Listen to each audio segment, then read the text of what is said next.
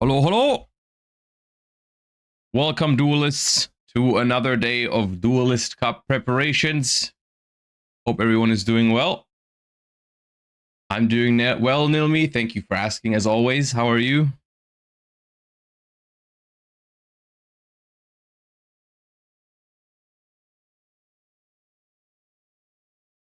More Draco Tail time?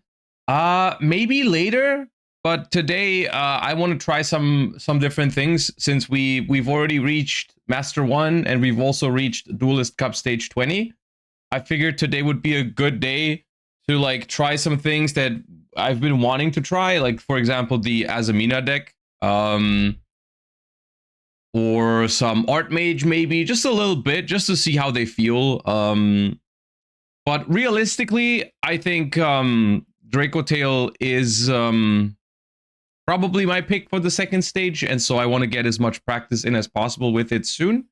But I at least want to make sure I give those decks a try. I don't think they're going to be top tier or anything like that, but especially the Azamina deck, because it is a transaction rollback, a trap deck. Like it sounds fun to me.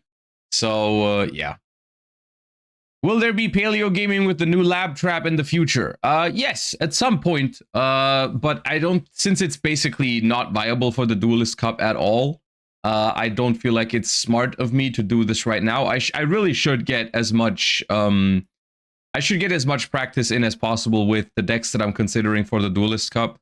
But yeah, well, we'll get to that eventually. You know, like maybe just after the Duelist Cup second stage, right? How's Charlie? Charlie's okay. He was on stream yesterday. He's on the floor next to me right now. But he's been a little annoyed. Let's say no. He's scared because people are using their fireworks already. Just this morning, there was like two fireworks already, and he really doesn't like those. So he's been a little scared these days. December is probably his least favorite month. Oh yeah.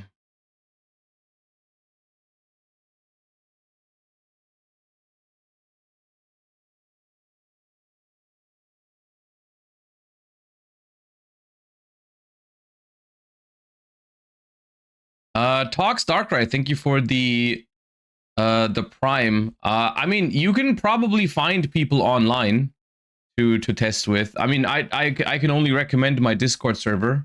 You can go !Discord and just message the Master Duel chat and see if anyone's up for it. I'm sure you'll find someone.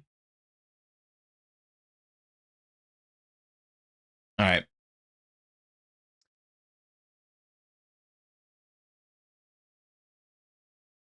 Simplicity, thank you for the full year of support. I appreciate you. Let's hop in. Okay. All right, let's warm up.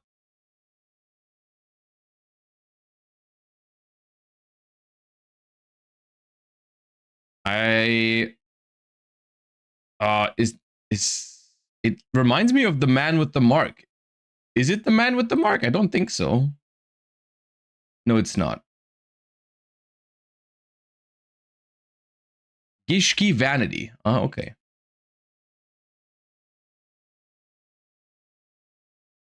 That is a pyramid turtle. The Jammy Doge, thank you for the 17. Welcome back. Appreciate the prime.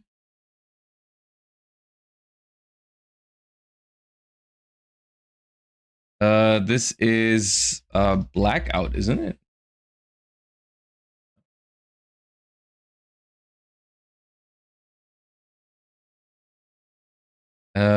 This is Zark.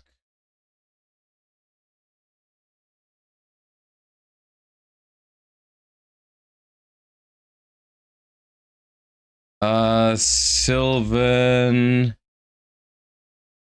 No, Cherub Sprout. Yeah.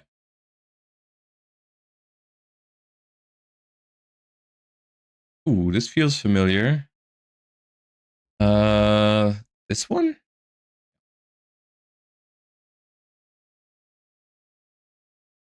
This is also very old.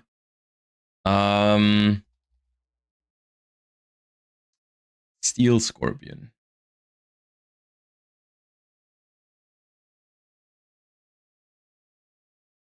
giving me Mecha Phantom Beast vibes. But I have no idea which one that is. Hal Griffin. Okay.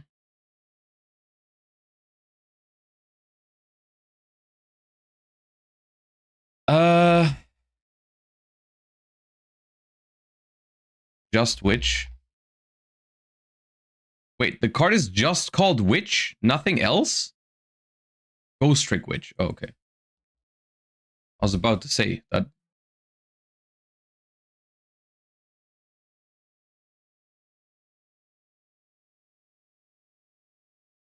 That is Parshath, isn't it?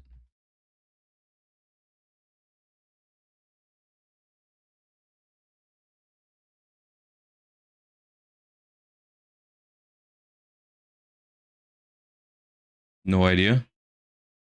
Smile action.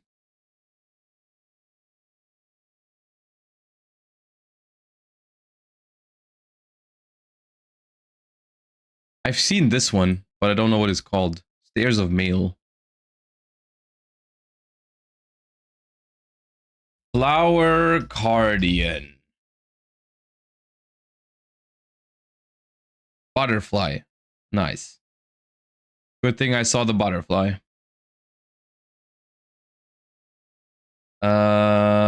Is this Welcome Lab?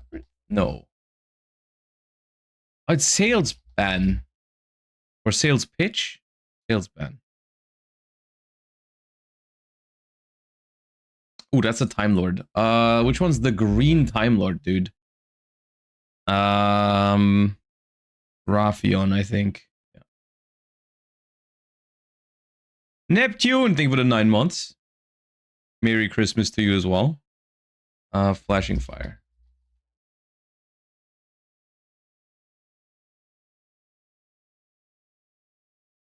Turret.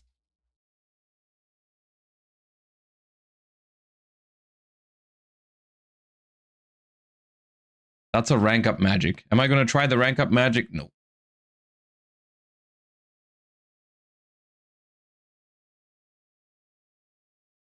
Zexal Force. That is Kiri Aeon.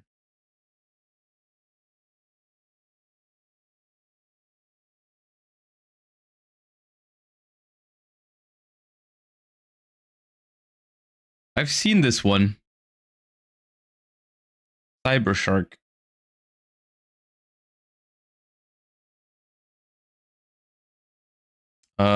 Torpedo Fish.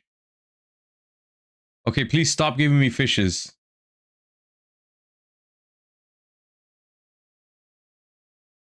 Zephra. Pilica? No. Zephra Wendy? Yeah.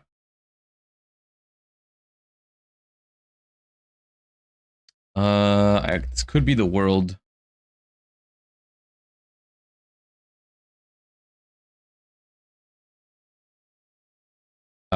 Which one? Wait, which one is this? Stree. Yeah.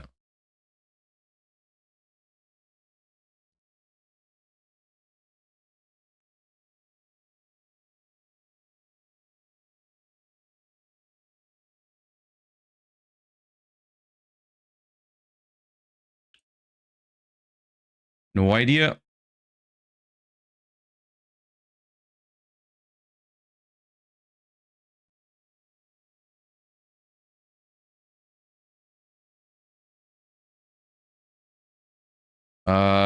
Pain Gainer, please. I know there's multiple spiders. Ah, which one is this? Which one's the other spider exceed? Rave. Ravenous Tarantula.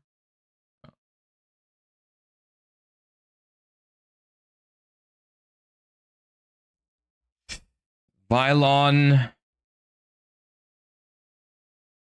Alpha.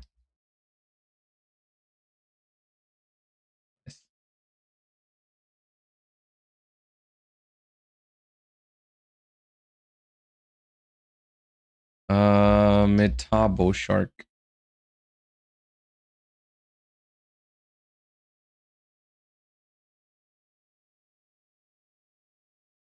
Ooh, I've seen this, but it's very old. It's Elemental Recharge? Yeah, it could be that.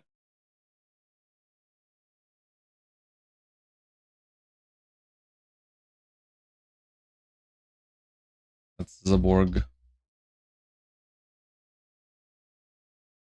I love Zaborg. Do you think Dragon Link will be viable in 2026? I no. I mean, actually, maybe, but I was gonna make the joke that I think Spellcaster Link is the new Dragon Link because it looks like it's basically the exact same playstyle.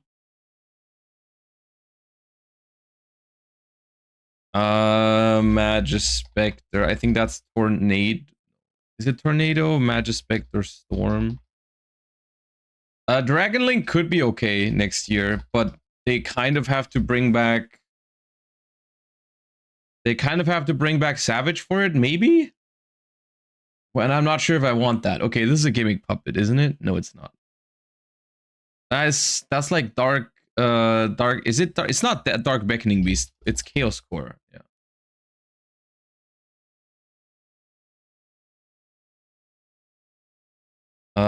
Something mermaid. Mermaid. Pure mermaid.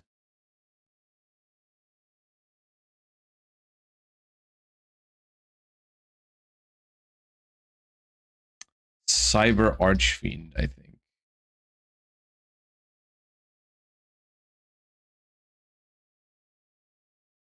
This also feels familiar.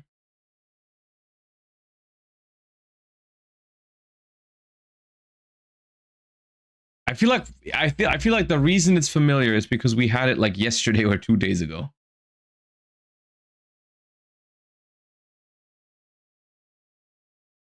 This is something amazement, which is why I'm skipping it. Amaze attraction, yeah.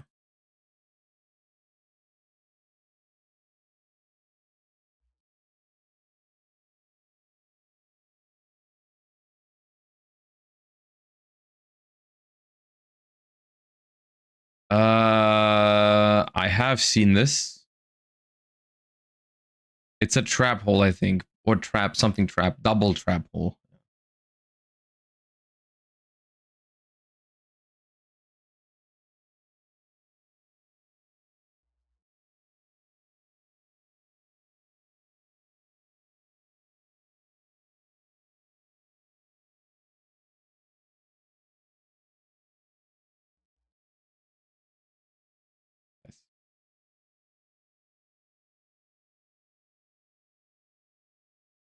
I don't know what it's called. I think it's counter fairy related. The fountain in the sky. Yeah.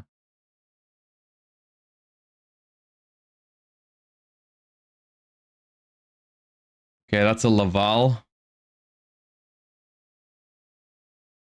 Judgment Lord.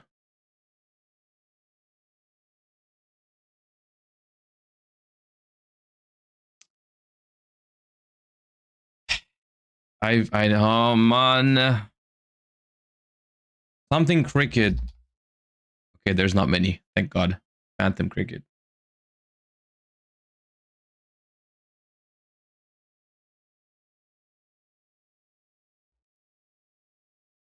No, not Doomdozer. Yeah, the other insect.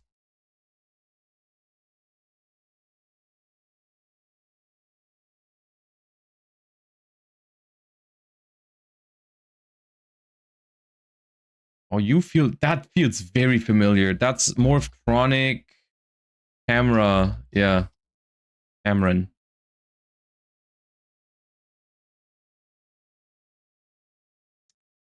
That is Karakuri dog. Zizon?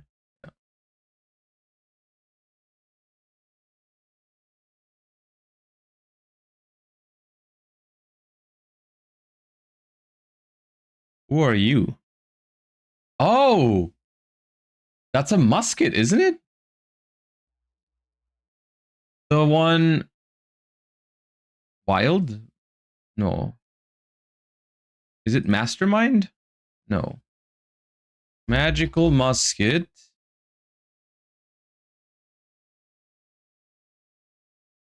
Dude. Oh, Musketeer Wild. Okay, that's now I get it. Okay, I see. My bad. That is a Tearlament card. It's not the monster though, or is it? No. What is this? Oh, is it Heartbeat? I never noticed. Okay, I never noticed he was on there.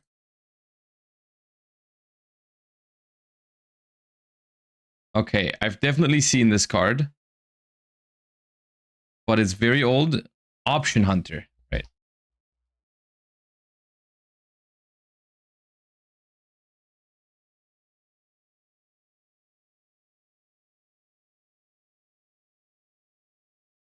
Grand Tusk.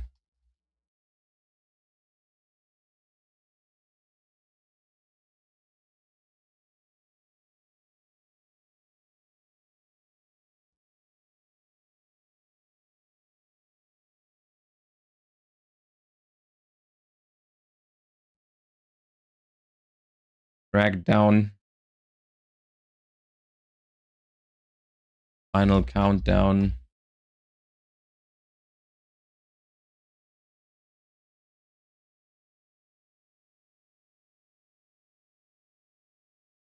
Oh, dude, it's the Roid. I think it's a Roid card. Malfunction.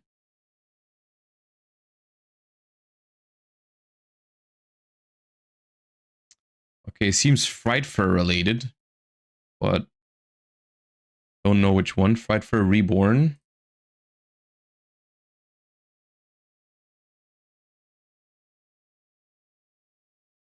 Okay, couple of tough ones there. No idea what that one is either. It's Zodiac, but like, yeah, Gathering.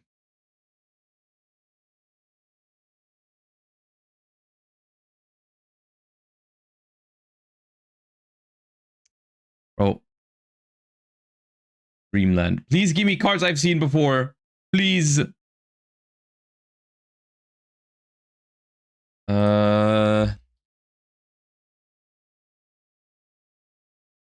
Not Lamia.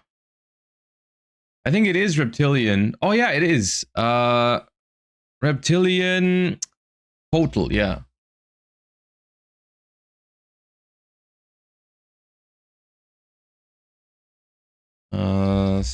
Saber Tiger.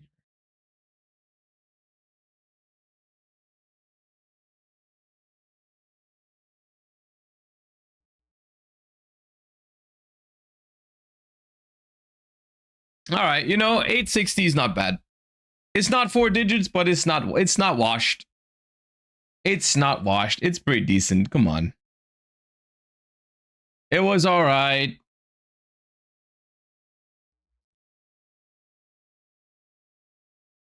Oh, okay. We're looking for a very small monster from back in the day. Let's go for a level. Well, let's try a level 2. Let's, you know what? Just because it would be funny. Okay. Wait, actually, it has max C stats. Okay, it's a level 1 with 500 attack, 200 defense. What are the odds it has exactly max C stats? Okay, level 1, 500 attack, 200 defense. It is not just an effect monster, so it's probably a tuner if I had to guess, because it obviously can't be a link monster. A synchro doesn't make sense because it's level 1. So it's probably just a tuner. I guess, no, it can't be a pendulum either. Or flip. It could be a flip. No, it could be a flip. Yeah, you're right. Okay, level 1 with 500 attack, 200 defense. It's between 2012 and 2014. Oh, God. Okay. So what's a level 1 tuner from that time period? 2012 to 2014. My money's on flip. I mean, it could be a flip, but I think in that time period, there were significantly more tuners than flip monsters released, probably. So statistically, it would probably more likely be a tuner. It could also be a fusion, theoretically, right? If they made like Thousand Eyes Restrict is a level 1 fusion, for example. It's not from that time period, but it could be a fusion. When did Ava come out? I mean, Ava is none of the thing. It does have the stats though. That's funny. Didn't know that. Okay, dude. Could be a Sylvan. Does Sylvan have tuners? No. No, Sylvan doesn't have tuners. Decatron? Decatron is close, but it's 2015. And Rongo is also 2015. Rider of the Stormwinds? Okay, that sounds incredibly looked up. Yeah, okay. I would not guess this card in a million years. I've never seen this card in my life. It was a tuner. Rider of the Stormwinds. You can target one dragon normal monster you control. Equip this card from your hand or field to that target. If a monster equipped with this card attacks a defense position monster, inflict piercing battle damage. Okay, dude. Card released in 2013 and has the quality of a 2004 card. Alright then. Alright then. Okay. Now, warm up out of the way. We don't have much to talk about before we hop into Master Duel today. The only thing I want to quickly bring up is an announcement that they've made for the upcoming Charmer Chronicles deck, which is going to be the the follow-up product to the branded anime deck, which is that they are giving the Charmers alternative artworks, which is only half of the news and actually the smaller news, because, realistically, I don't know how they're going to make these cards playable. Probably not, because these are the OG flip Charmers, I believe, right? These are the OG flip monsters that say, like, okay, flip, take control of a monster, like, of the same attribute, basically, right? And, so they're getting some new alt arts, which are cool. I do think they look nice. So I mean, that's only half of the news though, because we are getting reprints announced in this Chronicles deck, and this is both good and bad news, and I'll tell you why. At least in my opinion. So first off, there's a couple of good reprints here. We're getting the full Horus lineup: Imseti, Duamutev, Happy, Kebesenuev, as well as King Sarcophagus are all in this Chronicles deck, which is a pretty good set of reprints, I believe. We're getting a couple of other decent reprints here as well. I'm not sure which one of these was exactly how expensive, but like Lord of the Heavenly Prison is a good card. Selene is a pretty good card. Access Code Talker is a pretty good reprint to get in the structure deck. Silhouette Rabbit alongside Azarun, which Azarun isn't really a good reprint, but Silhouette Rabbit is pretty decent. So a couple of pretty good reprints in this deck, already confirmed. One thing in particular that I was not happy to see was the Zombie Vampire, which is obviously only a guess, but probably means that they will not ban Zombie Vampire in the TCG anytime soon, at least until this deck releases. I'm not sure entirely. I forgot when this deck exactly comes out. I don't even know. We probably have a date for it, but I don't know off the top of my head. But this probably means that Zombie Vampire is here to stay. January 24th. Okay, so not too far from now is when this this deck releases. About a month and a half. And yeah, we probably should get a ban list by the end of January. And I think if that's the case, then they're probably not going to hit Zombie Vampire on it. Why is Zombie Vampire a problem? I'm out of the loop. Well, Zombie Vampire is... Well, the reason why I wanted Zombie Vampire to be banned is because it facilitates a lot of decks to just bridge into other engines really easily. So we've seen this in the past, both in Master Duel and in TCG. In Master Duel, the first example of this was when basically they tried to hit the consistency of Snake Eyes by limiting some of their cards. And then Snake Eyes in Master Duel just started using the Millennium package, because with one Millennium card, you could just make Zombie Vampire by overlaying Sengenjin and Snake Eyes Doomed Dragon. And then it was just basically, oh, well, if you don't draw a starter, you just gamble, and you're going to hit Dia Bellstar or a Snake Eye Ash or Poplar or whatever, and then you're good to go. And then you still do Fiendsmith stuff after, right? And in the TCG recently, just an example, but the Mitsurugi Yami deck is using this to bridge from Mitsurugi into Yami.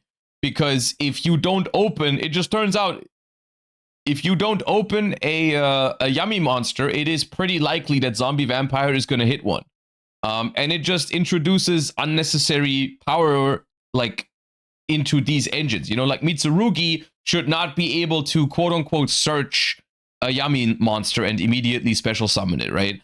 And I guess another thing about Zombie Vampire is that it sounds like a gamble, but it's pretty risk-free, right? Because you use 2 monsters to make Zombie Vampire, and even if you don't hit what you're looking for, you are still left with 2 monsters after. So you don't really lose material by going for Zombie Vampire ever, unless you hit 8 spell traps, which never happens in modern Yu-Gi-Oh, right? Like, because decks just have too many monsters to hit 8 spell traps. So yeah, I don't know. Zombie Vampire is not the most problematic card in the format right now. There are definitely others that I would say are more problematic, but I was really hoping for a Zombie Vampire ban, and this probably means it's not going to happen yet. It's basically just another card in the veins of like Chaos Ruler or whatever, just like cards that give you too much access to like random portions of your deck, allowing, like, basically any deck that can spam 2 level 8s can use this as a starter. It is not the biggest problem, but I do think it is a problem. But yeah, I just wanted to bring that up. Not a huge fan of the fact that this probably means we're not going to get rid of it. But okay, it's better than seeing a Herald of the Arclight reprint, I guess, for whatever reason they would do that. All right. And now let us go ahead and jump into Master Duel. Now, we have, as of today, we have a week left for Duelist Cup preparation. The second stage starts next Friday. So exactly today, in 7 days, we're going to be grinding the Duelist Cup second stage. I already have done, we did the second stage, or we did the first stage yesterday. And I'm also climbed all the way up to rating duels. And now is the time to try and test some things out for the Duelist Cup. The first thing I want to start with today is I want to try some of the Azamina deck. Realistically, I am most likely going to play Draco Tail for the second stage of the Duelist Cup. Like, the two decks that I'm currently the most interested in when it comes to the second stage are, you can probably guess, but I'm looking forward to playing Draco Tail or Mitsurugi. Those are the 2 decks that are my favorite in Master Duel right now.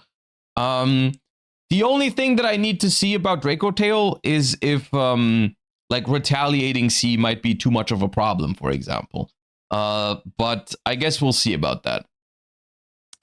Yeah, but okay. One deck that I think we can try today is the pure Azamina deck. I don't have a deck list for it yet, but we can work one out right now. And then I also want to try some Art Mage. This is basically what this means. Is today is the last day where we're gonna be messing around with different things. Starting from tomorrow, I kind of want to just practice the stuff that I'm seriously considering for the Duelist Cup. Because people have been asking for it. Yeah, people have been asking, like, what's my opinion on the Azamina deck? What's my opinion on Art Mage? And so on. And so just like, I wanna spend one day messing around with some of these decks. And how long we're gonna play these depends how good of a time I have with these, right? Like, if I don't enjoy these because we just lose because they're not good, then we might swap over to try some Draco Tail or Mitsurugi or whatever. Yeah, I have one unfortunate news, which is mainly unfortunate news for myself. But one of my main concerns when it comes to Draco Tail for the second stage of the Duelist Cup is that if Draco Tail becomes very popular, then people might start playing Retaliating Sea. And if I run into too many Retaliating Seas, I might want to play a deck that is not bad into Retaliating Sea. And the deck that is probably the best against Retaliating Sea is Malice. So I do think Malice probably has to be an option for the Duelist Cup, because if everyone starts playing Retaliating Sea, then you need a deck that can, beat it. So I do think there is a chance that at some point in the Duelist Cup, I'm going to have to play some Malice. So we'll see. But okay.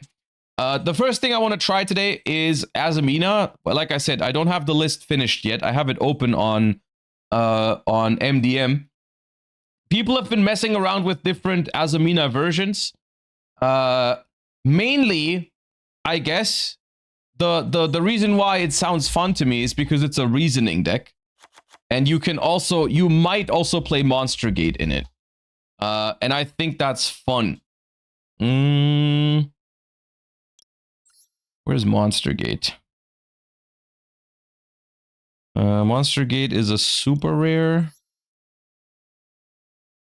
And I have it. Okay.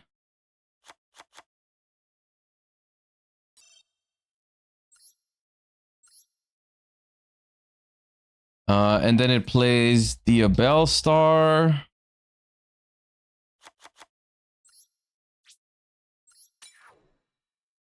It plays this. You can play both of these. This is hurt by Retaliating. Yes. No, this is definitely hurt by Retaliating Sea. It gets cooked by Retaliating Sea, but that's okay for today, because I'm not like unless I am super surprised by how this deck does today, I'm not playing this because I'm considering it for the Duelist Cup. You know what I mean? Oh yeah, wrong Diabel, right? Where is it? Do I not have it? Oh, I don't have it, that's why. Oh, it's an ultra rare. Okay.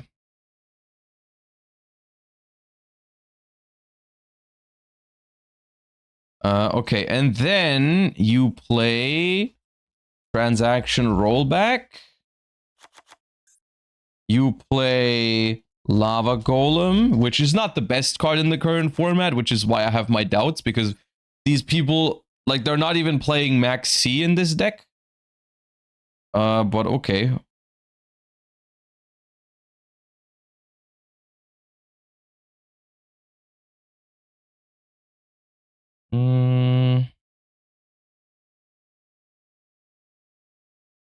Hold up. Sinful Spoils.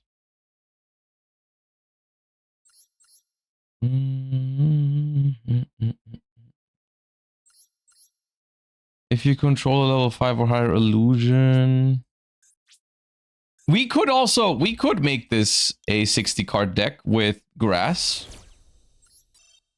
which I would not be completely opposed to.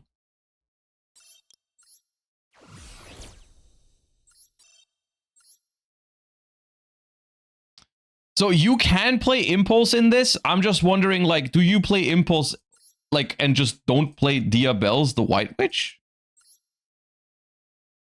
Maybe, right? Maybe we just play Impulse.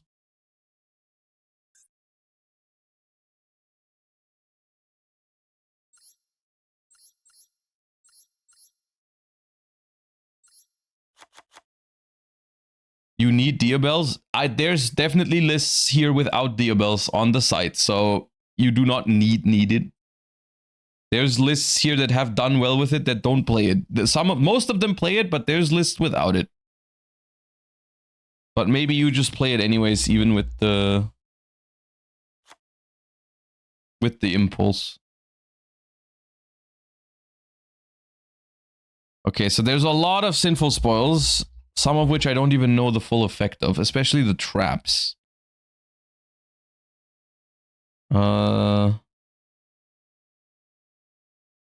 Sinful Spoils. So Morian, I think, is pretty good. At least one of. Awakening. If your opponent controls 3 or more monsters and you control a level 5 or higher illusion, target up to 3 cards, return them. You do get it back for free from the grave, so we should probably play 1 Awakening. People have also been playing evenly in this.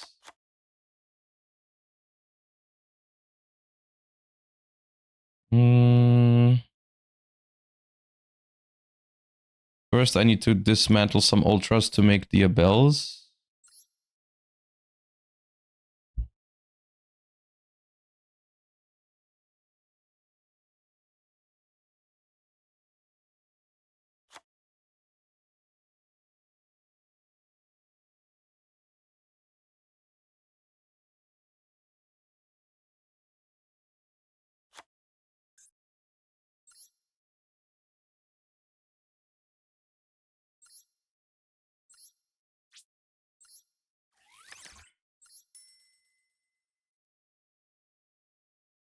Feels like we're gonna need more Sinful Spoils.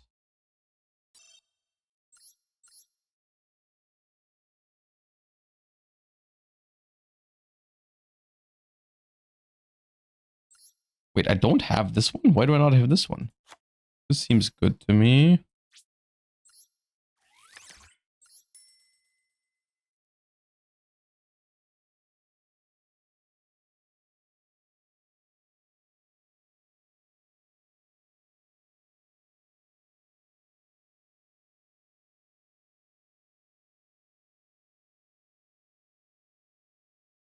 Is this it?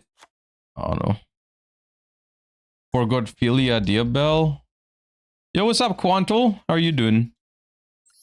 Philia Diabel. Add a level 8 or higher Diabel monster from your deck to your hand.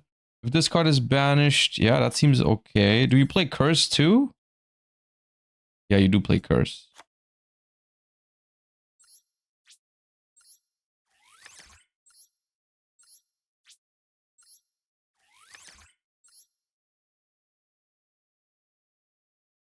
Isn't Monster Gate a bit risky since you don't have many monsters?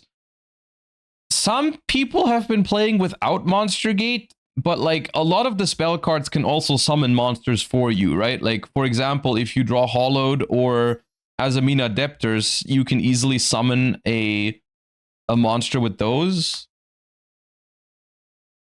So, yeah.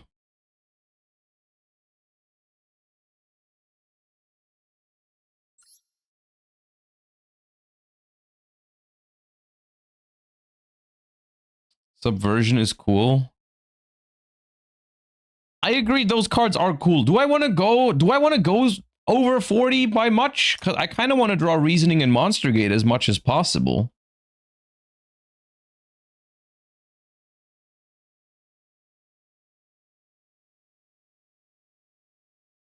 So in the extra deck, we're gonna need the Vengeance Dragon and the Poplar, right? Because this can summon the Poplar, and then we can make this, and we also need the Silvera. Other than that, the extra deck seems pretty open. So we probably have SP, we probably have Typhon.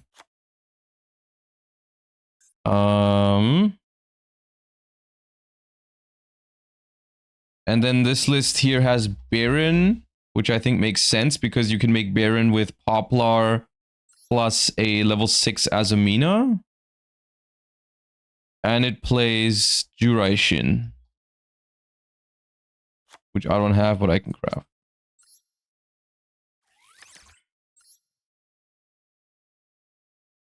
You know, I have a very hard time grasping this deck because it's obviously built very different from any regular deck. So let me just play a game or two with it and then see how it plays, because I have a very hard time evaluating what's going on here. But that's okay.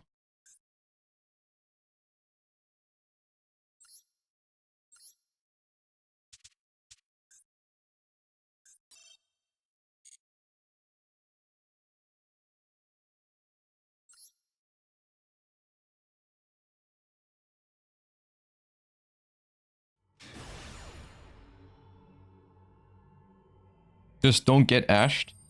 I mean, I remember having a lot of fun with the Labyrinth version. Like remember when we played Paleo Labyrinth, where it had Reasoning and Monster Gate, and the only monster was Lovely? That deck was awesome. It wasn't good, but it was very fun. I mean, this hand is kind of nuts, isn't it? Like, for going first, this hand would have been insane. Going second, I guess we'll have to see, but this hand is good.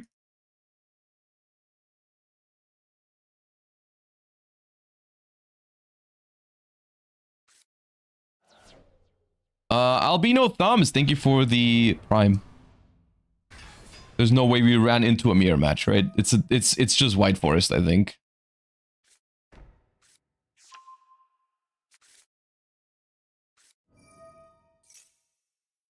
Which is probably not the best deck to go second against.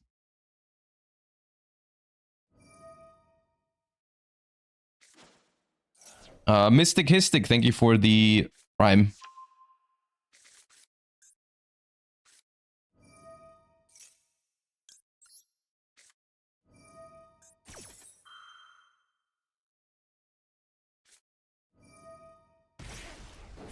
Awesome.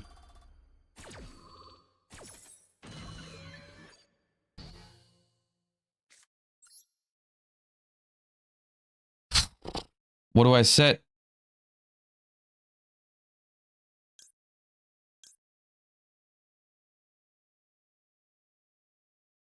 They can probably pop whatever I set.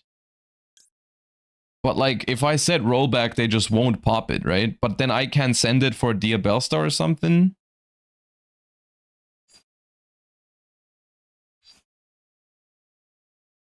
Yeah, I'll set rollback just to make it so they don't pop it. I could have also set Morian because I will get it back later, but... Why are they playing that? There's a lot of reboots right now. We can actually... Speaking of... Dude, I have an insane replay I want to show you later from a game I played yesterday. Like yesterday evening. I saved the replay.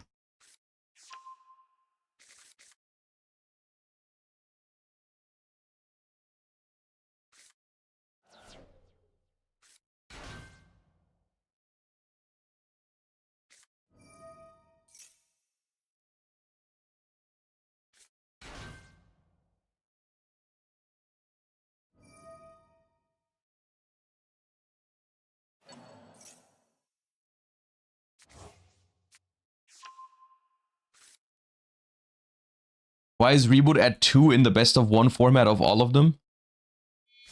I mean, I honestly, I don't even have the biggest problem with Red Reboot. I agree it's a kind of a toxic card in some ways, but I also don't really...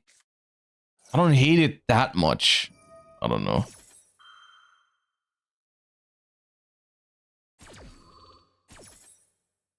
I negated my opponent's reboot with my own, but then they negated mine with the second one. That's crazy. But don't you get to set 2 traps then from your deck?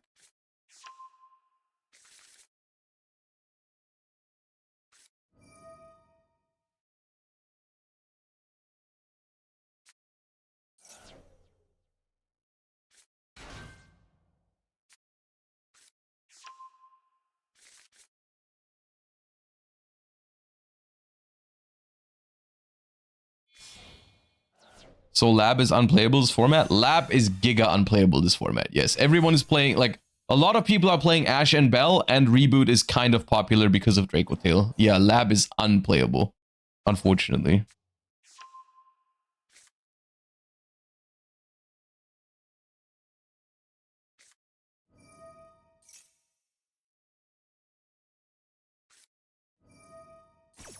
Falco Shine, thank you for the Prime, and thank you for reminding people to check if they have a Prime. I appreciate that. Doing my work for me.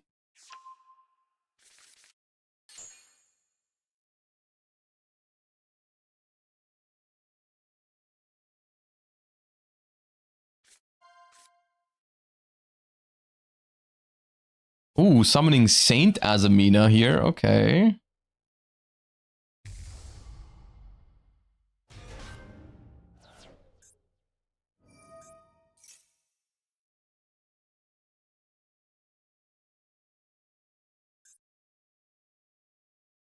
Because this is treated as a sinful spoil, so they're sending 2. Okay. And now White Forest. Awesome.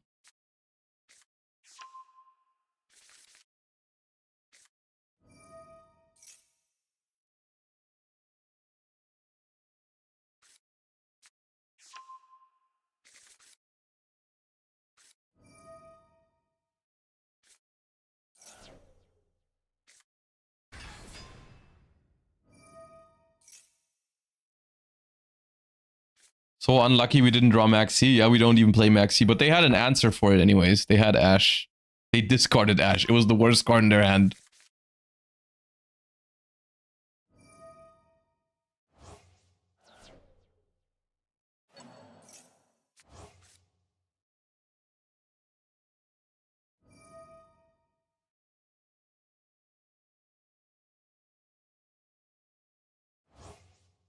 Alright, hear me out. The good news is the Diabell Star, if it pops something, cannot summon anything because their board is full.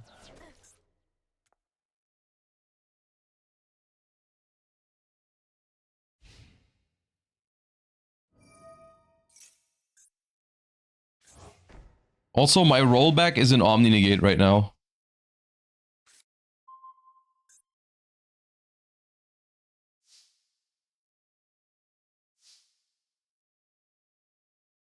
Right? My rollback, I can activate rollback.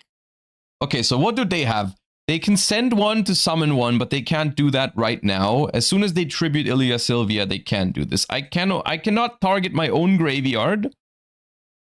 And I cannot target Saint Azamina.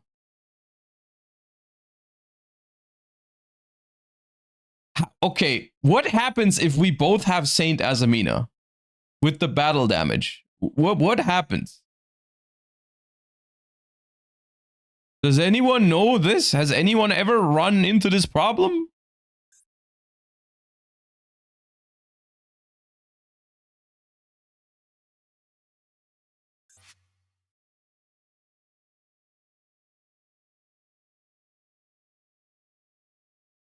Battle damage only reflects once. What does that mean? If I have an Ilia Sylvia, if I have a Saint Azamina and I attack into something, do they die? Because I'm the one who would take the damage, so it gets reflected to them.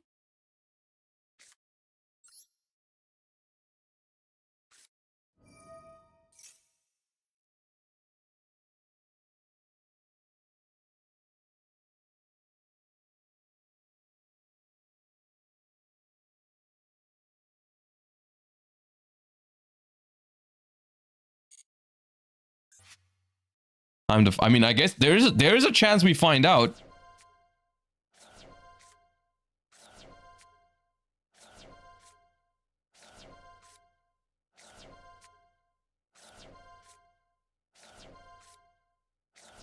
Dude, can I hit some good stuff, maybe?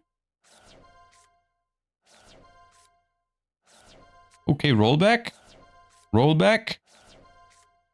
Betrayal. And vengeance. Okay.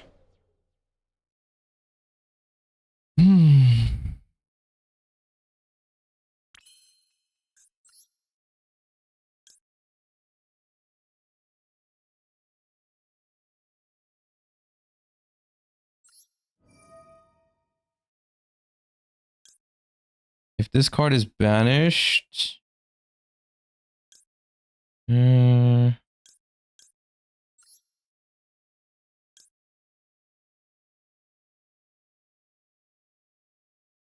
whatever, I think I banished. No, evenly? I could go battle phase and roll back evenly, but can they negate that with this? They can.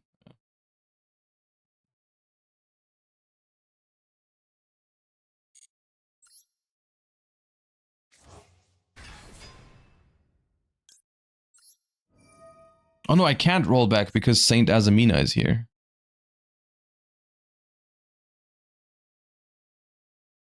That is kind of annoying.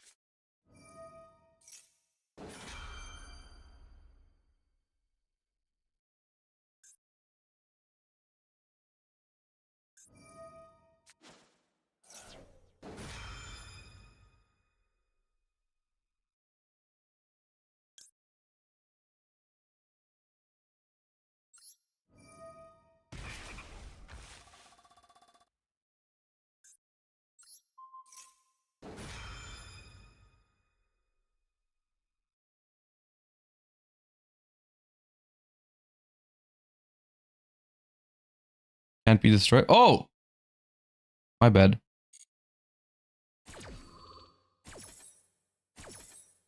Oh, this one. Yeah, okay. Not that it matters. Because this is gone now anyways.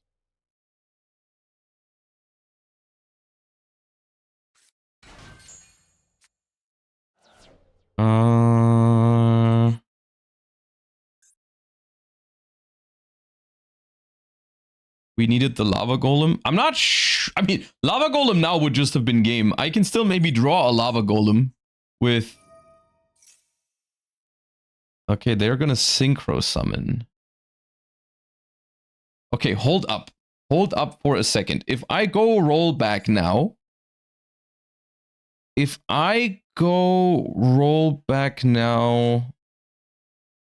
And negate this... What do they have? They can't summon with this.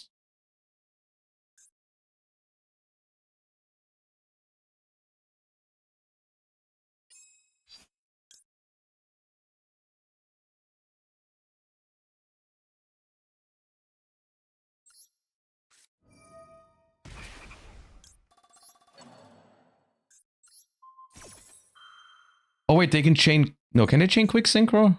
Apparently not. I don't know why, but they cannot. Oh no, they just activated that. Okay, never mind. Okay, so now...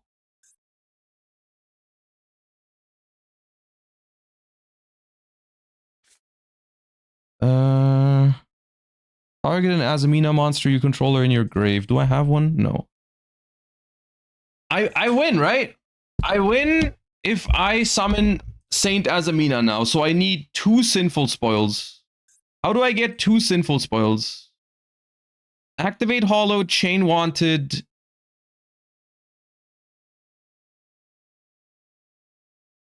Oh, but I can't get this back.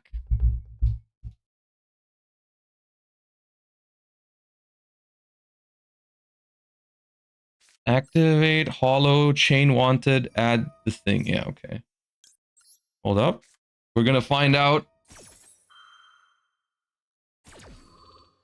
Wanted, add this.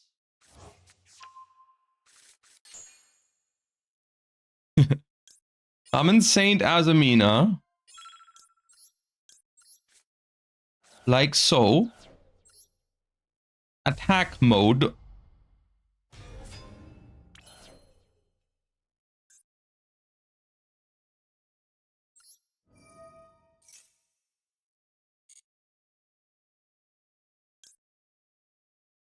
I don't know, special in Omni, I guess. Okay, so if I go battle phase now, do I win?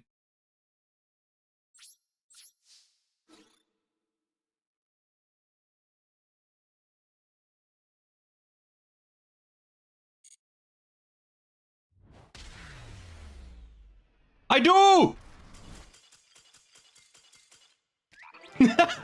Okay.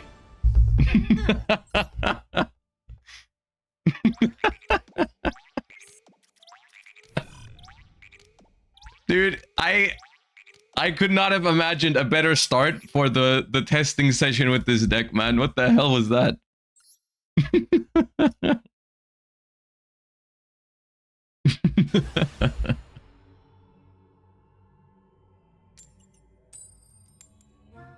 Oh god.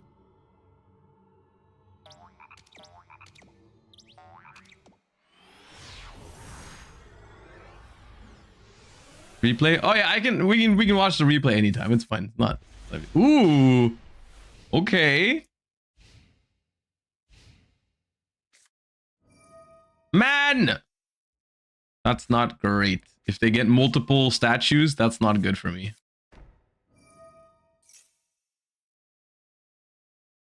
Is reasoning hard once per turn? Bro, reasoning is from 2003. No, it's not once per turn. Of course not.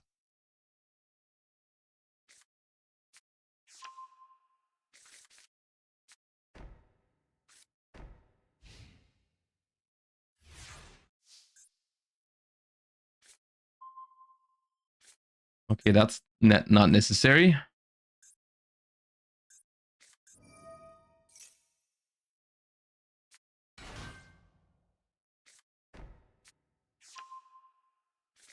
Well,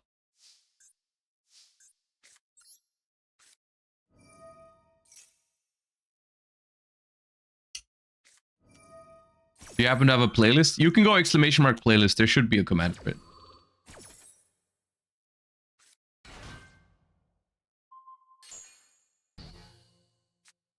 This hand would have been nice with a sinful spoil in it. If the reasoning resolves, we might still be okay. Oh! Oh! Level 4 was selected. Okay, we get something. Ah, well, that is a sinful spoils at least. If this card in your hand or field is sent to grave or banished by an activated effect, you can special summon it. Okay, so I can activate Hollowed first. This comes back, and then I contribute it for Monster Gate.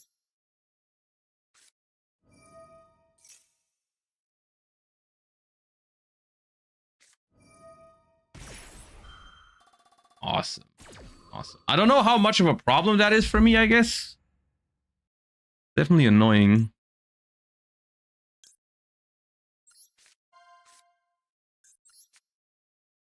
But my monsters are big.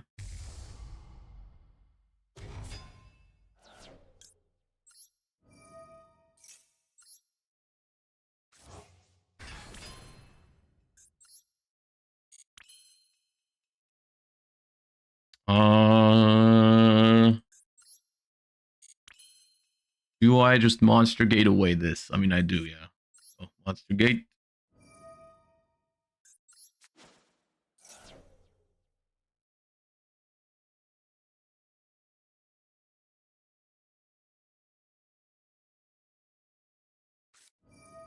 Oh, okay, I lose.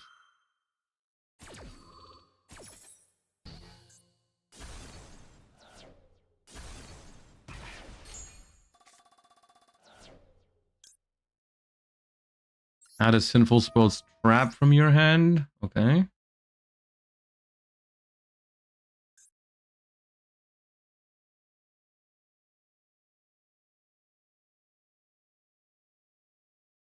Wouldn't Murcielago trigger? No, destroyed by battle or card effect.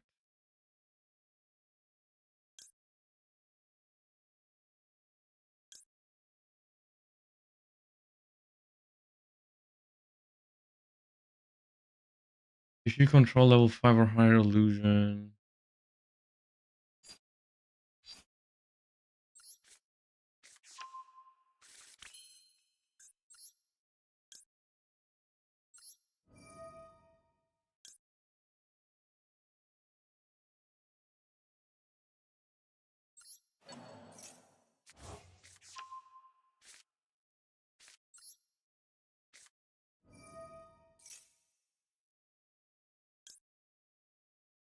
Do I just resummon this?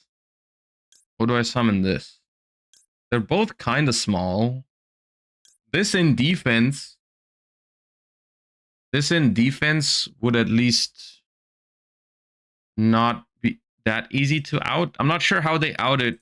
I mean, it depends how big their man package is. If it's just man's, this is also pretty big, but this doesn't trigger if it's destroyed.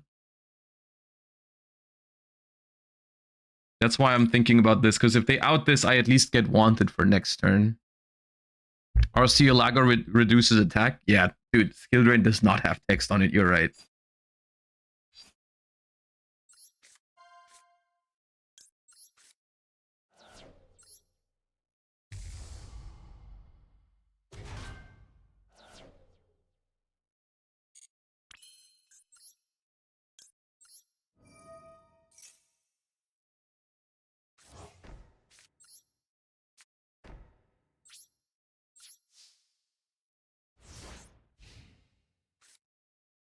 Target 3 cards your opponent controls, return them to the hand. Could come up.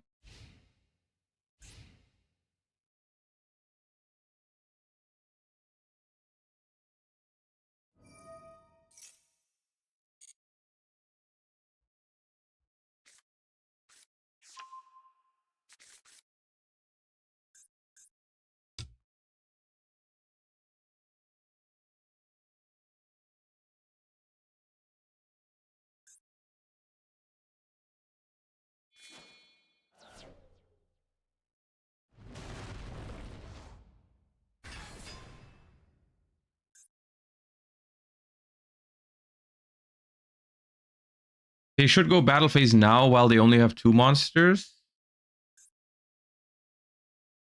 Right?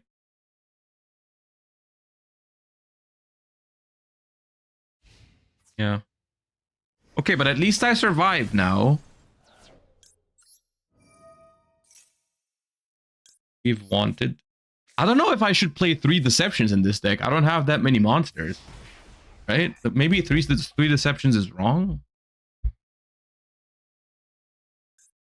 So at least the skill, I feel like the skill drain, I'm not sure if the skill drain is actually here to benefit them.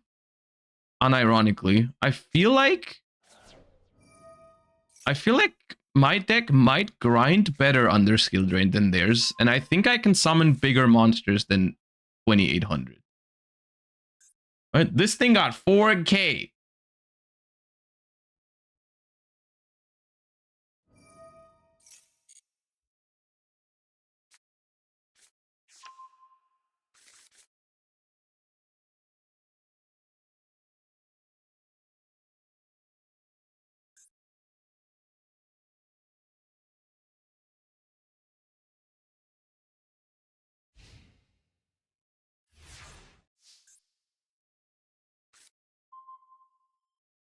That's kind of unnecessary. It's nice to send the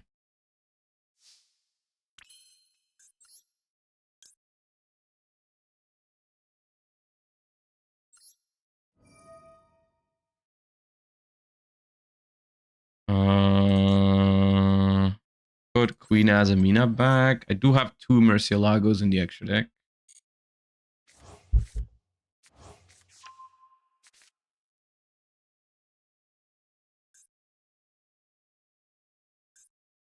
So the problem is let me activate Hollowed.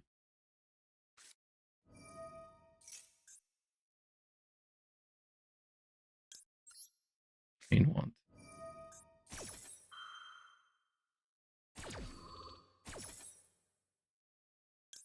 Add Vengeance.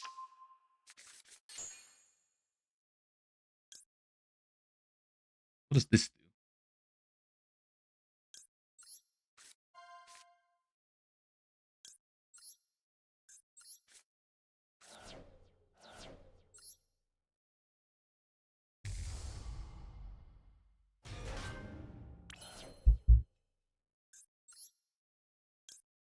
Contributing a Saint Azamina and a face-up monster your opponent controls.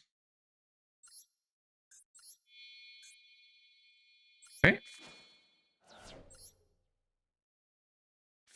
Hello.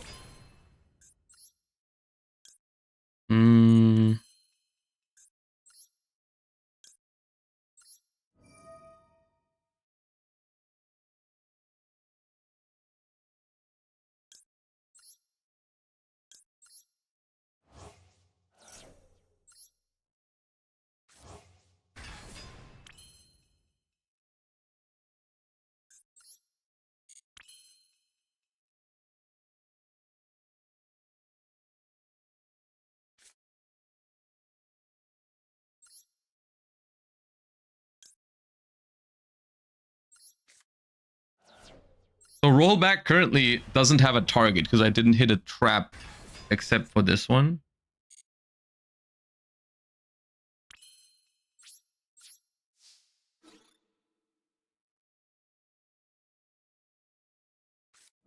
Yeah, they have to use this now to not die.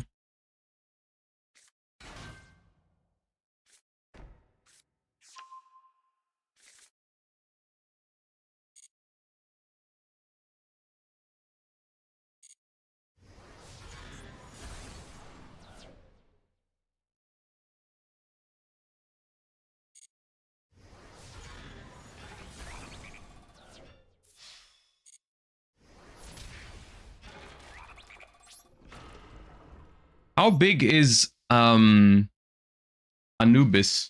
3K, I think? Not bigger than this.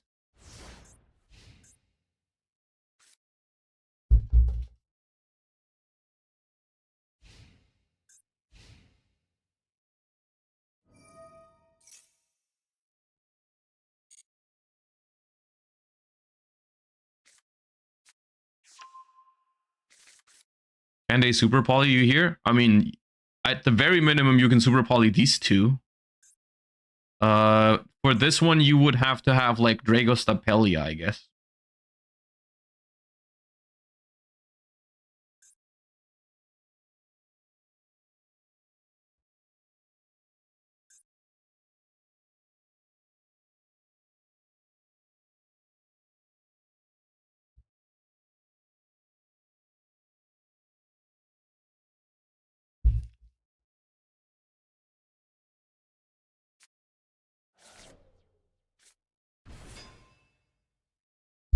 Okay.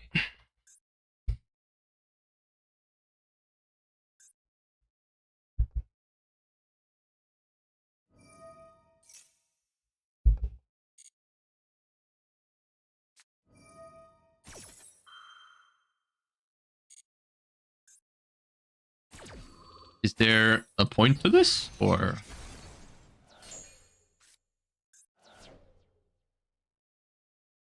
are we just crashing out?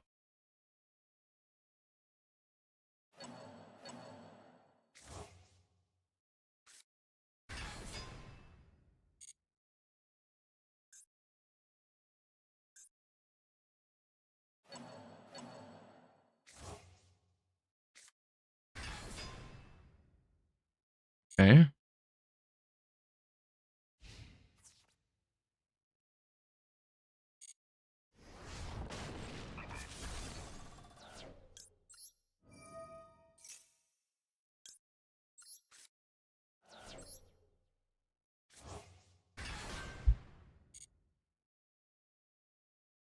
They should attack this.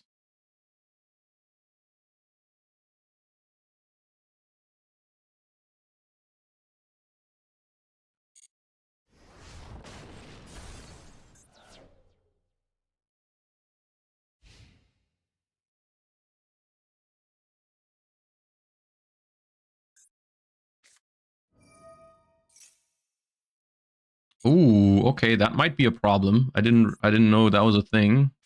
Okay, that's not live.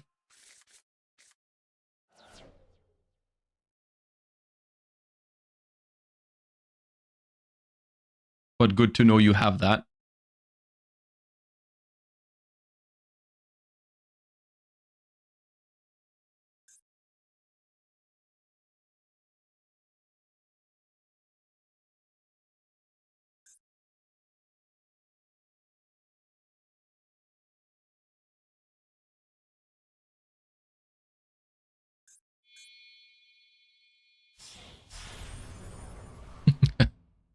Bro, your deck would be so sick if you weren't under skill drain. It's a shame. Skill drain, really unfair card, huh? Really an unfair card. Damn. Whoever activated that card must be Oh, hello. Hello, hello.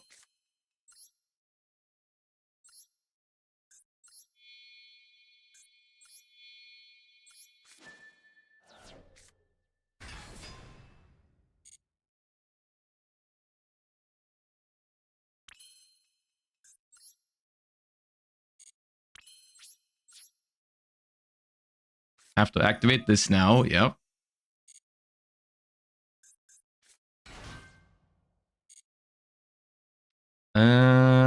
Yes, let's continue the main phase. I think I have game. Hollowed, reshuffle. I played 2 Saints. Let's reshuffle this. I played 2 of both of these. So this should still count as a Sinful Spoils. I don't have a I do have a trap in the grave. Okay, let's go Hollowed. Summon Ilya by sending this. Back. And GG's. Nice skill drain, dude.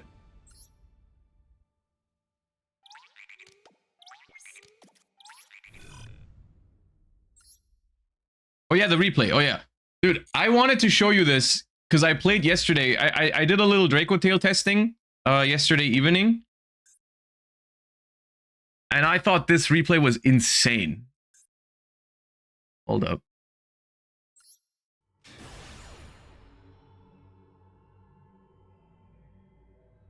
I thought this replay was crazy, so I saved it.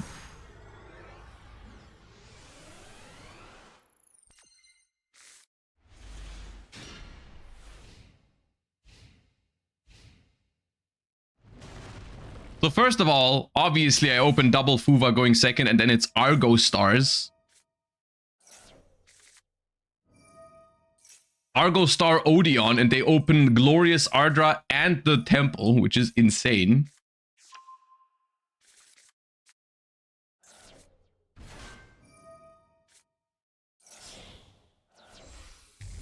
I 5 mana here to negate the Scorpion thingy from adding the Temple to the board, because I didn't want them to go too crazy.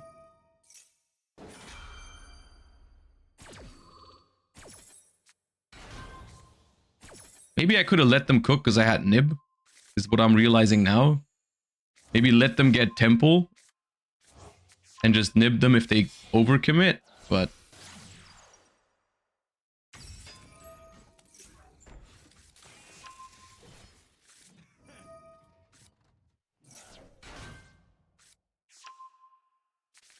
I don't know if they can have a better start than this, because they also pop my Ketu here with the Silhouette Rabbit.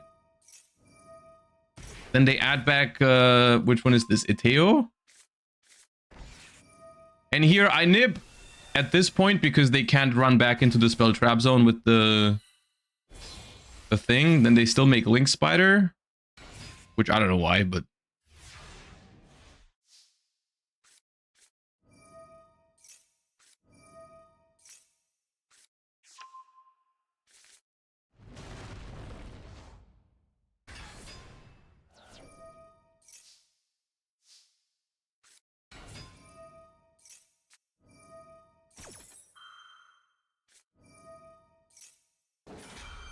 So here, I'm gonna be honest with you, here I thought I lost, because what's about to happen is they summon Anguish Pattern, and they then summon Apophis to negate my Mululu, and then they activate the Anguish Pattern to pop my Mululu. And Glorious Ardra says, your opponent cannot activate cards or effects in response to the activation of your continuous trap cards or their effects. So I thought I couldn't chain to this. But apparently... this is just an effect monster now. It's still treated as a trap, but not a continuous trap anymore, which is... I didn't know this, unless this is wrong. But the game did allow me to chain the Phimena here. Because, of course, if this just pops my Mululu and I can't respond, I don't have a Draco Tail. I'm not sure, like, because this card says special summon this card as an effect monster. This card is also still a trap, but it doesn't say it's still a continuous trap. So, and this only says you can't respond to continuous trap cards. So, like, it might be correct. I'm not sure.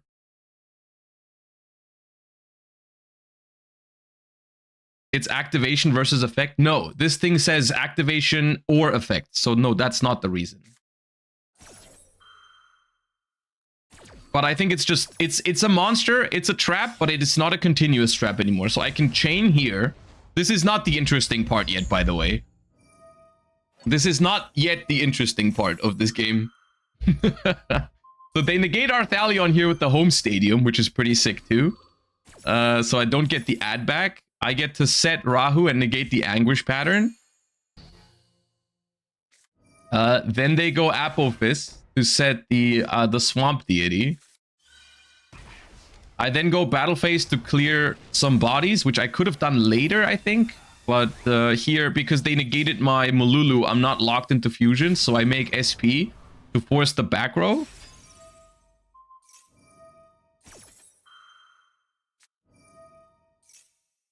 I force the back row.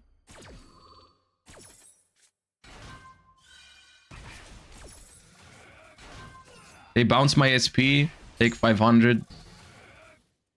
And then I resolve Rahu, and that's all I have at this point is just this Rahu resolving, and they have like all this, and it's main phase 2. So I send Urgula, I make Gulamel.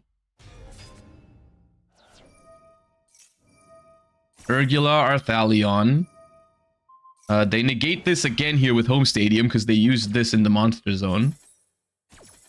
I couldn't SP there because Adra was in effect, by the way. I cannot respond. So, but I haven't used Ketu yet. So I popped this with Urgula. Urgula effect, add back Phimena. I go Ketu, search Pan. Use both from hand for Secretarion.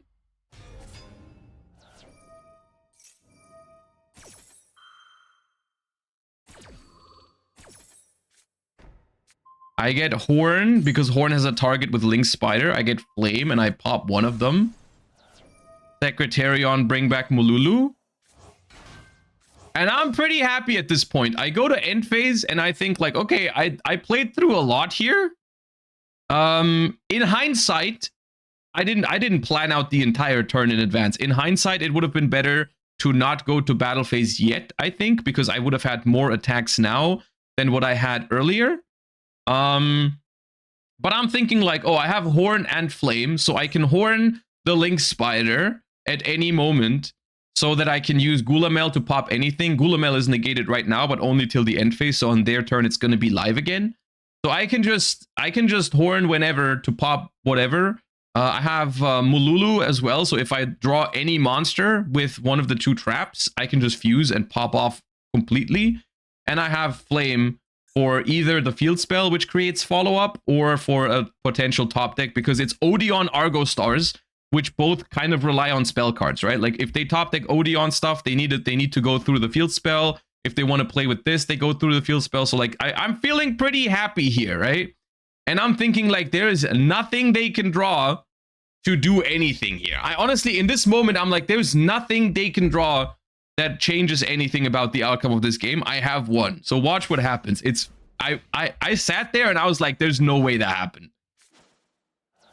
So they go the Divine Serpent Apophis in attack mode. So I'm like, okay, let me Horn that real quick.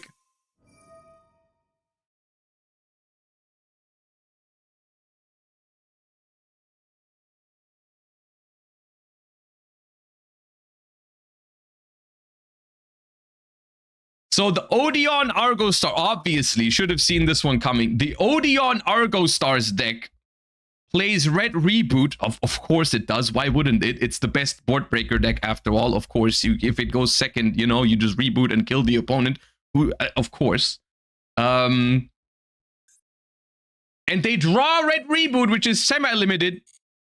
And that single-handedly, my board has like 4 or 5 interruptions. It beats all of them, okay? Because I don't draw a card here, I have no chance to draw a monster, so my Mululu cannot fuse, because Mululu can only summon Draco Tails, and you cannot make a Draco Tail without a monster in hand, so can't use Mululu. Because the only cards that activate that let me trigger Gulamel are also trap cards, I cannot activate my Gulamel, and it also beats Horn and Flame.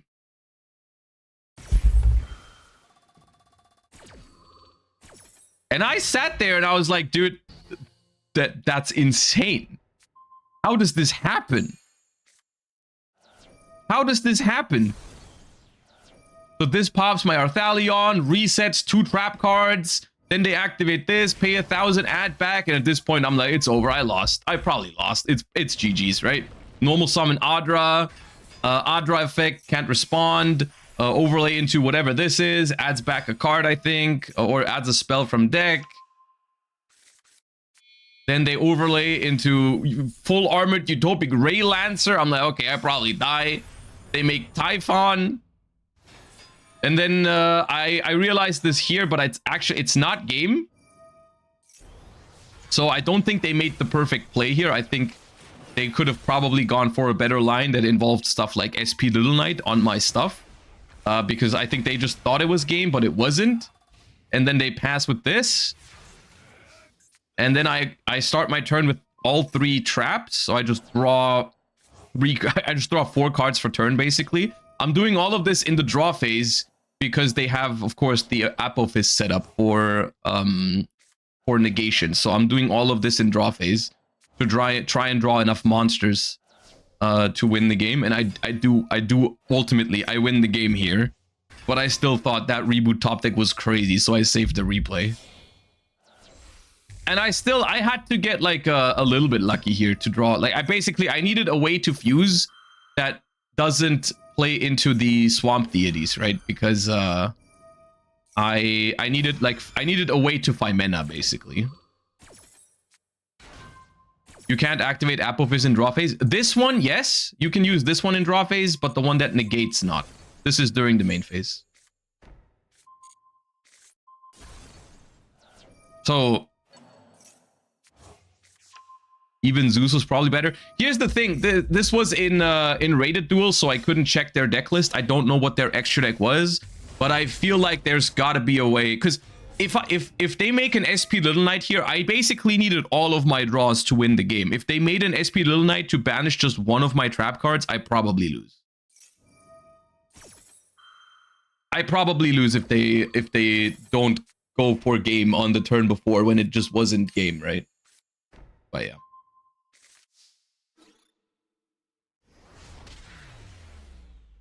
I thought that was a pretty funny one because I literally sat there in disbelief and I just stared at the game when they activated reboot. I sat there for like 10 seconds and I was like, there's no way that just happened. And then after the reboot resolved, I couldn't activate anything for the entire turn anyway, so I had more time to just sit there and literally stare. I looked at it, I was like, there's nothing. I can't activate anything because of that red reboot. Just taking away all of my interruptions. So I thought that was a fun one, so I saved it for you guys.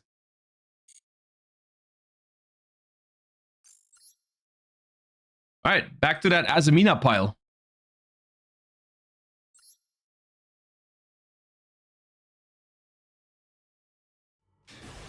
How close were you to scooping? Not that close. The thing with red reboot is whenever my opponent activates it, I always try to survive because I get a free trap card. I want to use it, you know what I mean? I just want to see if I can maybe come back with the extra trap they give me. Okay, we're going first for the first time. Add a level 8 or higher Diabell from your deck to your hand. Okay, so if this card is banished, make all. Okay, so I think special Diabell Star by sending evenly is good.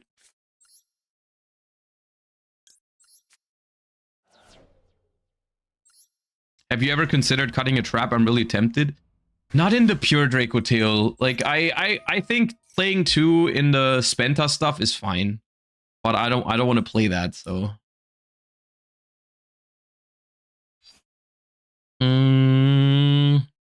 Sounds like Josh is having more fun in Master Duel since Draco Tail released. I mean, yeah, obviously. I have Depters already. So I don't necessarily have to go for Deception, especially because I'm planning to activate Monster Gate. I'm planning to activate Monster Gate. So what if I go set Morian, activate Depters,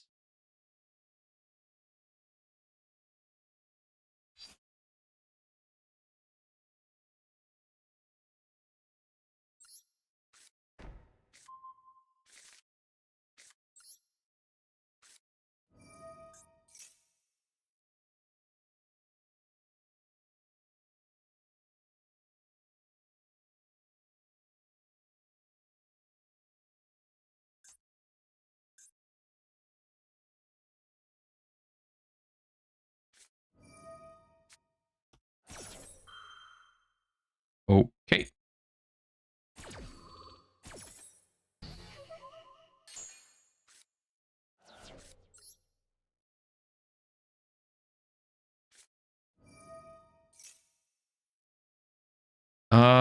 Murcielago. Send Morian. You were so hyped on Spenta, why don't you like it now? I was never hyped on Spenta. Day 1, when I saw what that card can do, I hated it. What are you talking about?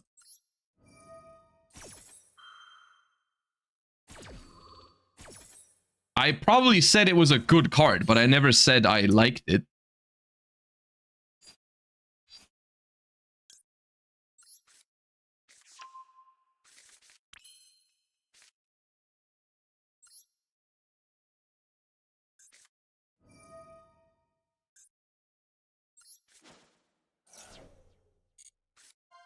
Ooh, rollback. Ooh, Curse of Diabel. Ooh, Determination. Ooh, Queen Azamina. Wait, is that good? Banish this card from your grave. Target a sinful spoil. Did I mess this up? Wait, why can't I activate this? Add a Diabel. Oh, because I already had the other one.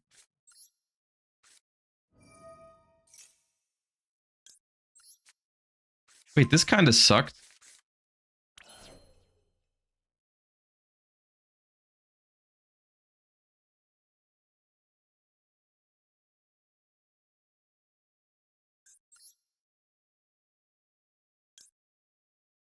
Banish this card from your grave. Target a sinful spoil, spell, trap. Set it, but it cannot be activated. So that can only set wanted right now. But I could also use rollback to copy determination. Shuffle in wanted.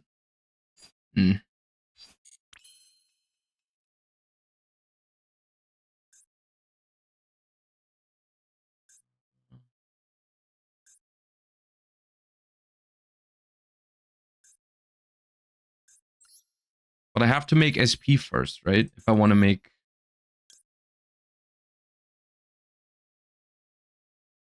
Because if I activate rollback target determination right now,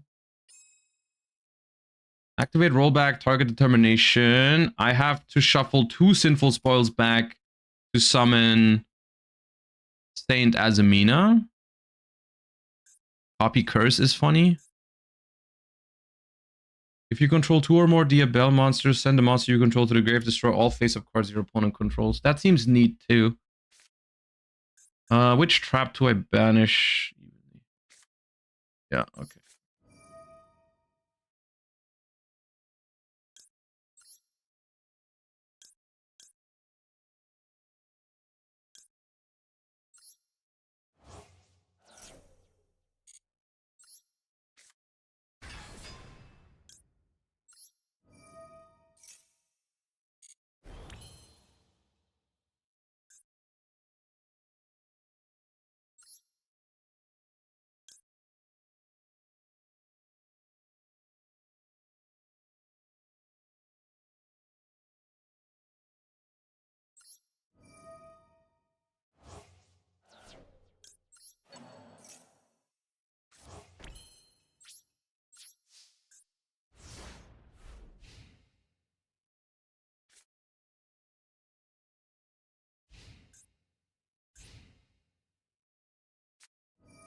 What's with all the white forest?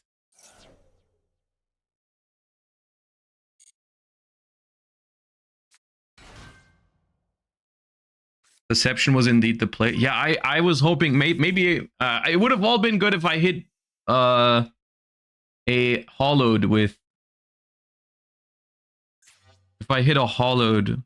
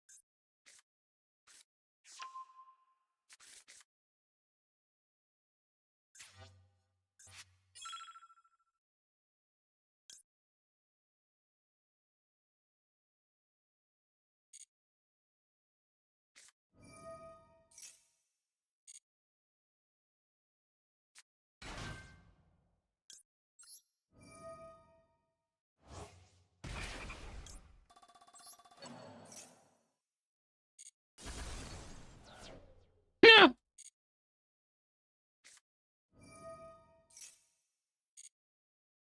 It's a lot of disruption, actually. It looks super weird, and I probably could have played it better. But it's kind of not bad.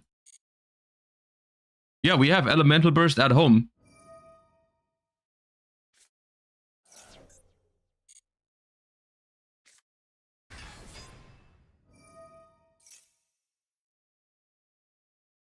Send a Diabell. Send a spell trash.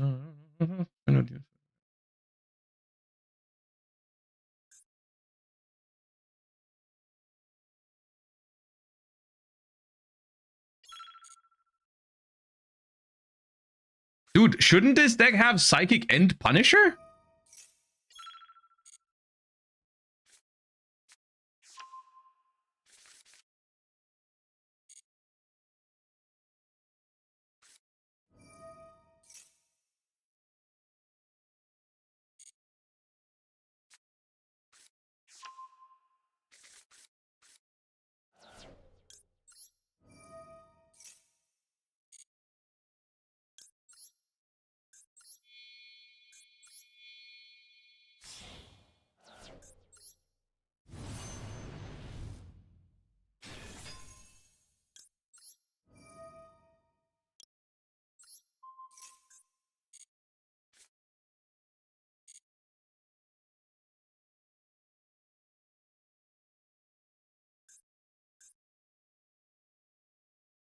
Oh, if another Diabell monster card is on the field. Oh, I think they win there.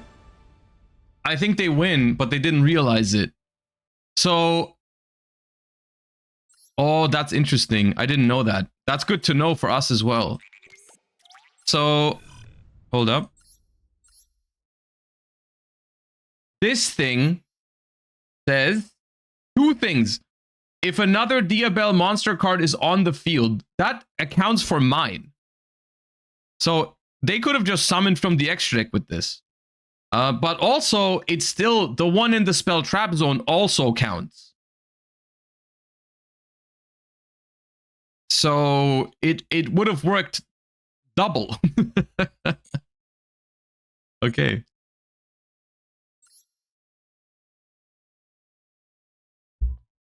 It says monster. It says monster card. A monster that is sent to the spell trap zone is still a monster card. It is not a monster, but it's a monster card.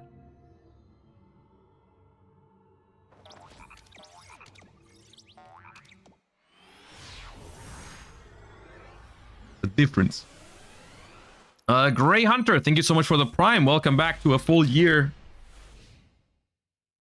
Okay, we have evenly here. Nice. I mean, maybe nice. I get nope, not nice. Okay, well, but they bricked. That's nice.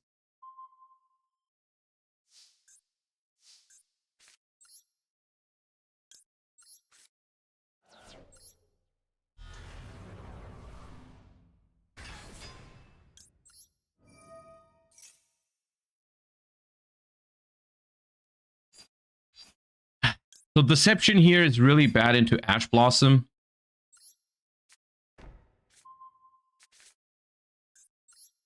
But it is what it is.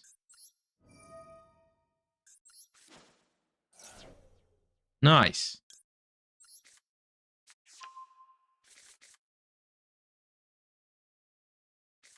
Okay, I'll take it. I'll take that over getting ashed any day. Okay.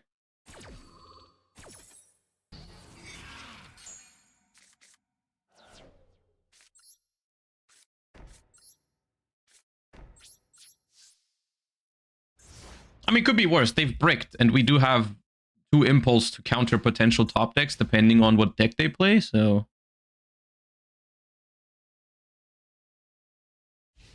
Oh. And any monster, we probably win. That's also pretty good.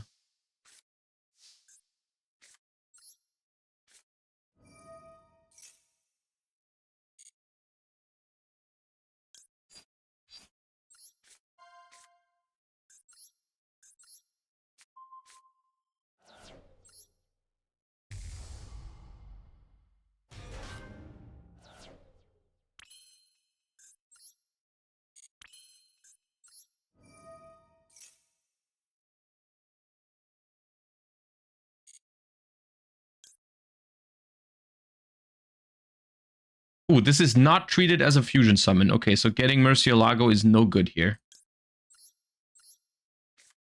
Didn't know that. But it's okay.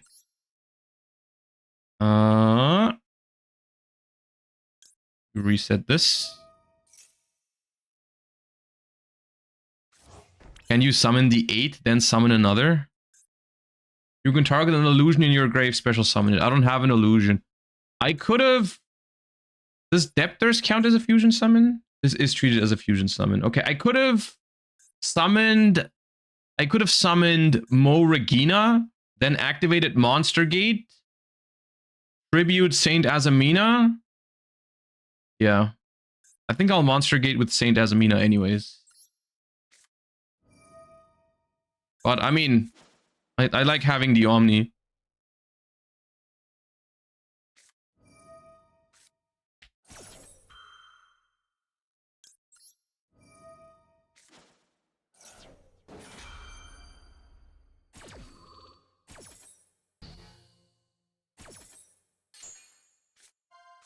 Oh, it wanted. Okay, free. Termination, nice. Queen Azamina. Okay. Pop. And followed. Recycle Sylvia.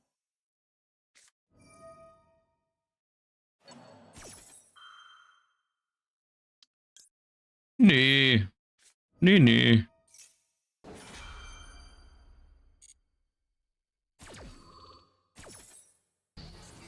This is probably a Malice idiot. Is what I'm noticing.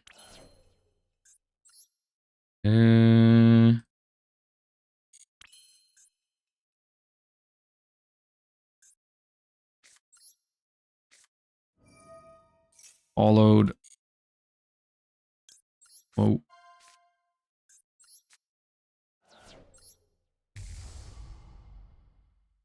Second sent Morian. I can't send this Morian because it's it already is from the graveyard. Don't be so mean to the rogue deck. Ah, okay. You know you're playing with fire.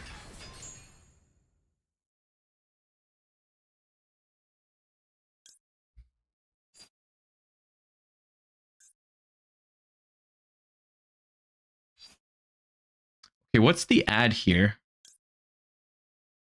Don't have a Diabell Star.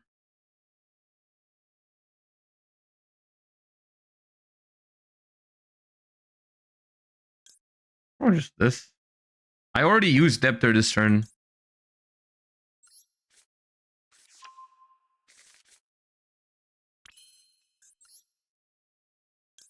Banish this from your grave. Target a sinful spoil. Set it. Don't really need anything from my graveyard right now.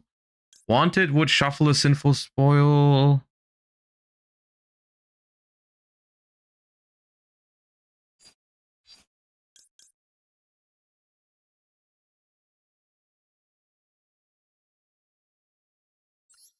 Let me draw a card.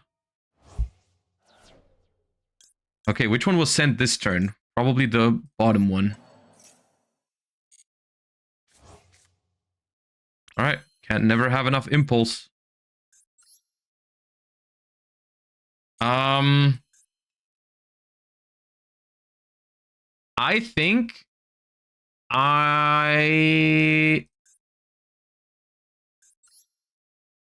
this is some... I have 4 summons, right? I summoned Saint Azamina, I summoned Ilya Sylvia, I summoned these 2. So if my vengeance will be summon 5. So maybe I should make SP here first. I think it's greedy to not do that.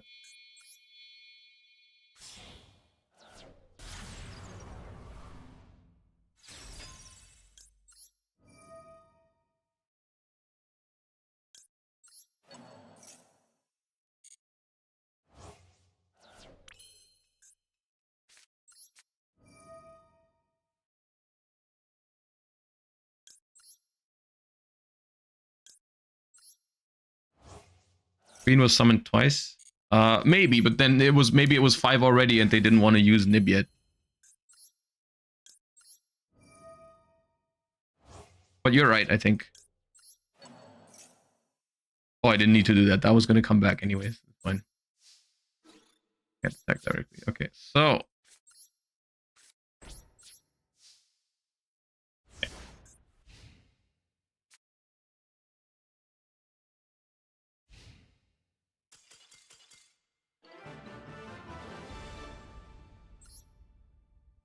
what exactly makes this deck, but not in Master Duel, but not in TC? I mean, even though we haven't lost yet, I have my doubts this deck is that crazy. I think it's just a fun pile of cards that work sometimes, which I think is awesome. One thing for sure is that TCG does not have 3 reasonings, and that card seems pretty important. Yes, let's add Psychic and Punisher instead of the Juraishin. Nice. Oh, yeah. All right, quick toilet break. I'll be right back. I'll leave the deck list open.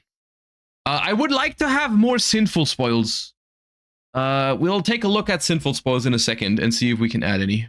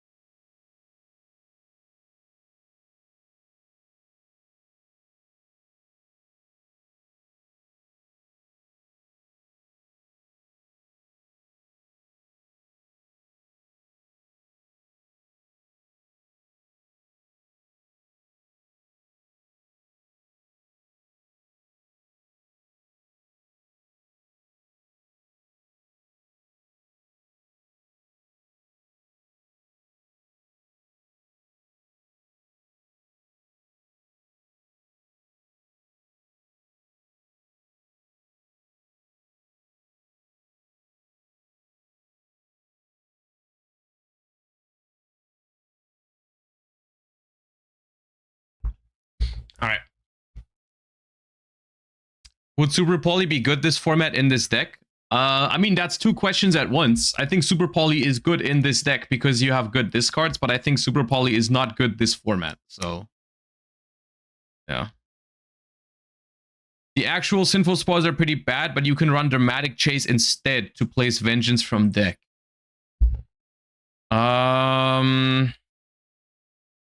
Okay, hold up. Sinful Spoil.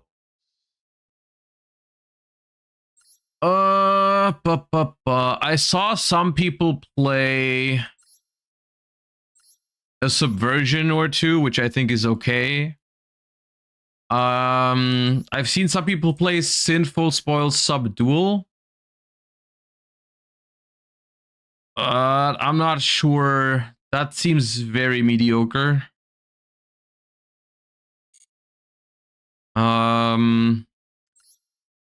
Sinful Spoils of Doom, target a level 7 or higher. This could be okay.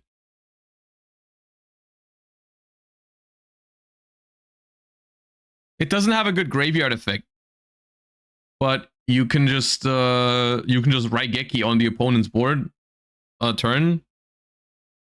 Is Aphies? I mean, Aphies is not a Sinful Spoil. I'm looking for more Sinful Spoils so my Hollowed can be activated at all times. More Morian. We could play more Morian. We could play more Betrayal. Yeah, maybe that's a good point.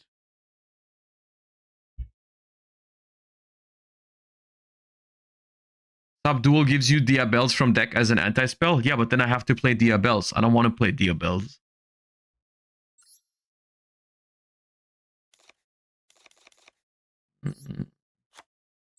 Maybe we do this?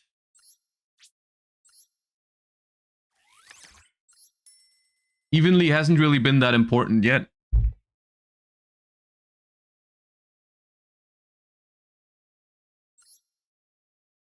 This card is good, but it's also really easy to play around, isn't it?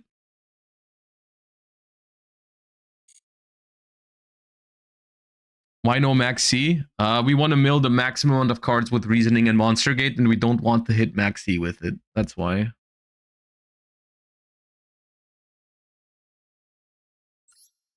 Okay. Let's mess around, you know. It's a fun deck. Maybe Thrust. You could easily make this a 60 card deck with Grass and Thrust and stuff. You could.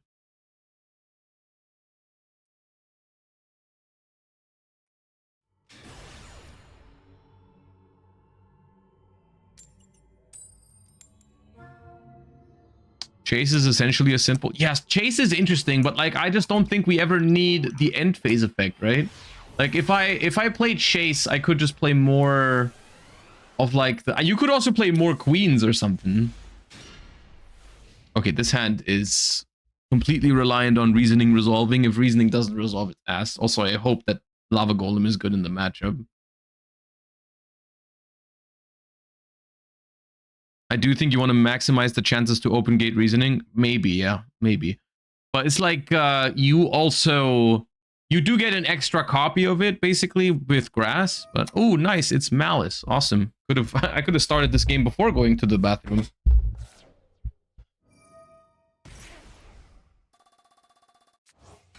I guess the only good news here is that if they don't have Ash or Impulse, we can make Reasoning resolve because we can Lava Golem the Adignister. What?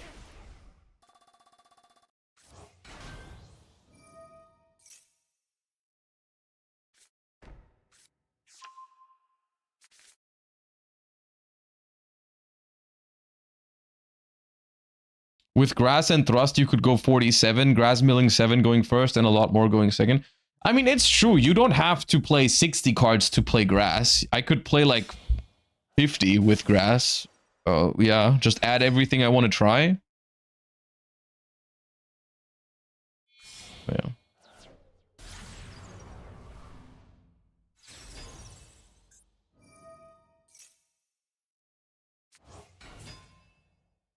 Okay, Hard Scripter before White Binder. I guess, I mean, they're probably going to get to White Binder.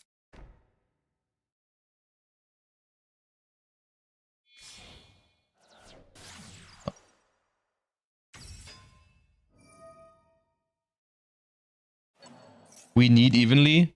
I mean, realistically, we are just going to lose to Malice going second. The chances we're beating Malice going second with this deck are basically 0. I think that's just what you sign up for with this kind of deck. even if I, by the way, even if I had Lava Golem plus evenly, we probably still lose to their non-engine here. Malice is just the type of deck that if they play, they win. That's just how it goes. So if you're not playing a hand trap deck, you die to Malice going second. You can draw freaking evenly Super Poly and Lava Golem against this deck. You are not winning. Because they draw like infinite cards on their first turn and have interruption from hand. So like it doesn't matter. If they end on Allied Code Talker, I have to Lava Golem before battle phase, then I evenly, they keep the best card on their board, and then main phase 2 they still have March here to banish Whitebinder, to bring back Cryptor and set up the MTP07 and stuff. It does not matter. Our chance would have been drawing Impulse. Yeah, Impulse would have given us a chance, because Impulse can stop this deck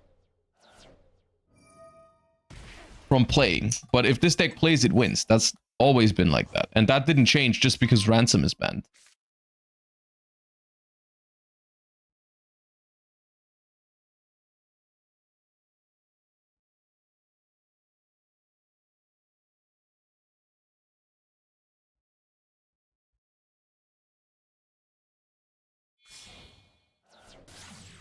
Like, literally the only chance there is we high roll that they don't have non-engine in hand. That's literally the only win con. If they didn't draw Ash or Impulse, which is basically 6 cards plus Maxi, yeah.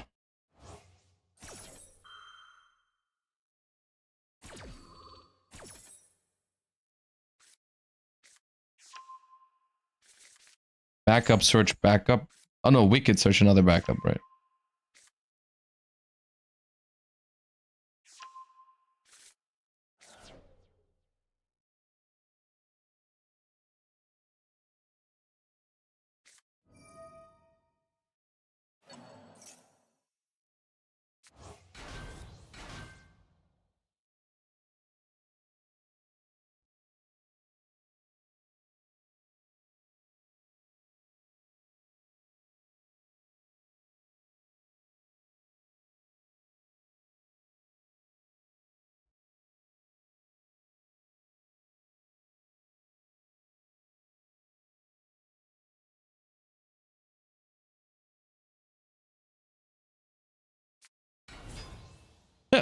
Normal summon. Let's go. Step 58 is the normal summon. Awesome.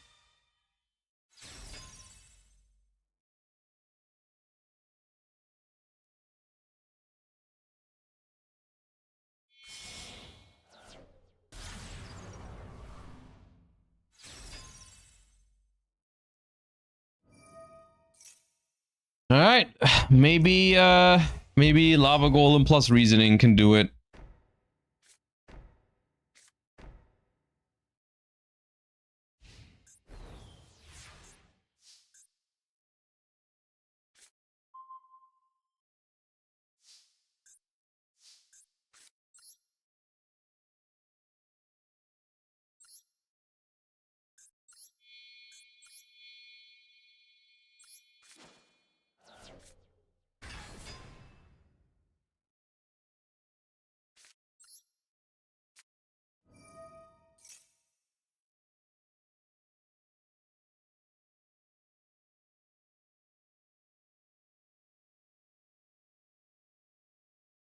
Okay.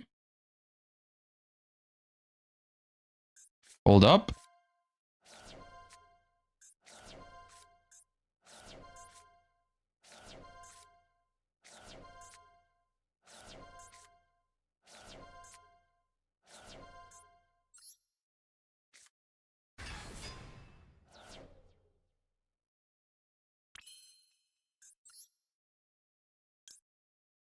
Target a Sinful Spoil.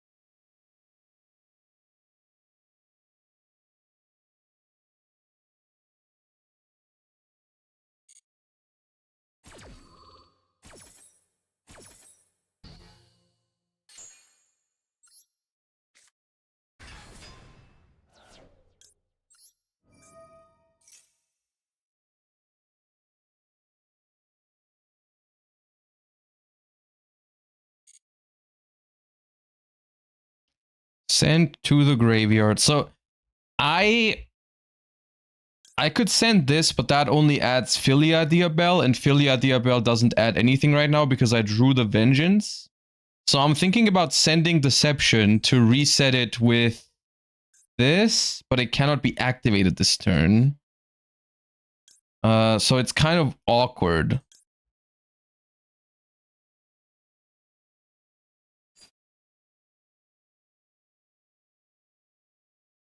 I can send Wanted to draw a card.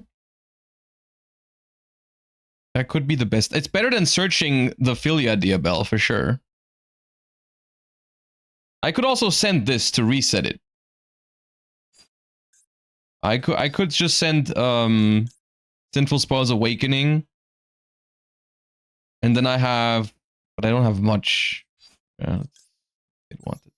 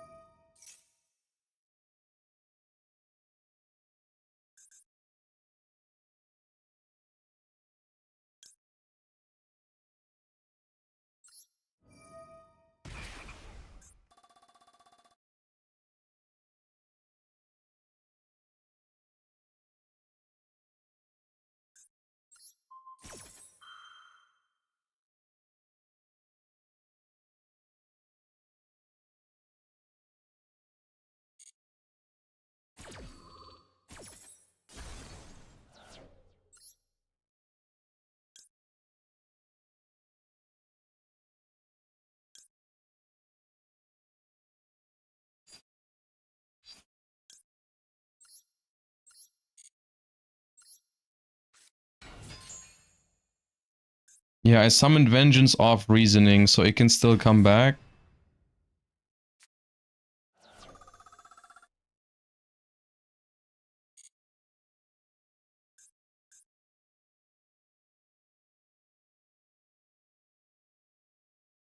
How are we winning that? Probably not, is the answer. Yeah, we are not winning that because they've drawn non-engine. Guess what?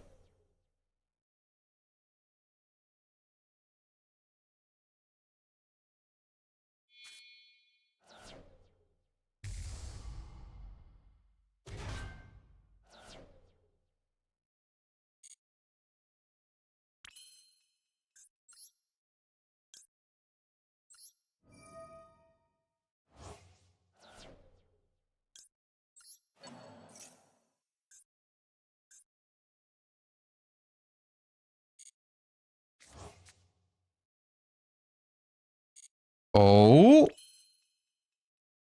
Oh.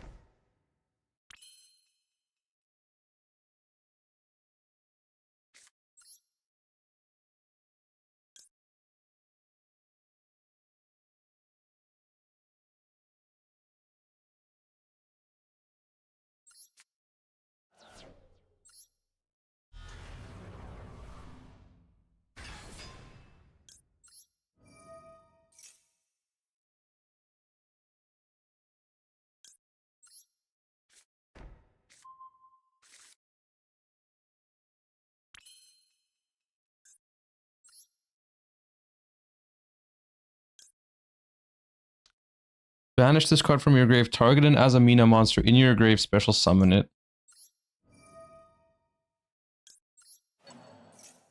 But I have to shuffle this back to get hollowed. That's more important, I think.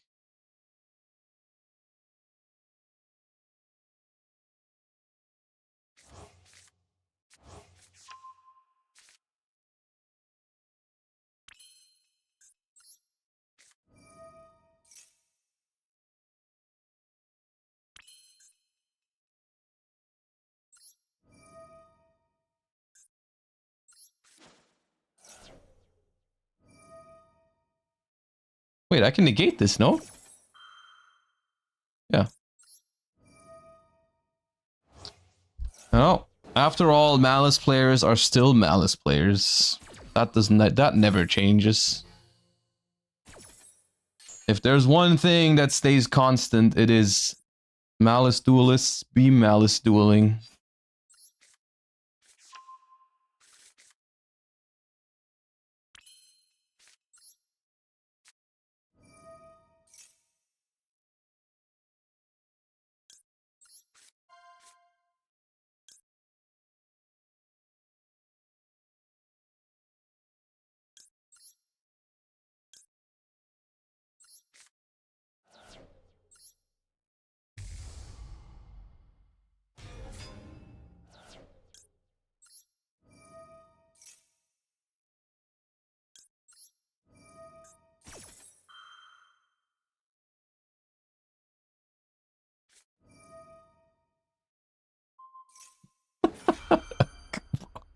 You cannot be serious!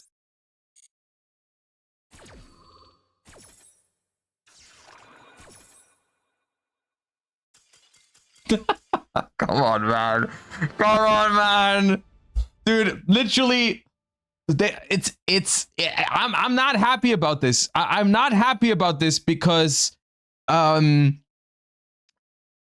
it's hurting my point. You know, my point is that Malice is still freaking broken, but it does not really help my case if my Malice opponents keep behaving like this.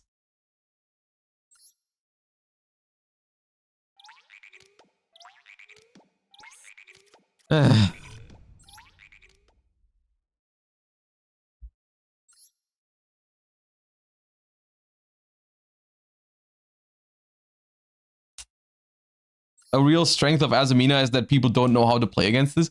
This is probably one of the most unique decks I've played in a long time. Also, I'm not sure why I can't play right now. But it's pretty fun. It plays on a it plays on a very interesting axis. I like it. It's enjoyable.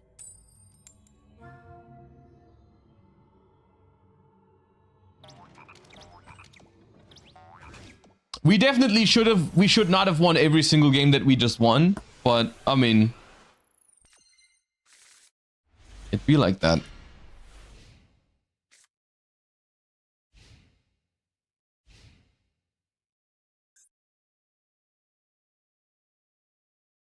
Yeah, I mean, we'll take it. Crescendo as a starter, okay. That's not a great sign for their hand, I guess.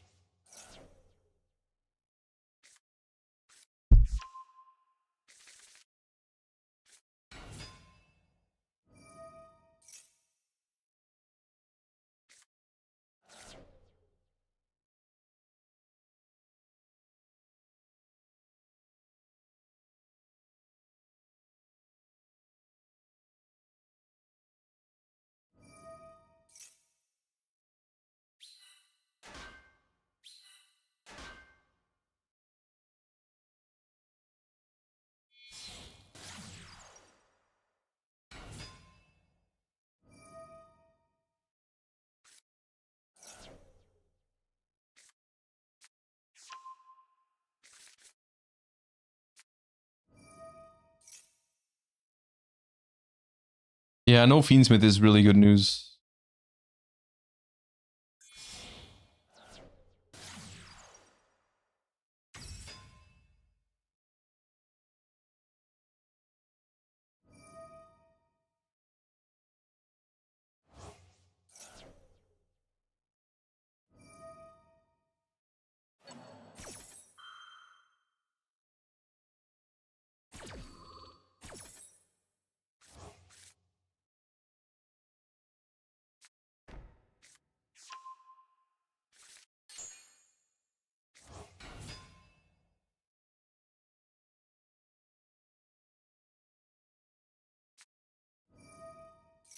Yeah, that's not good. I didn't expect them to start with goods like that if they had this much engine, but that makes my impulse pretty me. Oh, they sent a duplicate? Okay, sure. A another harp. Okay, why did you send another harp if you had two?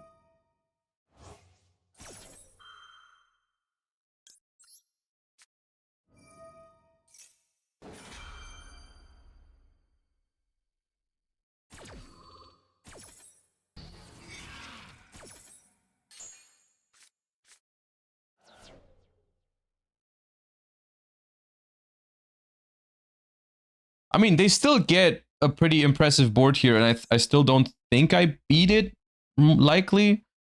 Because they just go Link 3 now, then they go Symbol Skeleton, Revive Galatea, make Dingirsu on top, reattach Symbol or just, never mind. Okay, cool. Or just not do it the right way. That's also fine, whatever you feel like.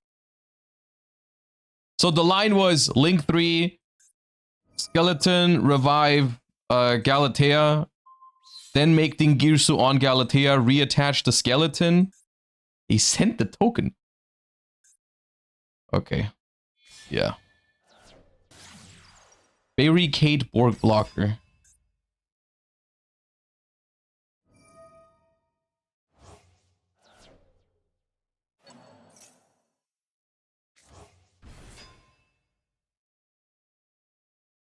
You wouldn't understand. It's true. I do not. It is true.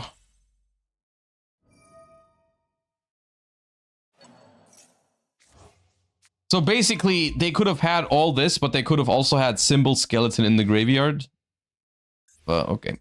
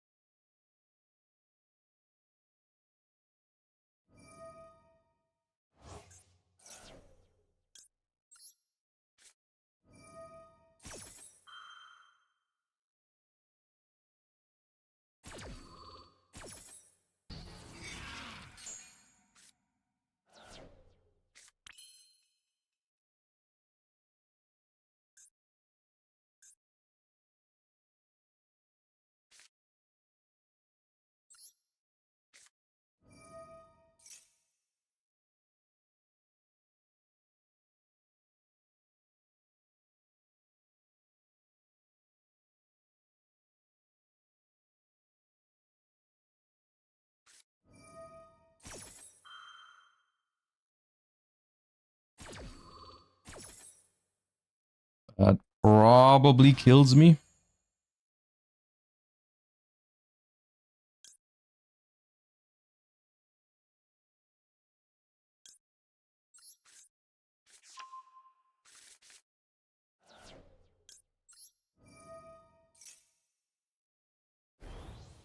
You can just Vengeance pop it. I cannot summon Vengeance.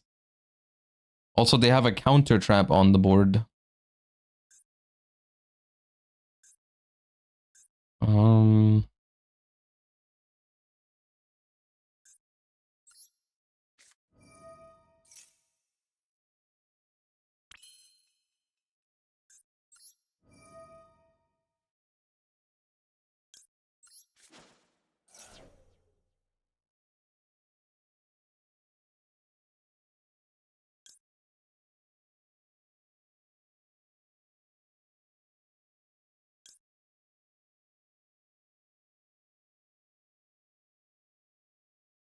I don't think I can win.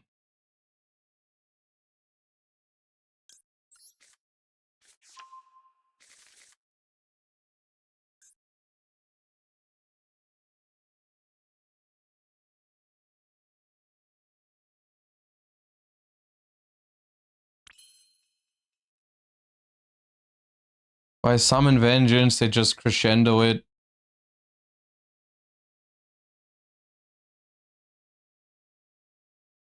Arctos, thank you for the 3 months. Paleo update probably after the Duelist Cup.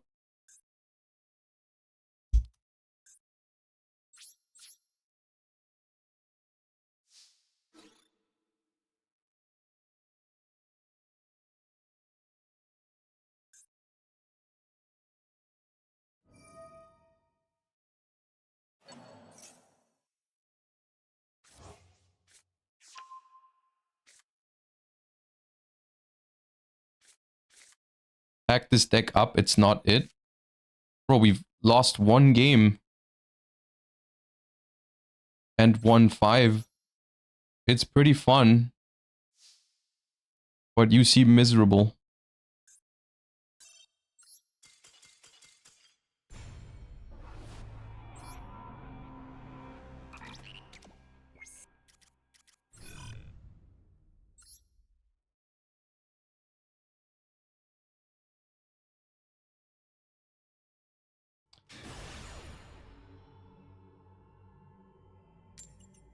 Loses too hard to retaliating seed. I mean, yeah, I said this earlier. I'm fine with that because I'm not seriously considering it for the Duelist Cup. It's like if we lose a game to retaliating seed today, it's okay.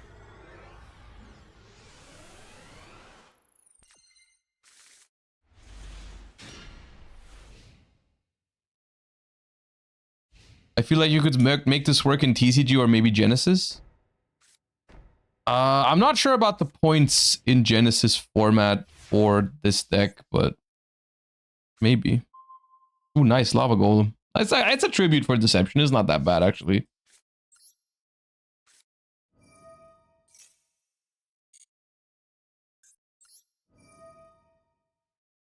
Three Wanted is huge. That is true. 3 Wanted is big.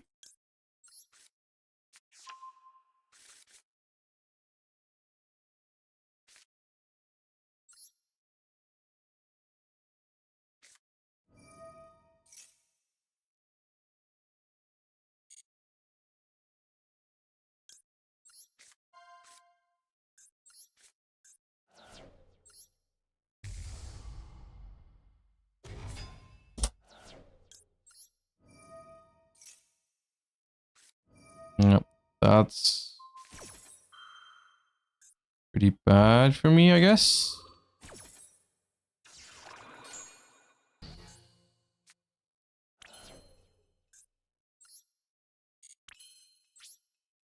I guess I just hope that they play a slow deck and I can outgrind somehow. This has to be sent to grave or banished from hand or deck, so I'll keep this in hand. I'll set a Debtors. Do I set my Impulse? I mean, I don't need to, right? The only thing it really enables... No, I don't. I'll keep it in hand. I'll keep it safe from removal. I don't play Chase, no. Maybe I should.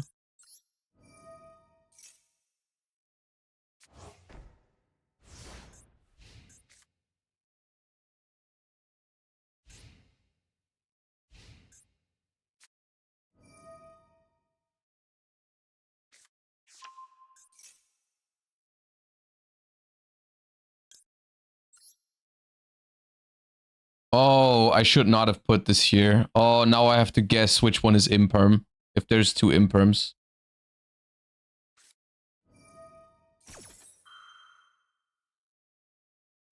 Oh, okay, never mind.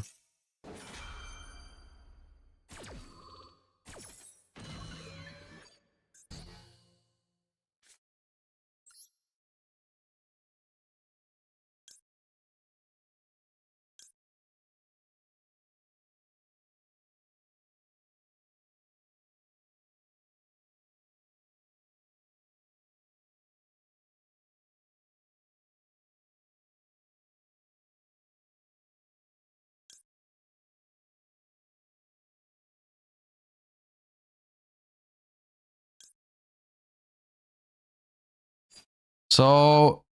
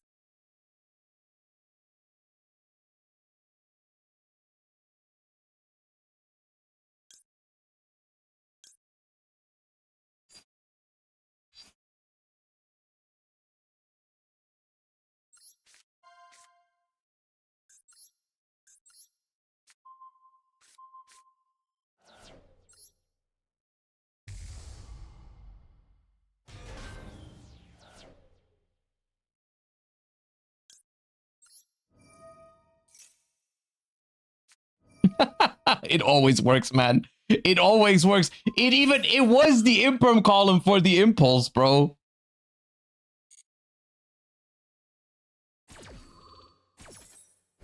They could have just not rebooted. They could have just impermed, man. It's insane.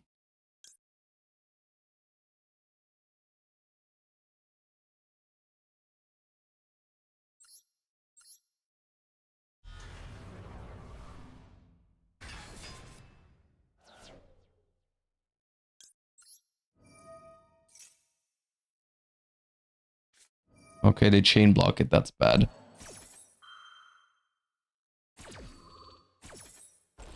Yeah. All right, I guess we'll have to see how far we can get, or how far they can get. Does this do Malice combo? Oh, they play targets for this one. Okay, yeah, then I think it does. Yeah.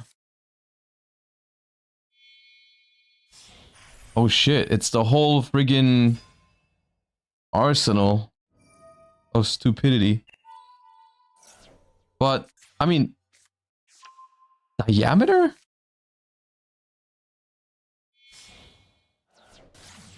Okay, Splash Mage doesn't work.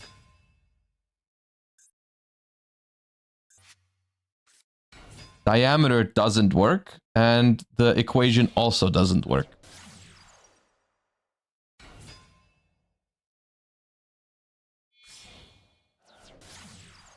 And Transcode Talker also doesn't work.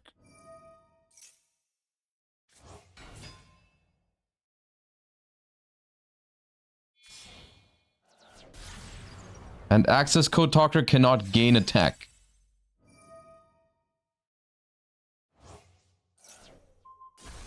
Awesome.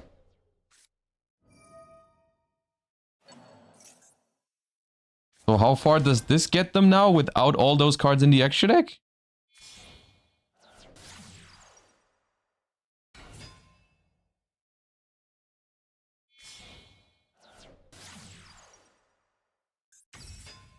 Oh, they play... What is this deck, man?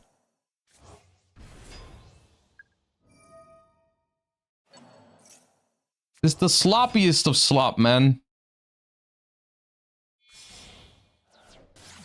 I swear to God, I'm dying to terahertz.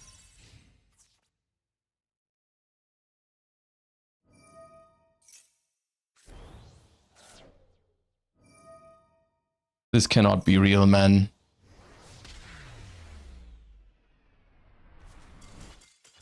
That's...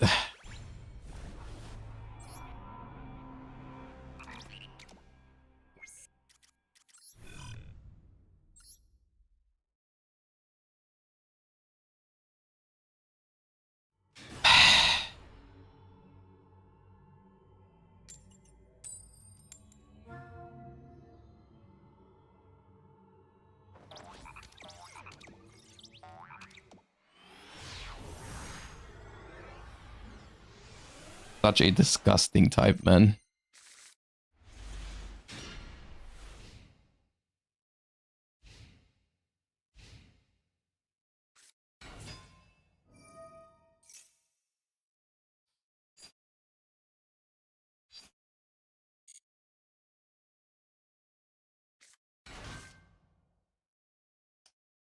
Why does it feel like we are in the trenches all of a sudden? I lose every single coin toss, and we're friggin' playing against Cyber Slop and Sprite and shit. I don't understand.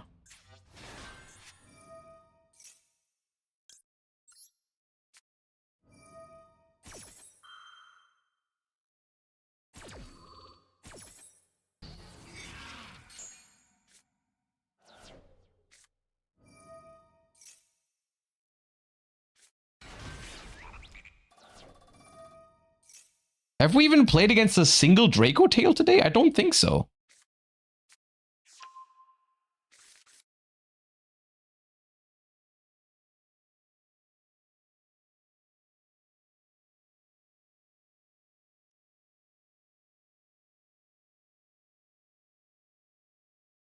What's wrong with Sprite? Nothing particular with Sprite, no. I'm just noticing we're playing against decks from 3 years ago.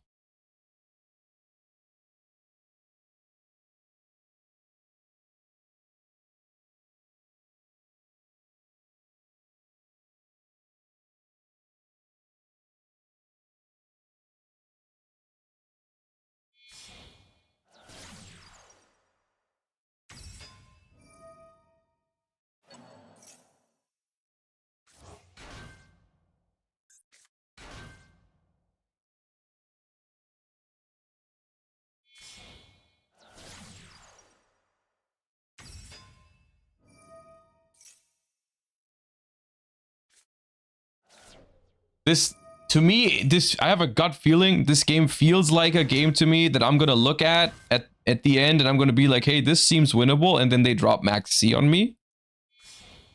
Is the kind of vibe I'm getting from this. Because right now I'm looking at, okay, well, IP, Sprint Bounce, Elf Revive, Carrot, okay, maybe 2 back row kind of strong, you know, but...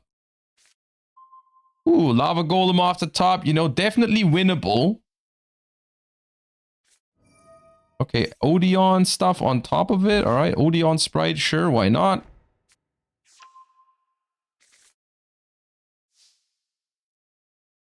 Okay.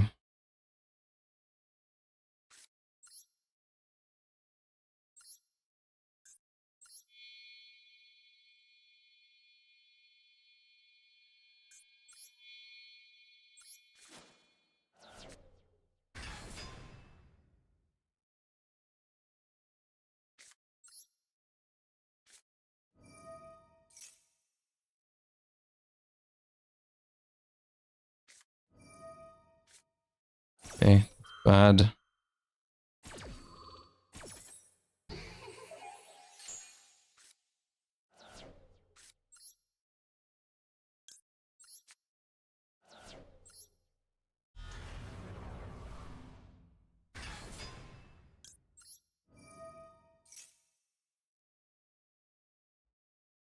Yeah, maybe Ash was a bigger problem than Maxi. Because depending on how they do it, of course, but like if I don't have a monster to tribute for Monster Gate, I might just lose. Oh, they get to add a Dominus here. That's broken. Do they play Impulse or Purge? Impulse. Okay, GG's. Yep.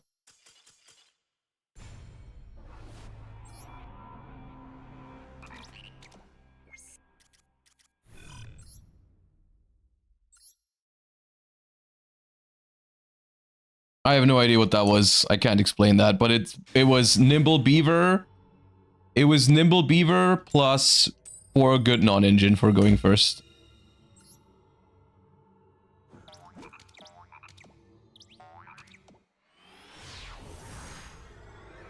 No, it was Nimble Beaver, Jet, and 3 good non-engine.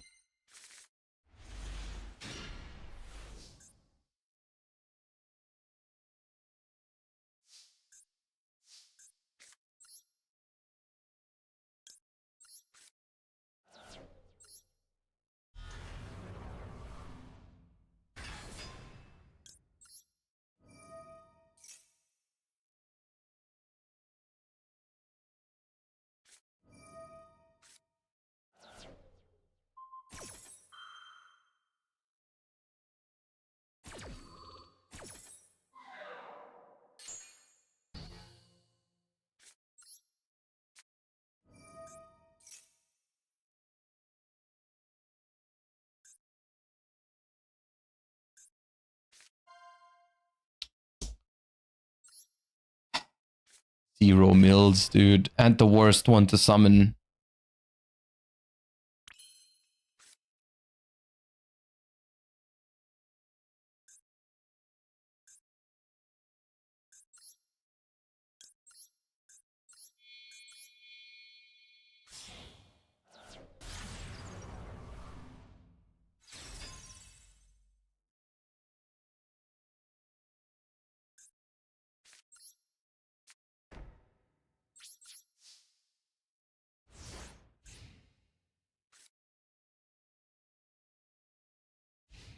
Slowly the deck falls apart. Yeah, I mean, I knew we were riding a a pretty lucky couple of instances, but whatever. We might win this one, it seems. Never mind, can bell that.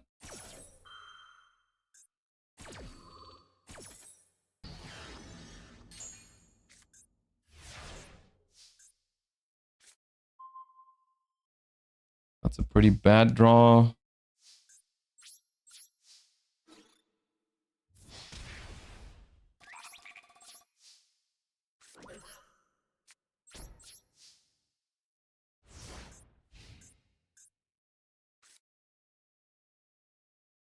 It's a fun deck, though. It is a fun deck. Yeah, it is a fun deck.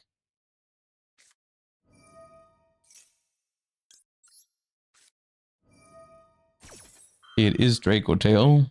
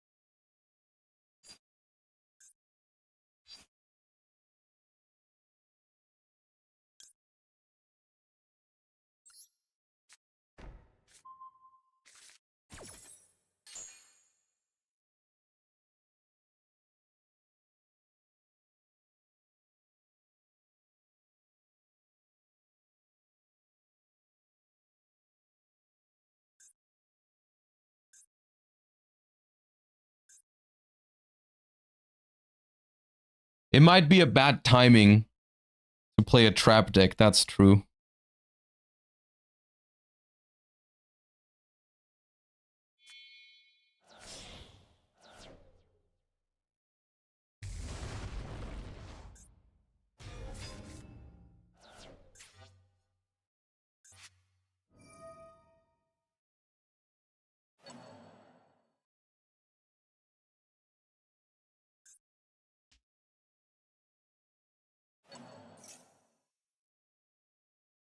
Isn't Reboot double bad in Draco Tail because you usually can't kill and it's not a monster? That implies that people think about what they put into their decks. Like, Reboot makes no sense in Draco Tail, and neither does it make sense in the Odeon Argo Star deck that rebooted me in the replay I showed you earlier. Like, people just see one trap card activated and they're like, oh, red Reboot. Put in my deck. And this is the most random instance, and they're gonna feel like, oh, I did the correct thing. I put Reboot in my deck. I'm so smart. It's ass in this deck. It is ass. Don't play Reboot in Draco Tail. If you're looking for a way to win the mirror match against the trap cards, just play freaking Bell.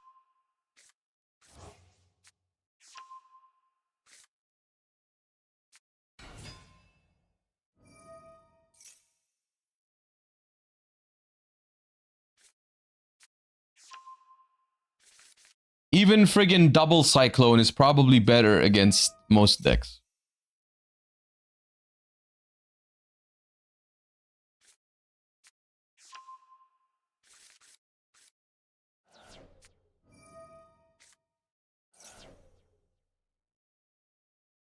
Literally won me games against Man and Draco Tail, but okay. I'm not saying it doesn't win you games sometimes. It is winning my opponent the game right now. I'm just saying it's bad.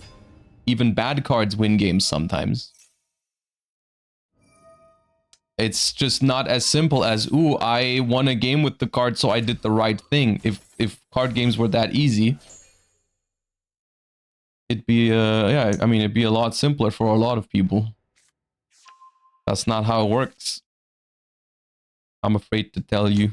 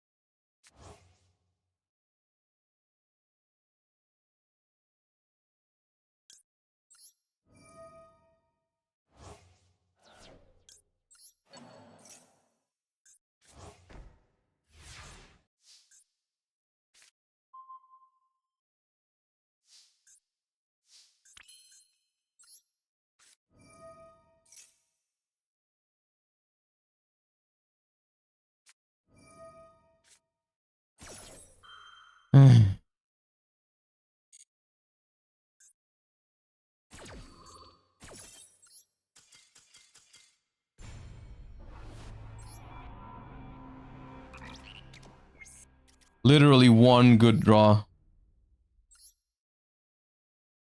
Why not keep Silvera in grave? Because it doesn't do anything there. It only helps if they try to respond to my Sinful Spoil or my Diabell, and I didn't have any of those.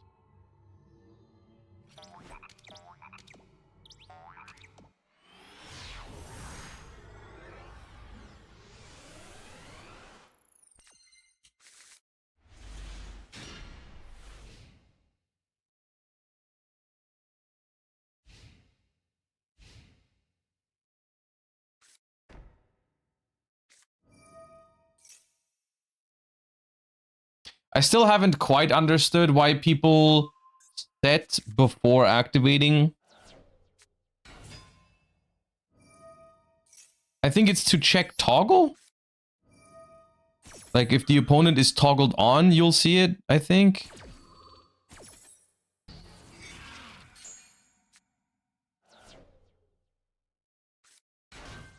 Awesome. Yeah, why not draw Bonfire and Sword? It'd be stupid not to.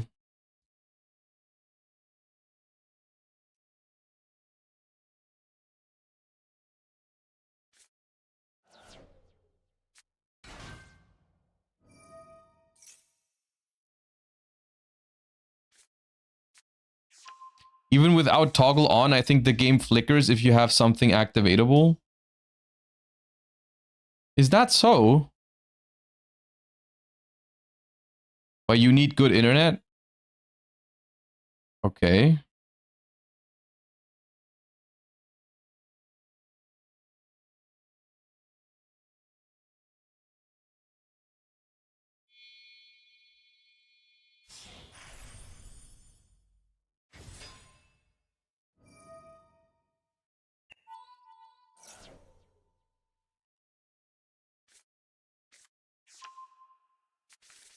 I'm not watching all that.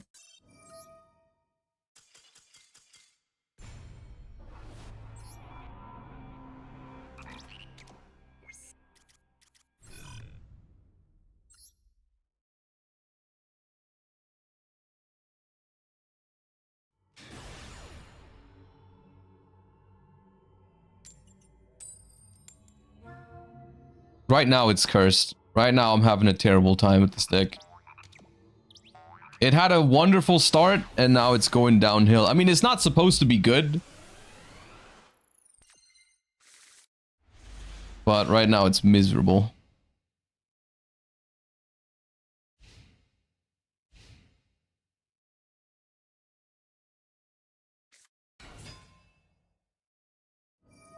Probably the worst deck to draw Lava Golem against.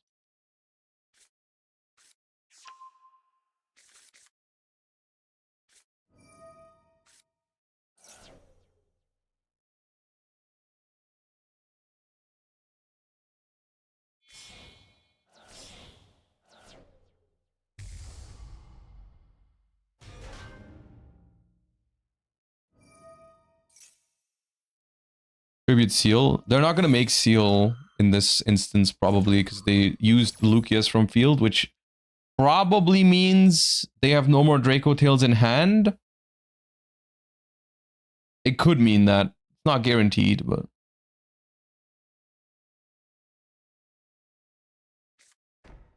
What top deck wins here? Diabell Star would be pretty good. But probably nothing.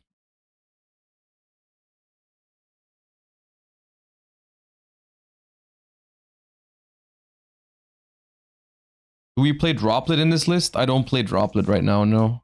I mean, look, I haven't tested this deck much. I was just trying to see if it was fun, and it was fun. But then I also found a lot of, now I'm playing against, like, the good decks, right? Like, we're running into Draco Tails and stuff. Like, I'm just losing to those. Okay, that was a very awkward turn one. What the hell was that? Flame and Sting. Okay, Monster Gate is... I cannot beat a single flame. I cannot beat a single flame with this hand because I have no monster for Monster Gate.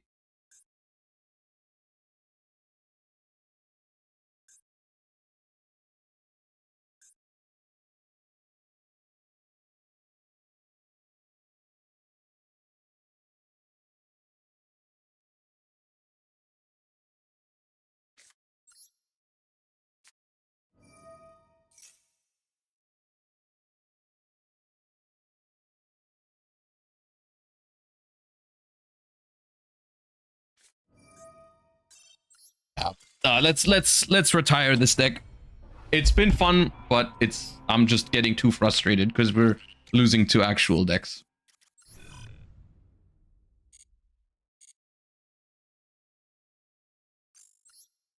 Fix it? I am. There you go. It's fixed. Not gonna happen again. I'm not sure if I'm in the mental state to play Archmage right now. Because with Archmage, this is probably just gonna continue. I might have to play some games with a good deck. Or else I might lose my mind.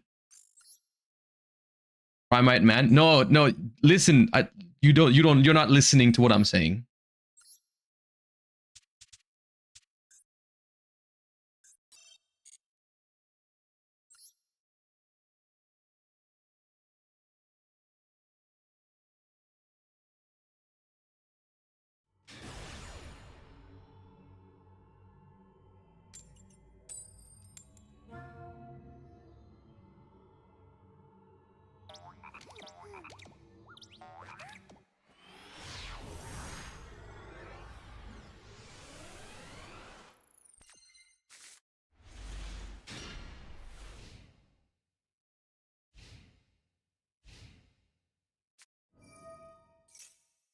The coin toss win rate is also abysmal today again.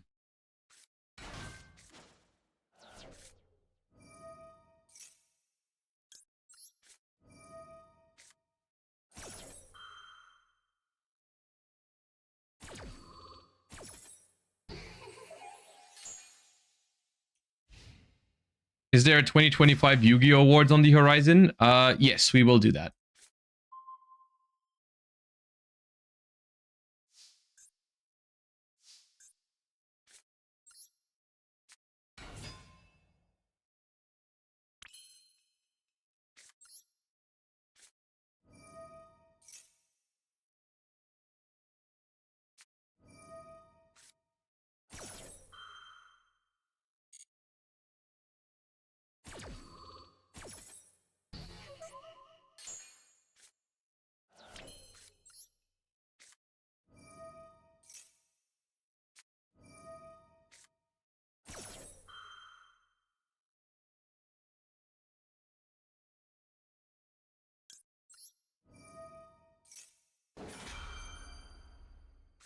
I was thinking about right clicking.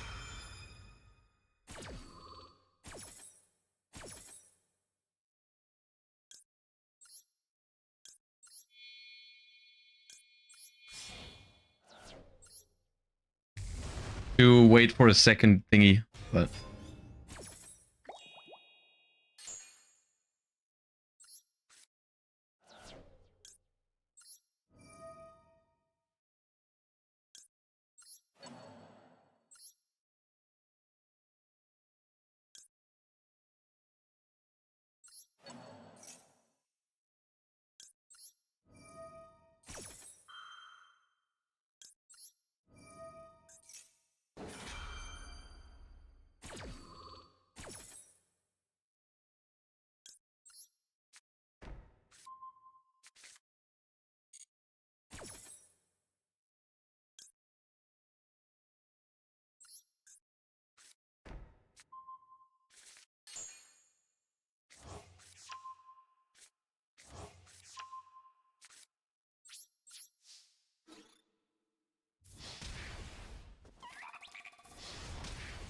we lost access to 5 mana, so we have Mululu. It's 5 mana.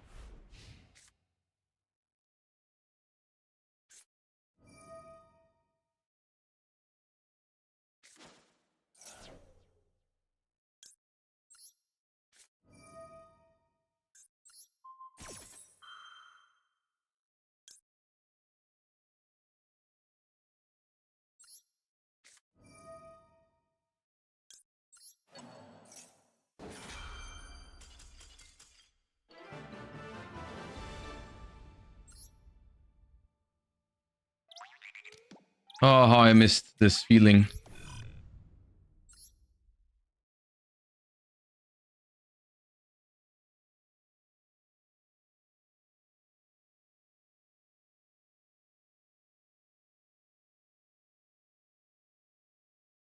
Wouldn't Haba still trigger? Nope.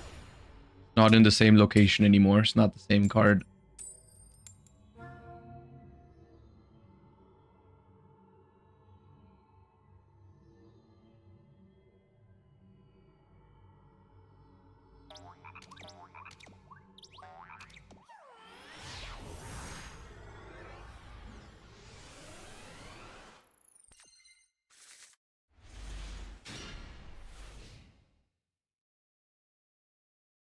That's a hand.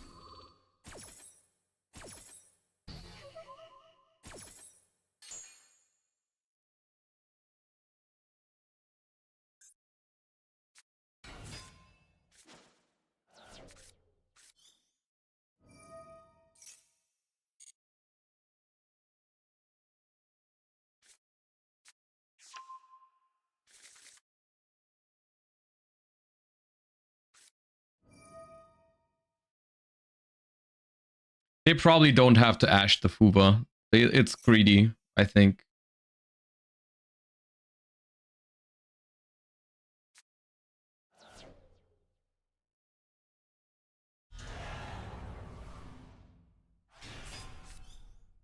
Oh, the Urgula is so nutty, dude. Jesus.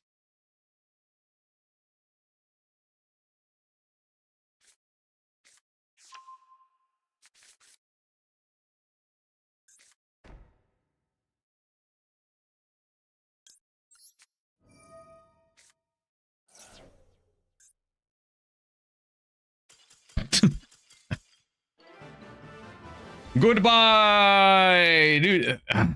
Man, playing good decks. Jesus Christ.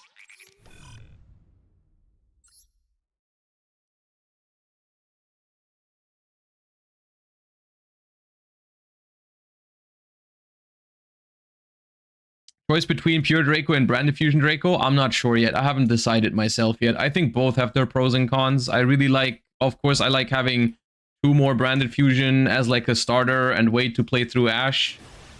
I hate having to play Albaz. I hate having less room for non-engine, but like they're both pretty good, I think.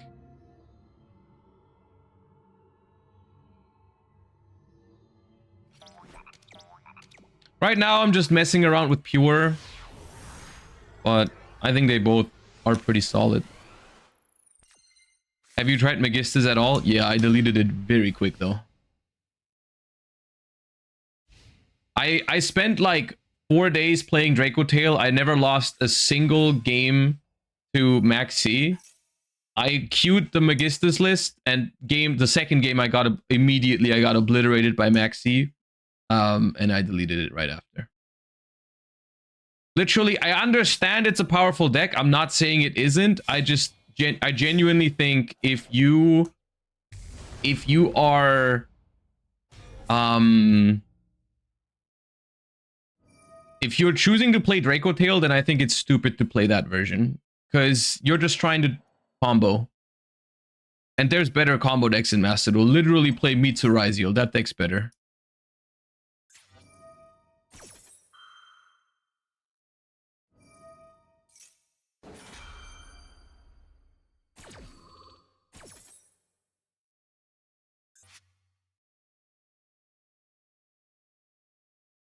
Like, I'm not trying... The biggest advantage of Draco Tail is you don't care about Max C, you don't care about Fuba, you don't care about Droll. All of a sudden, all those cards become good against you. I think it's dumb.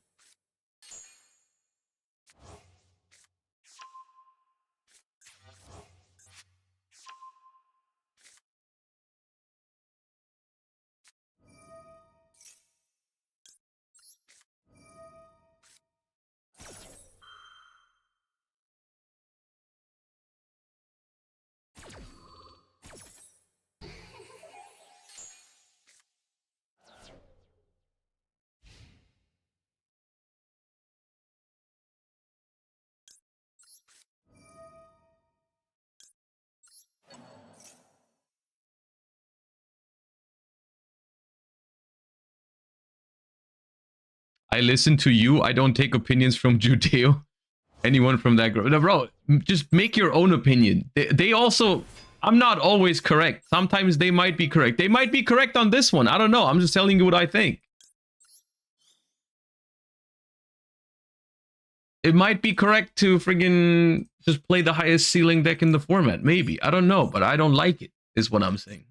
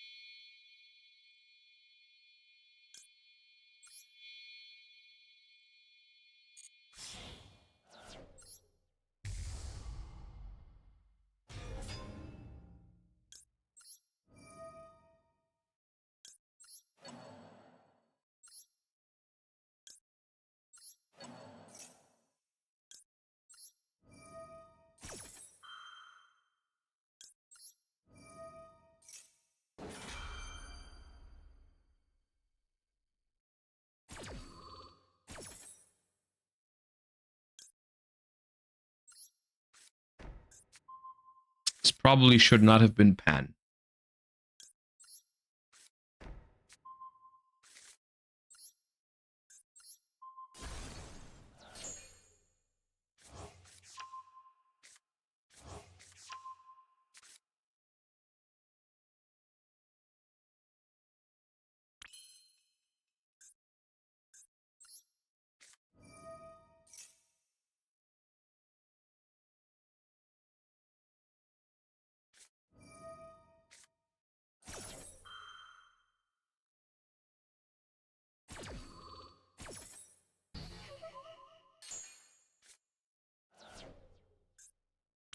What do I know in their hand? Mululu. They fused Mululu and Shadow Beast. Okay.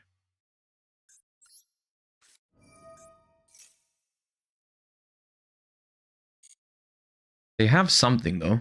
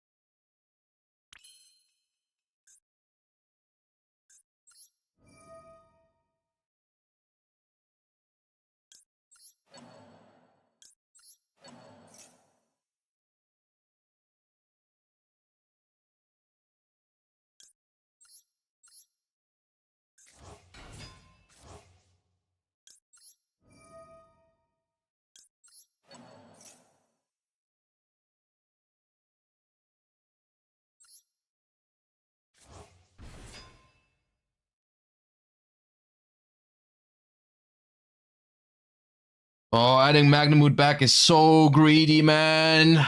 It's so greedy, but it's also game if it works. It's wrong, though. I think it's wrong.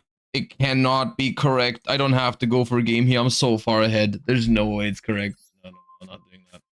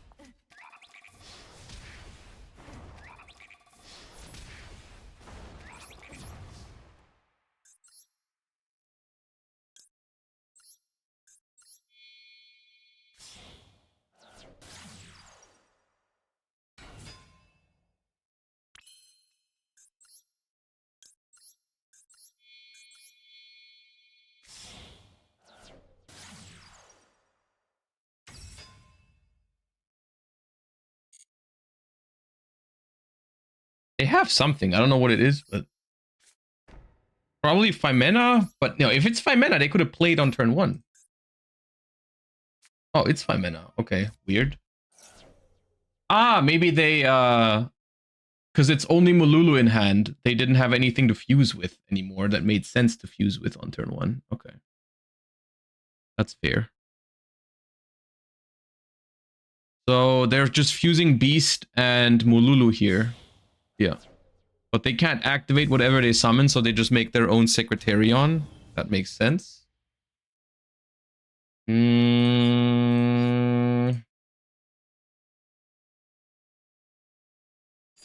Do I do summon this back because I can still make SP Little Knight onto this.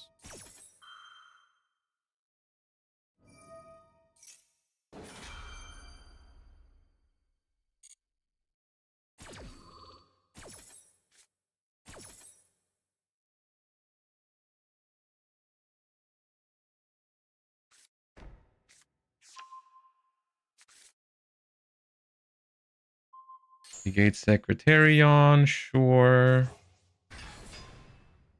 Yes, please.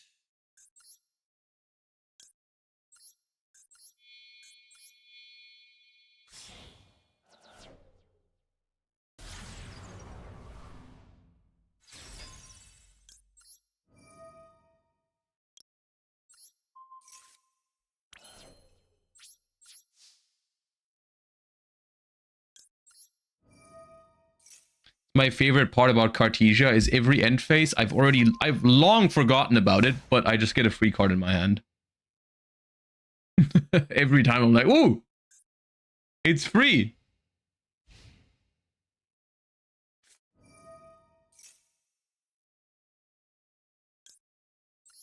I'm using Ash first here because otherwise, if I flame and they have Ash top deck, then I die. Maybe I'm not. I probably still win, but like this is Ket. I cannot let Ket to resolve. There's no way. It's way too risky against Ash Blossom. Sure, I'll take it.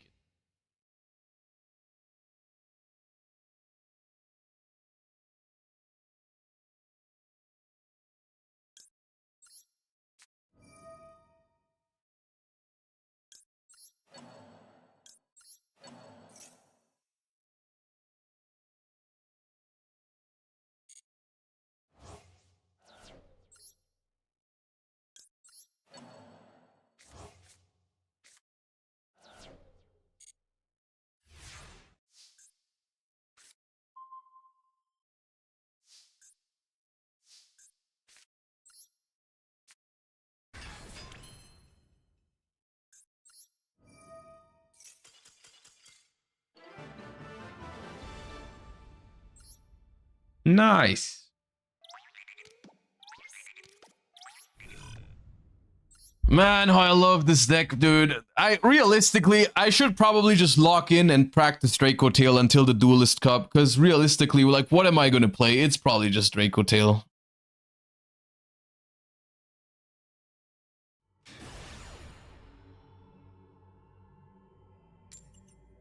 Best takeaway of the Spenta version is the Graveyard effect to equip cards like Exceeds to deal with back row or generate more advantage with Artemis. Currently, I'm not even running main deck Zoroa.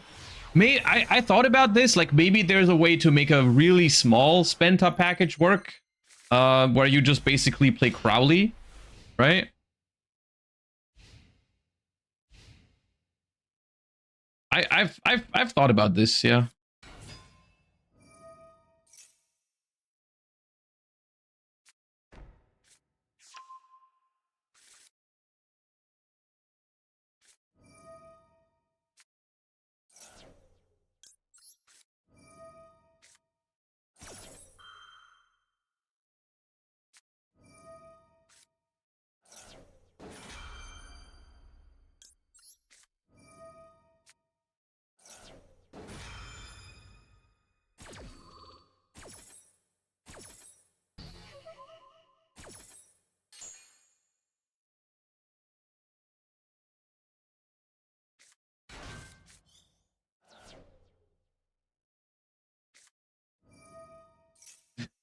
Bro. Okay. That's not great.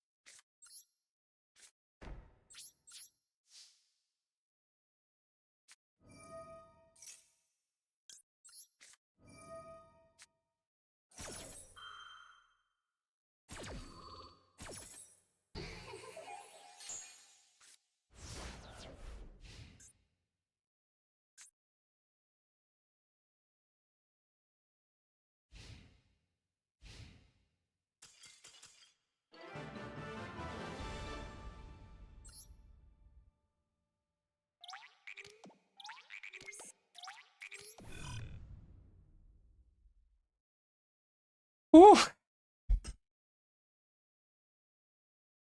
All right, 1 second.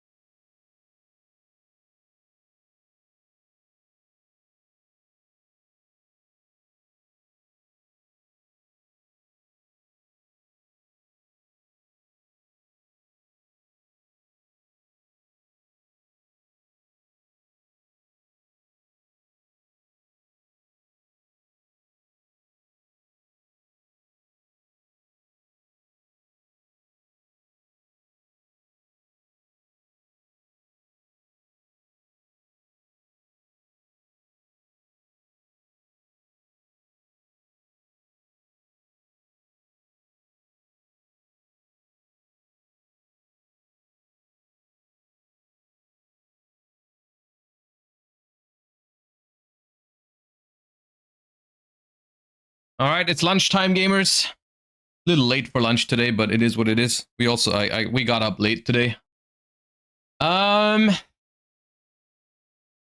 Let's do Sunny. Yes, let's do a Sunny video. People have been suggesting the Sunny video since a while now. Where is it? Find it.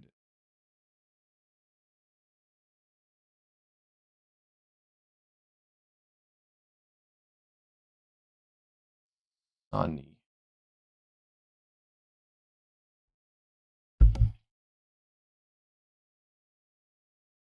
Very common.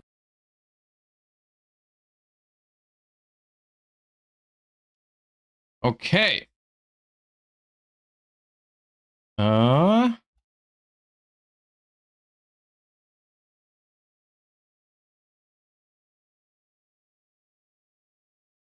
always, hold up.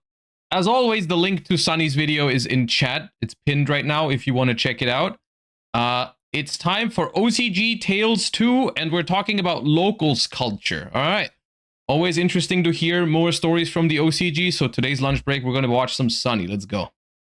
A very common complaint towards Konami is that they keep printing cards and designing too many bulk unusable cards where there's nowhere to play them. And to be fair to Konami, it has been getting better on an infrastructural level TCG side.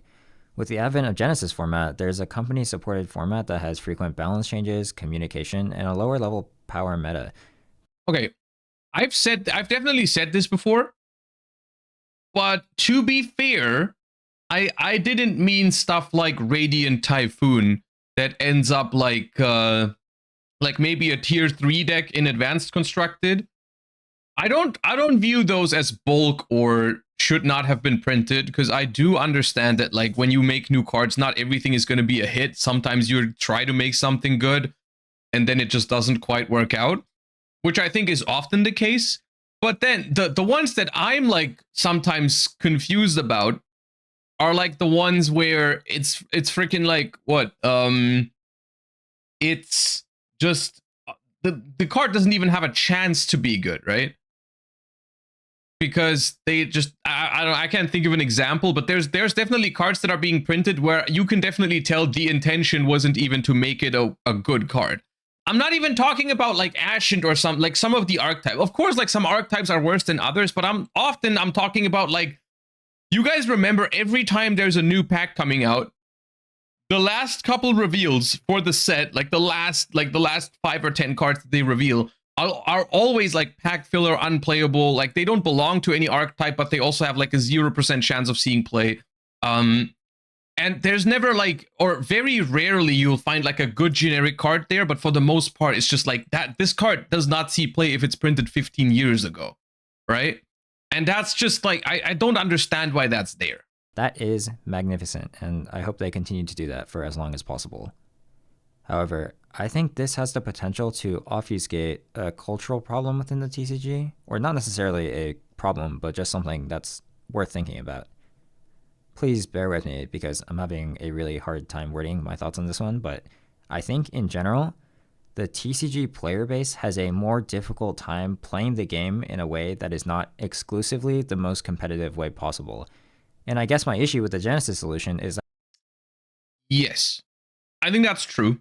I think, or like, I mean, it's true for some people, I would say, because I was about to say like Yu-Gi-Oh is being played mostly as a very competitive game, and I think that part is true.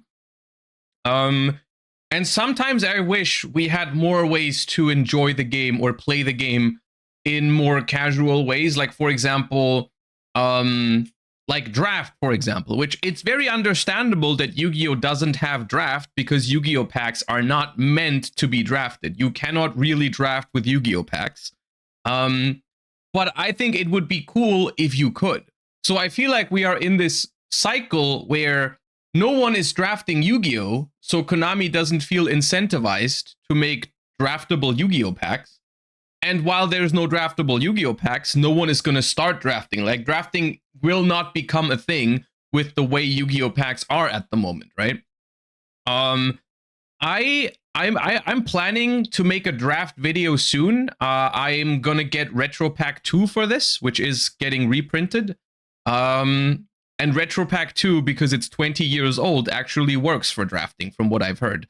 There even is, in Konami's defense, there is Retro Pack 2 draft as a public event format. I think they had it at YCS Bologna, and some people did it, and apparently it's pretty fun. So I'm trying that for a video. I'm gonna record my draft perspective, like with the GoPro, and then we'll see how it goes. We'll see if it's fun. But in general, I think there's a lot of ways to make Yu-Gi-Oh fun, even on a non-competitive level. Like domain format is another example that I've enjoyed a lot, and I really wonder why not more people are playing domain format. It's awesome. But it always seems to be tied to, like, there needs to be official support for it, and then there needs to be like events for it, where, you know, like and I think that's, I guess, where Genesis is headed as well. Is like Genesis is going to be another way to play Yu-Gi-Oh, which is awesome. I like that a lot. But even there, of course, I mean, people are going to take it seriously. I don't necessarily think that's a problem, though. I think more ways to play is always better. And things like drafting, things like cubing, things like alternative formats like domain, where you play with 4 people and like it's kind of like Magic Commander. This sort of thing, I personally love it. It might also, I can speak for myself here. One reason why I don't do this sort of thing very often is because advanced constructed format is already pretty time consuming to keep up with.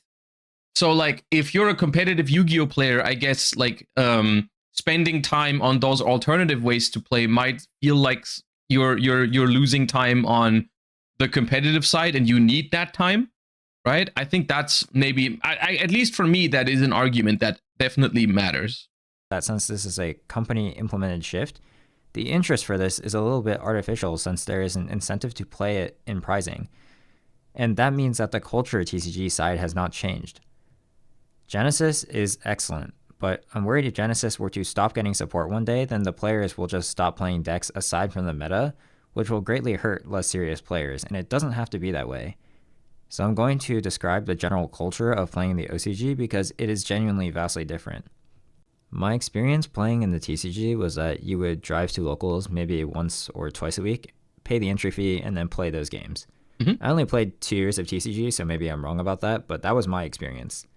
That's not really how it works here. Or it is. There are tournaments in locals, of course, but that's not how a lot of... I mean, that sums it up pretty well.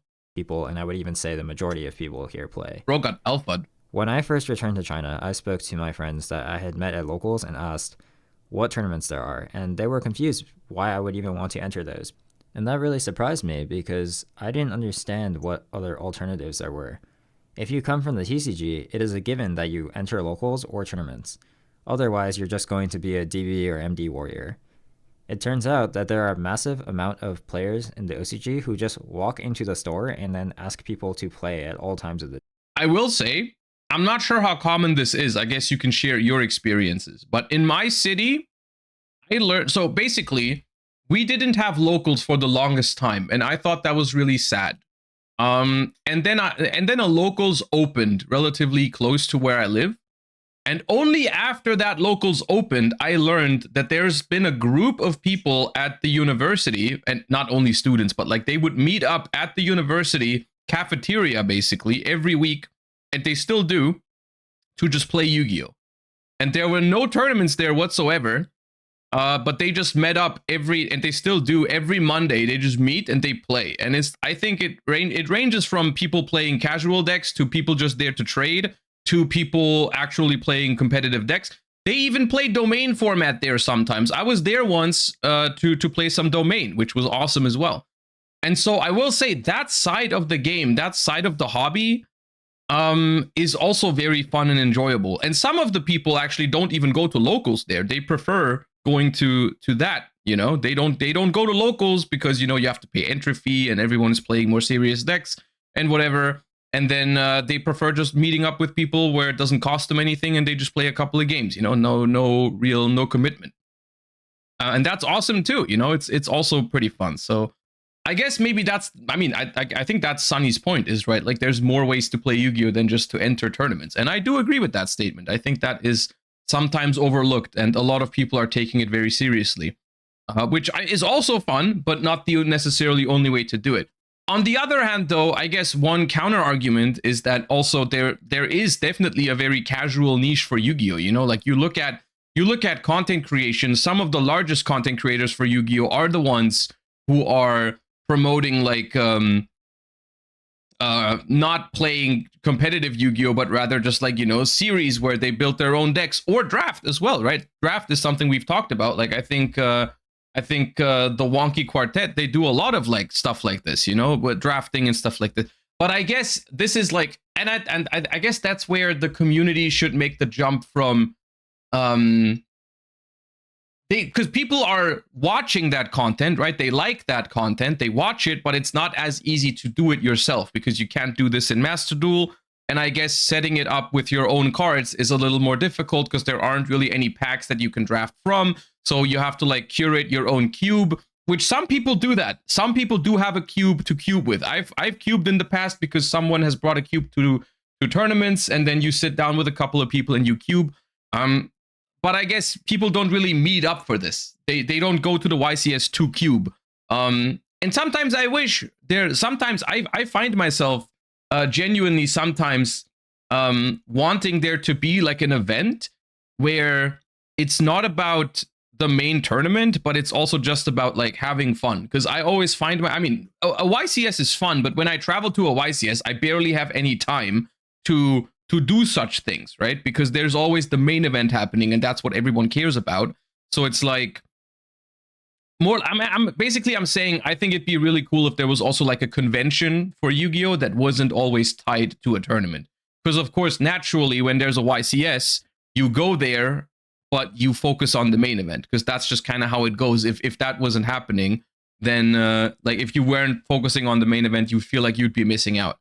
And I think for Magic, they have this. I'm not entirely sure, but I guess Magic players can let me know. But I think there's conventions for Magic where it's not necessarily about like a huge tournament, but they just meet up and play.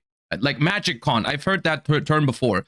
Maybe Magic Con does have a big tournament happening, but it's to me it always sounded like it was more like just people meeting up because they enjoy the game, right? And just play whatever they feel like, not one big tournament. I don't know. It sounds fun to me. Day, irrespective of events. But maybe it's also just maybe there is big tournaments happening and people just choose to not play them, which is something that I technically, if I wanted this, I could also do that, right? Like I could go to a YCS and not enter the main event. It just feels weird to me to do that. I really do mean at all times of the day. I didn't start work until September, so I had about a month before I started. And then during August, I was camping locals every single day. Like starting from noon, there are just people there in the shop trying to play games. And honestly, now that I've been back for a while, I'm a little bit confused how that's possible because they're not at school or work, but it happens. It's just a thing. The ultimate practical effect of this is that since players play outside of events, it means that there is a culture of players that will play the game irrespective of prizing and irrespective of how competitive your deck is.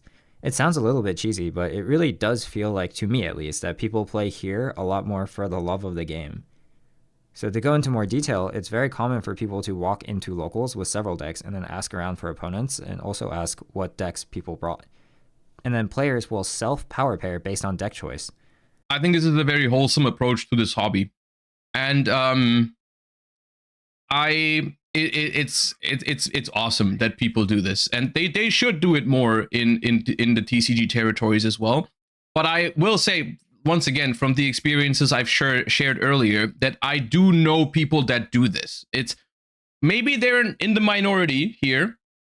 Maybe maybe the numbers are higher of people doing this in the OCG, but people definitely do this in the TCG. But I think encouraging this more is good.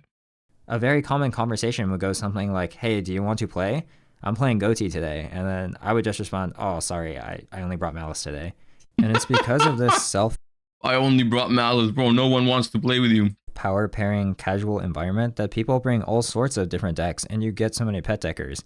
In previous videos, I spoke about how there's so many pet deckers and that's why you walk into a local in 2025 and you see Tri-Brigade Sprite or Dragon Link, Adamancipator, Goatee, Purely, Lab, or whatever. It's why sometimes I sit down and I play someone having never seen an archetype before. I played some guy who was playing a deck I didn't even know existed, which was apparently called Dual Avatar.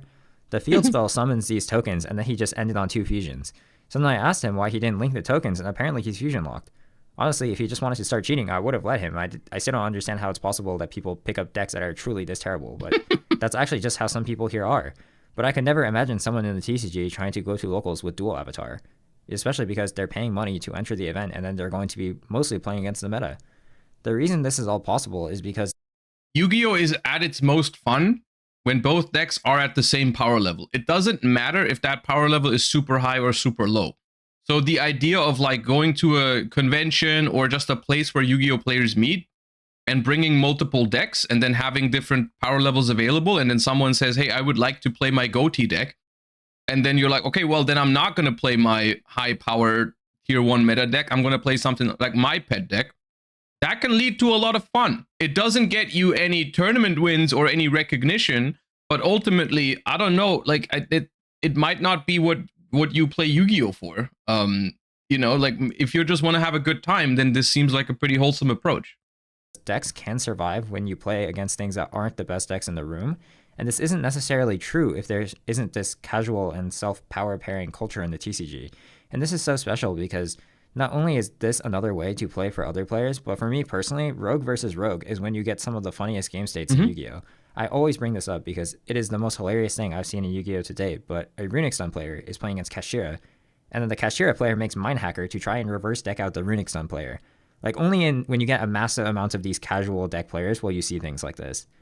I'm not saying that this never happens in the TCG. I'm sure that there are people who bring La Dolce to locals, but the scale is smaller. The culture is very different, and anyone who has played in both will tell you that this is true. For me personally... Okay, now, I need to know how this pairing happened. How did the Runic Stun player and the Kashtira player meet each other? The way I envision it is like there's a store full of people all there to play casually and have fun. So they both go there and ask everyone, do you want to play? And everyone said no. And then they were just the last 2 people in the entire room that no one wanted to play with. So they decided to play against each other. That's how I envision this happening. Which is awesome. I'm very happy we talked about that. I really feel like if I didn't move back, I probably would have just stopped going to locals had I stayed in the TCG. Because, like, okay, I rightfully got flamed for saying this last year. I am not old, but I'm 24, and yet again, I'm making... Bro, you said you were old with 24? Jesus. I'm getting older, and I don't think I could maintain the motivation to drive 40 minutes to work and then 40 minutes back as opposed to just hopping on the metro. From my office to locals is 7 to 9 minutes from work. When I first moved back, I entered a lot more events, but there's only so many times I can spend 7 hours to win a deck box or some sleeves. I don't really enter local tournaments anymore either. I just go to locals and play with people. If I'm trying to test for a larger event, I can sit down with my testing group and we can get games way faster that way, and also recreate game states to collaboratively figure out how to play out situations, as opposed to the TCG where I have to look up when the locals is being held and then only go during that specific time.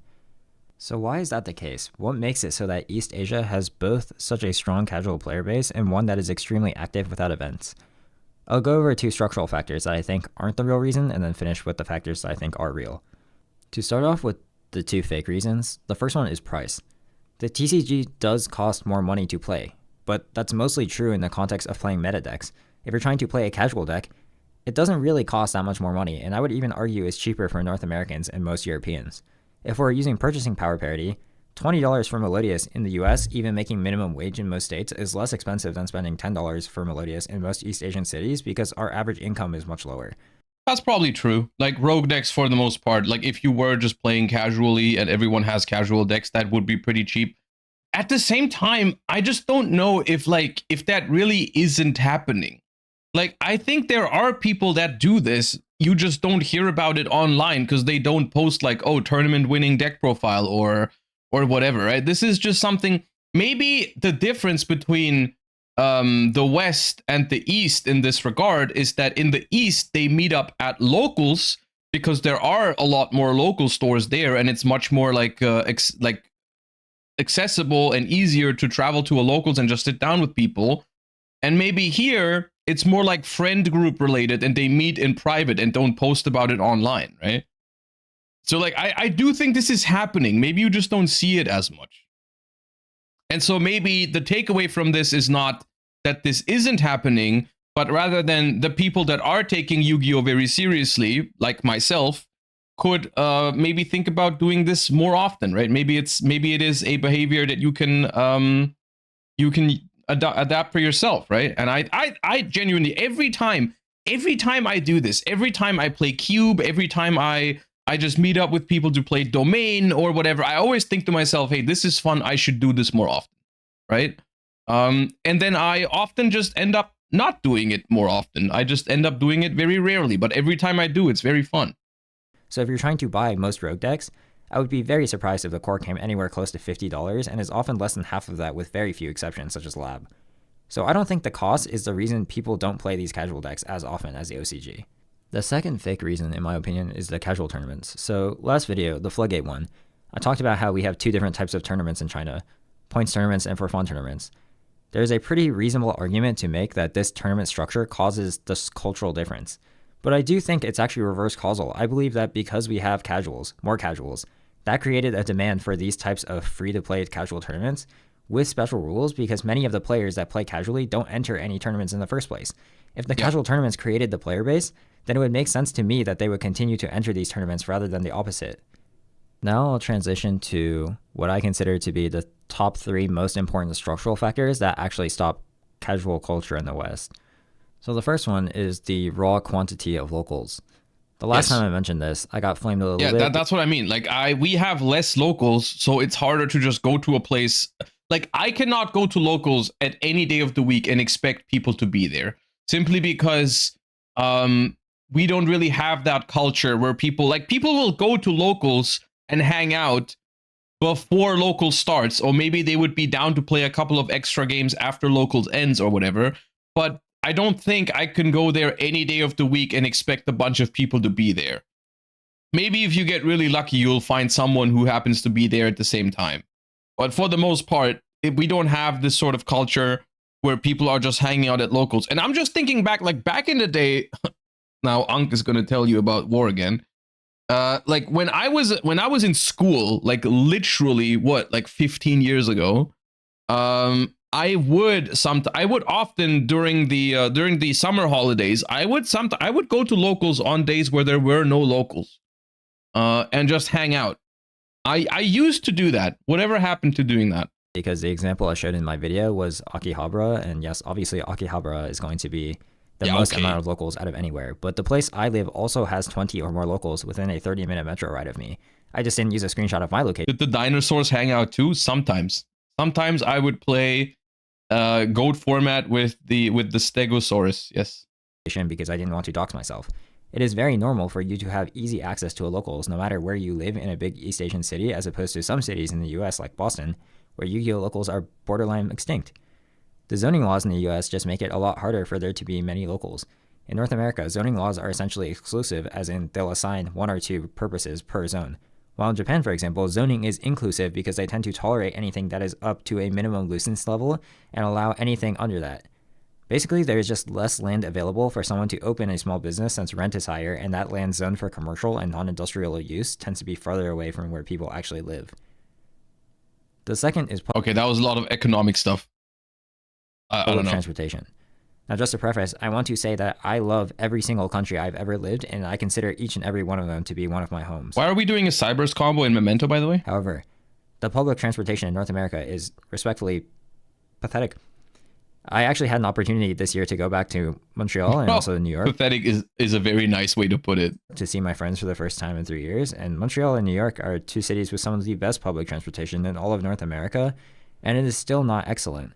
Not only is it extremely slow, but it is also inconsistent. I took the subway in New York, and the first day I stepped in, there's a guy threatening to kill every single person in the car, and people are just laughing at that. Okay, actually, that's not really fair because it's not really related to... What are we talking about right now? Public transportation, but also my metro car got delayed by 30 minutes because they had to stop the trains for some reason. So I was late to Gamers Choice Locals. This is supposed to be the... I was late to locals. Okay, now we're making... Okay, now it all comes full circle. All right, fair enough. Good. best okay, metro in the entire US, and it is definitely far superior to something like the T in Boston, which is borderline unusable. The number one thing that bothers me about traveling to North America is since I do not live there, I don't have a car anymore, and that means I can't get anywhere. It is so frustrating. I'm pretty sure that Europe is better. The tube in London is actually okay, but it's still Europe is better, but I've been to Japan, and it's not that good. nowhere near as comprehensive or fast as the metro in Chinese cities. If you have never been to an East Asian city, then I'll just say you've never experienced good. So yeah, if you combine better public transport with higher density of locals, you get a culture where it's more feasible for multiple people to meet at locals at any time or any day of the week, right? That is just a fact, right? It's easier to do this in the OCG. But the location where you play or where you meet does not necessarily mean that casual Yu-Gi-Oh is less popular in the West. Maybe you just don't see it because people don't meet in public spaces. And people meeting in public spaces is good because it's a lower barrier to entry, right? You don't have to have an established friend group already to go to a public space and join, which definitely helps this for sure. Public transportation, which means in the West, it is hard for people to just go to locals all the time, as opposed to bigger cities in East Asia where you can just metro to locals whenever you want to play anything. Now, for these problems, I'm mostly just describing what is in reality. I'm not saying the US should just fix its public transportation. Obviously, they can't really do that for a variety of reasons. Like, the cost of improving public transportation is much higher than just building new public transportation because all of the people that would need the New York subway to go to work would just get destroyed, as opposed to China, which industrialized very late and thus has very new technology for its public transportation when it was building it. The population that needs public transportation the most is less wealthy, which means they have less political influence. And all of this was this one memento turn, by the way. Americans already have car culture, so it's not really a high priority to fix it. And then there's also large car companies that are lobbying against better public transportation. It's kind of unfixable, to be honest. The last reason is that anime is far bigger in East Asia than the West, and a lot of people are naturally introduced to Yu-Gi-Oh! If they're into anime because they're deeply tied communities, which means that Yu-Gi-Oh! In the East is so big and so mainstream. I've brought this up before in older videos, and there's always comments that say, I just don't understand how big anime is in the US. That might be true, but I was there recently, and I still think many Westerners just don't know the scale for how big anime is in the East. I agree that anime is getting more mainstream in North America, but it is still nowhere near East Asia. Even the Western countries that love anime the most, such as France, don't have as much as we do. If you've been to Japan, obviously... higher general player base means you're going to have more casuals as well. That's also another factor, for sure. Anime is massive. Everywhere you go, you will see it. It advertises for local infrastructure. The JR line in Tokyo essentially has an anime girl as the mascot. Love Live is essentially the mascot for Numazu, which is a literal city. And in China, it's the same. For context, I left China in 2014, so if you're like me and you left China a little while ago, you probably may be surprised. But back in my day, you had to go to specific areas. Back in my day, bro, you're 24. You don't get to say that yet. Now you can't avoid it if you try. If you go out to eat, there's a high likelihood you'll hear anime music. There's limited random collaborations with all known chains. So for example, when I go to Dairy Queen, there's like random Hatsune Miku or Skip and Loafer collaborations. Cosplayers are also everywhere. I work 6 days a week. And then when I go to work in an average week, I will say there is almost a 100% chance that I'm going to see some cosplayer on the metro sometime that week. My mom actually asked me why there's so much cost now. Like, it's so big that even my mom knows what it is. When I walk to work, I see giant billboard signs that wish Itadori happy birthday. And most importantly, we have way more gacha culture than the West. I think this is the true crucial reason because TCGs are not so deeply tied to anime in the West as they are here. So you can almost expect people, my generation, early 20s, to be into something that has random purchases because it is just that omnipresent. Again, my experience is limited to bigger cities, and I'm not saying everyone does this, but if you socialize with people in their early 20s, I'd say it's very likely you will find people who buy gacha products. My friends I met at the gym or coworkers in office buildings buy these things. These are people who almost seem like the opposite consumer base, but they still like to buy random goods.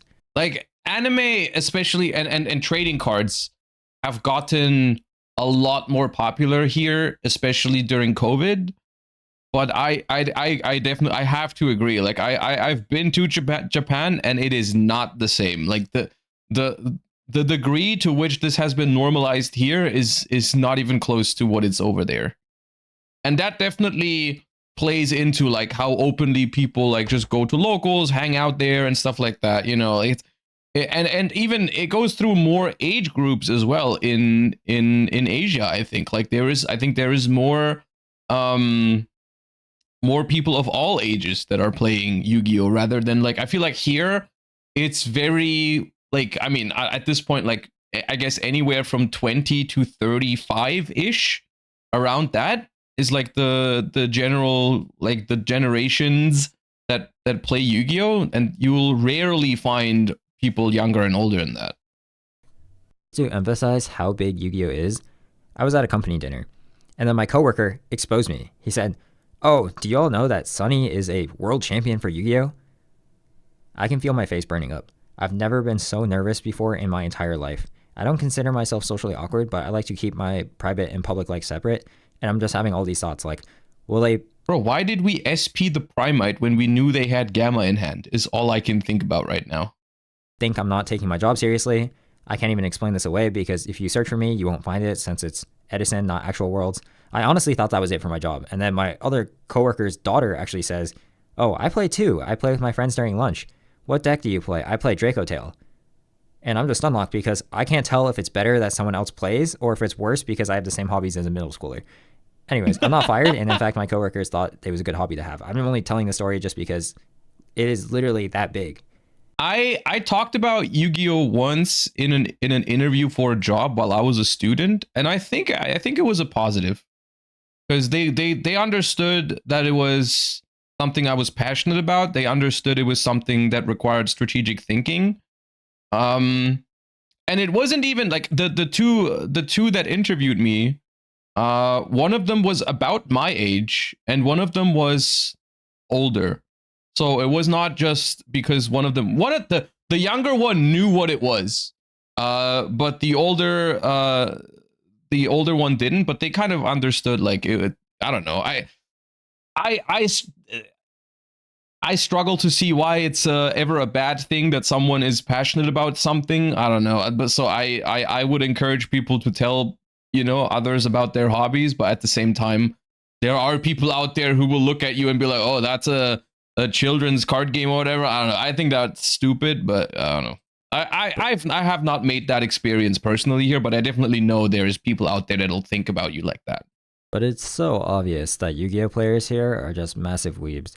Ignoring the anime accessories, there's a reason a ton of Chinese players can just play in Japanese if they want to. Like sometimes I'll be playing and then... What did you do before going full-time streamer? I studied software engineering, and when I finished, I started streaming, and then I finished university while I was streaming. And I also worked a job as a software engineer during university, basically. Yeah. My opponent will just be like, "これが俺の力." What does that mean? Demon Smith Requiem Koka. And I'm like, all right. Okay, what just happened? Demon Smith Requiem Koka. And I'm like, all right. Okay. I don't really know why you suddenly started LARPing in Japanese, but sure. Iyo, male lentil. I guess the reason I'm talking about this is because there's all these videos like mid-core Yu-Gi-Oh is dead. The casual scene is dead. It just seems like players are very unhappy. And no, I understand we're talking about Fiends with Requiem, but why did bro say Koka? To an extent, I do think that it is due to structural reasons. It is easier for us to have that casual player base. But I think even when I evaluate the conditions of the West, there is the possibility Kokai's effect. Dude, I'm too Twitch brained for this. I got very confused because of the Twitch emote that's called Koka. Okay, all right, moving on. to enjoy Yu-Gi-Oh the way many do over here. Because let's be real, Genesis does let you play more decks that are otherwise underplayed. But just using the example from earlier, I would be very surprised if anyone was busting out dual avatar in Genesis. It is still a competitive format at the core, and there's naturally going to be a strong meta at the top. I do think while the argument that Genesis format is kind of like company driven because they've invented it, I still think the success that Genesis is having right now, which it definitely has success, whether you like the format or not is a different story, but Genesis is well received. People like the idea. The Genesis public events are filling up, and I was also told that at YCS Bologna they ran way more Genesis 8-man on-demand events than Edison, for example. Like, people like the idea of Genesis format. It's a successful idea, and I think that proves that there are people out there who are interested in playing Yu-Gi-Oh in different ways. You know, this is not. I think maybe Sunny is viewing this a little bit too negatively, because I think the culture for casual Yu-Gi-Oh is there in the West. I mean, of course, it's going to be less than in the OCG. The OCG basically has more of everything when it comes to trading card games, right? They got more players, more locals, more casuals, like all of that, of course. So of course you're going to notice it more over there, but I do notice it over here. But if anything, what I take away from this video is that it gets me thinking about like multiple ways to enjoy the game. And you know, every time I try an alternative way to play Yu-Gi-Oh, I like it. You know, I enjoy Time Wizard, I enjoy Genesis, I enjoy cubing, I enjoy domain format. I'm pretty sure I'm gonna enjoy drafting with Retro Pack 2. I think that's gonna be awesome too. And so, like, if anything you take away from this is that Yu-Gi-Oh ultimately is a hobby. We're all playing it to have fun. And there are a lot of ways to enjoy Yu-Gi-Oh, even besides just competitive try-harding. And if you haven't tried any of those things yet, then I would highly encourage you do. And I think that's just what we take away from this. You know, like I think there is already a lot of people who are doing this, but I think it could be so much more, and more ways to play Yu-Gi-Oh is good. That these lower power decks that never got played or outdated decks are a really fun way for casual players to experience Yu-Gi-Oh, and the player base doesn't need Konami to start that gameplay. It could be done as long as the player base itself starts playing more casually. Which is also a proven concept, by the way, in other card games. In Magic, you know, some of the formats they play, they started because the community just started doing it. That goes for Commander mainly, right? Like Commander became a format in Magic. Of course, it took a long time, but like not everything needs to be introduced by Konami themselves. Like people can just start playing Yu-Gi-Oh in certain ways, and if that sort of thing like becomes popular, then maybe eventually it'll be officially recognized. But even if it's never officially recognized, who needs this sort of thing when you're just playing for fun? Not everything needs tournaments, you know? You can just draft for the sake of drafting. You can just play domain for the sake of playing domain or whatever. Like I think that's also something that like I feel I guess that's also a cultural difference between the West and the East. That maybe more people immediately attach all of it to like, oh, what kind of bank am I making if I go, like, is it worth playing this game if I'm not making money off of it? And I guess I do see this sort of like mentality more here. Even to be fair, how would I see it in the OCG? I'm not actively playing in the OCG, but I do see a lot of people acting like this in the West, where they will measure everything they do by how much money it makes them, which is something that, I mean, of course, it's a privileged thing to say, but I would like to not always think about that when I choose what to do for fun, at least. Or not. Maybe TCG players are happy the way it is now with Genesis. I don't know, because all of my TCG friends are competitive players.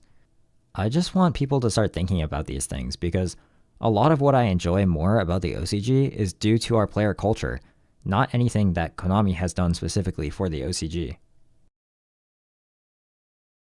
Dude, not him. Oh god, not him. All right. Nice one. Got me thinking. I like that.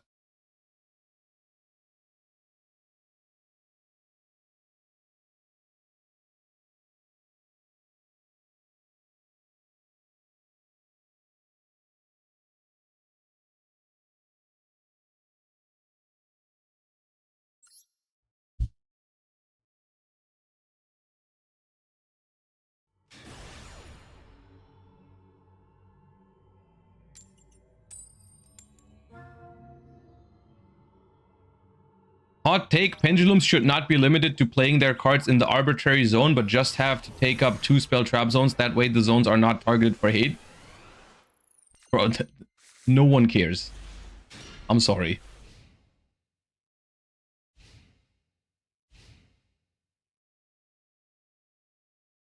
No one cares about pendulum anymore. And also the reason why pendulum is bad is not because you have to put them in the left and rightmost zone.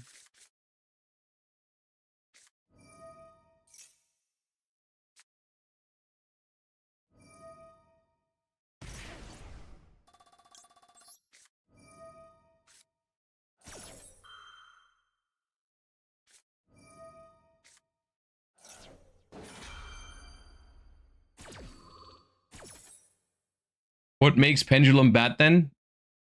It's a combo slop design that is worse than other combo slop that we have. So that's why.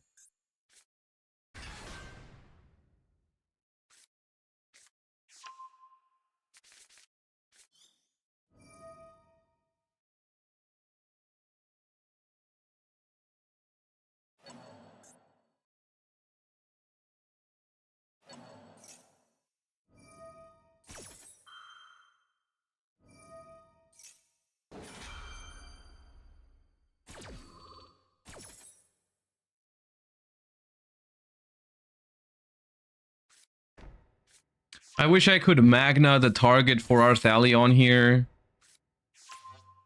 but I don't want it to get negated by Molulu.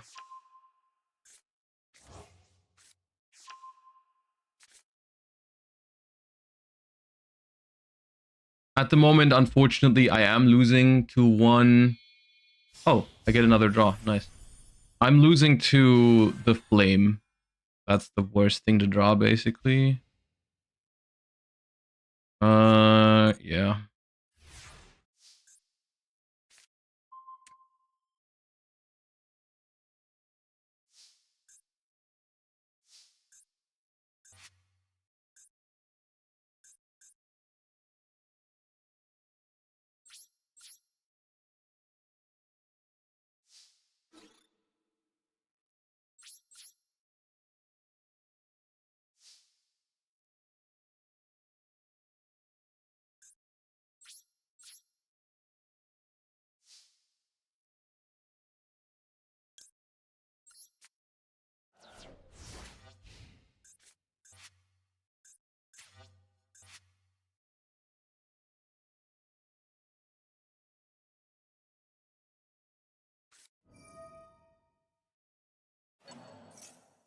Why would you banish Maxia, not Urgula?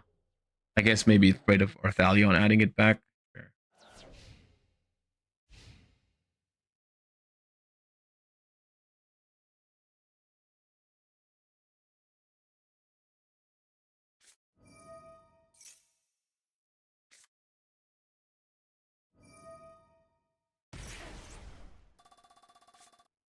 I mean, I just die in to the normal summon already. It's yeah.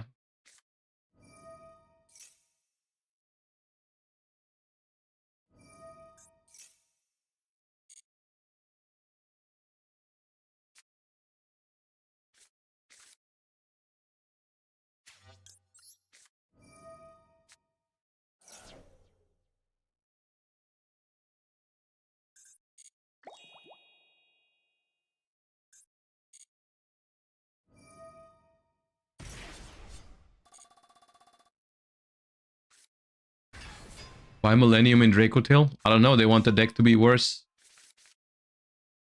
They were winning too much.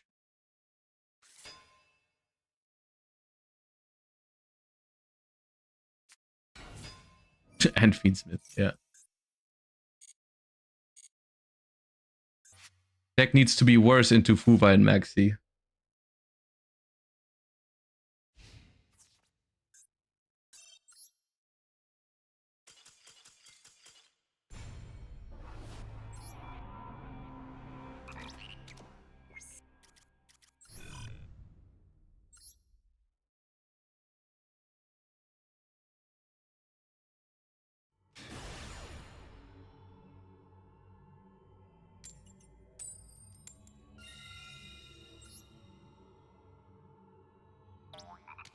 Zeronimus, thank you for the 18 months. I appreciate that.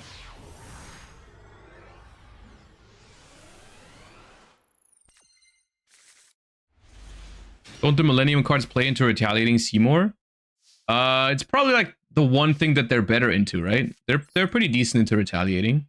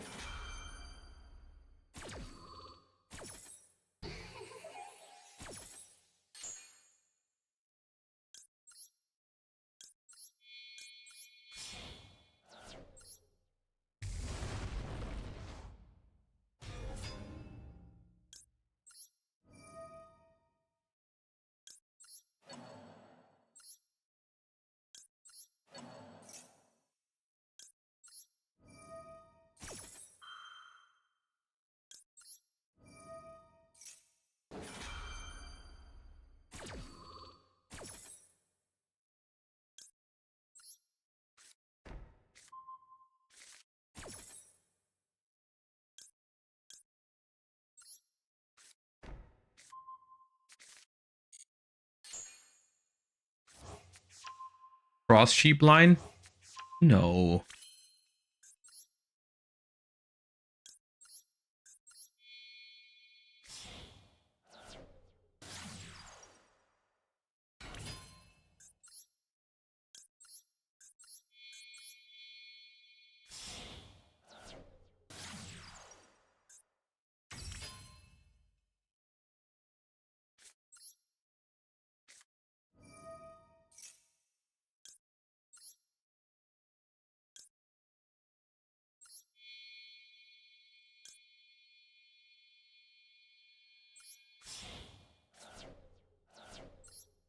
I mean, if this is cross sheep, I can use Frixel as fusion material, I guess.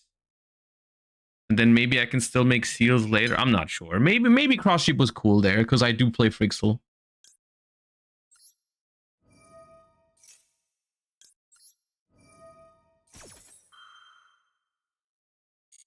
You cannot do seal and sheep? Yeah, probably not. Because then cross sheep occupies the EMZ, right? I can pop it with pan, but I don't know.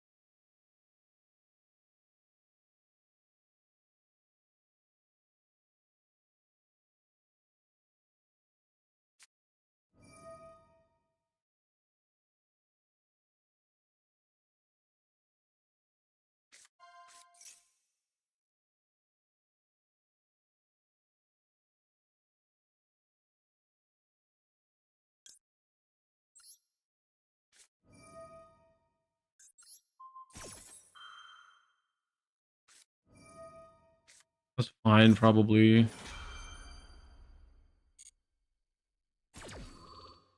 I always like when they use Ash or Bell on my first trap, because the first trap isn't shuffling back another trap.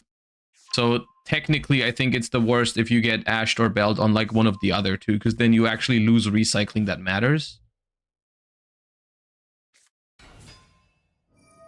Which also, when I play against Draco Tail, I try to not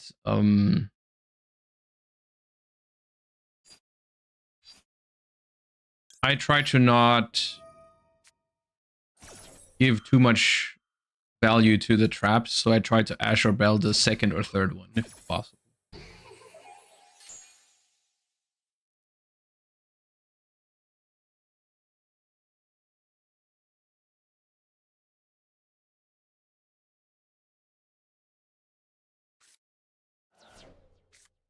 Of course.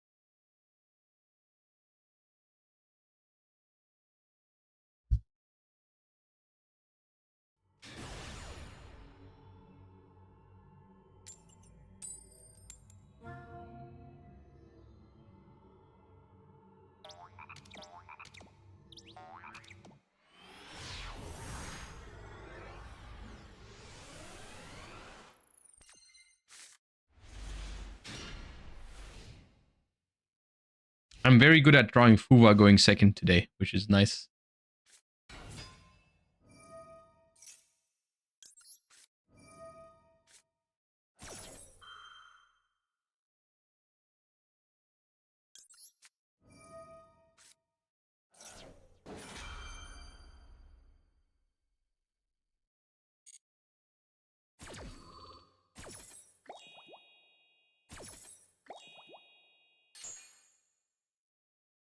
It's a shame they didn't have the Toad Mate return in the shop even once. Wait, you can't get the Toad Mate anymore? Really?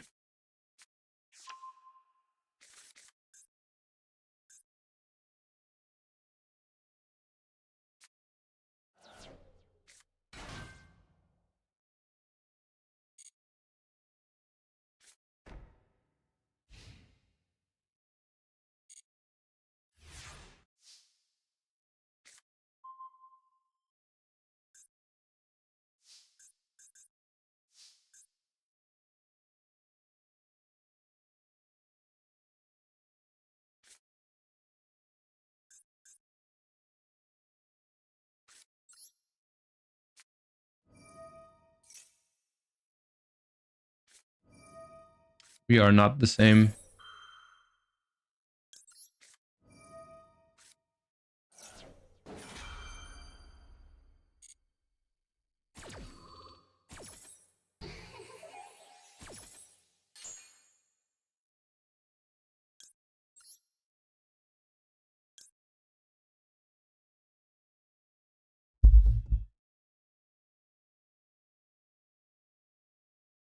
So I think the set is Plasma Hold. That's the only way this makes sense. So I don't want to pop it with Urgula, I think.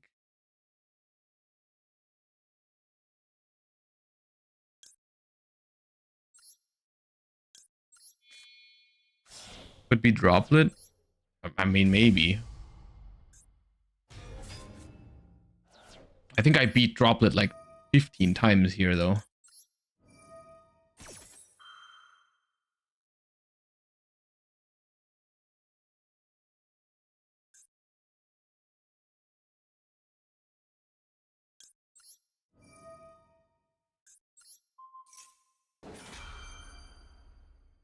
Would it be too crazy to ban Ash and TCG to buff Charmies? No. But we aren't ready for that conversation yet.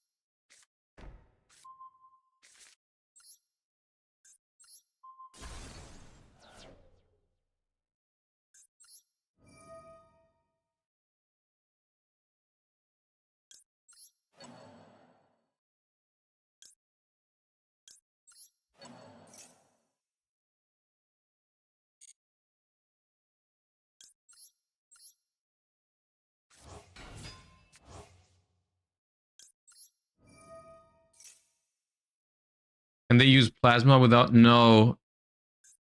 I don't know what the set is. In my opinion, it made sense that it was Plasma Hole because the way they just summoned X and didn't do anything with it. I didn't really understand that if it's not Plasma Hole. But I don't know.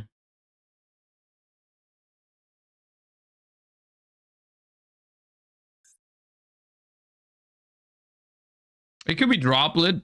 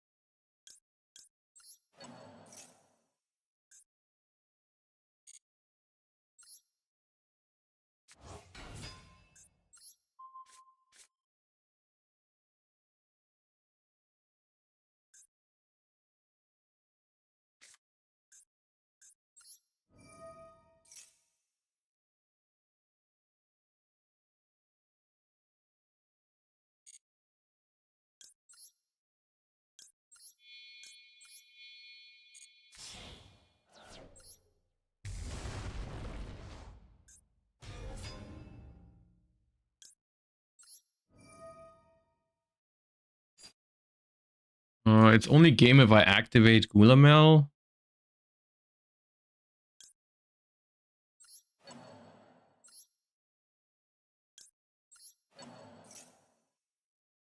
I can probably afford to activate Gulamel. I can try to go for a game. If they have Nib, it doesn't matter. Like, I win anyways. I have Maxi, Bell, Ash, Horn. I have all 3 traps. Bro, I genuinely think it's crazy, but maybe I know it's a very Josh opinion, but it's like if a deck like Draco Tail's in the format and they're like you just have the option to play a top tier deck that doesn't get slaughtered by Maxi and Fuva, I think it's crazy to normal summon Ice Ryzeal. I think it's insane behavior.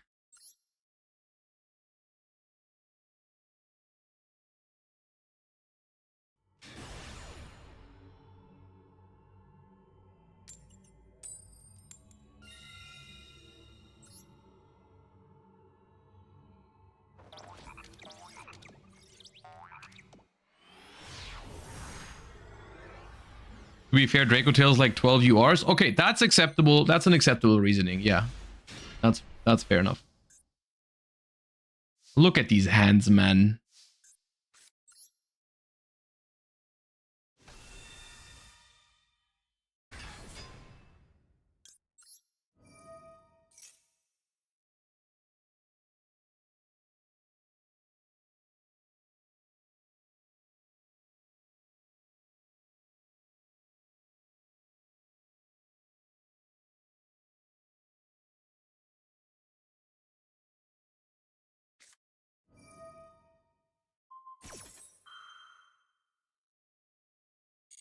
Okay.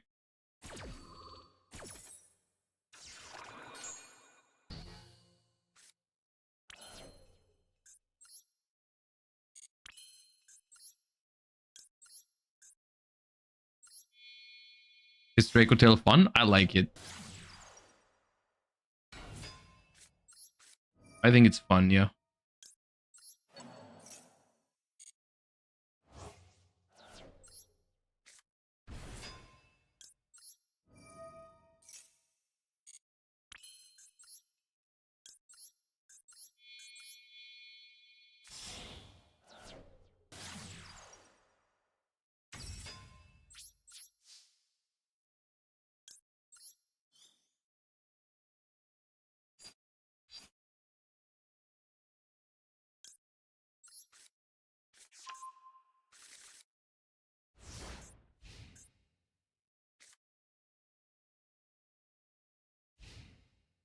Do you enjoy Draco Tail or Mitsu more?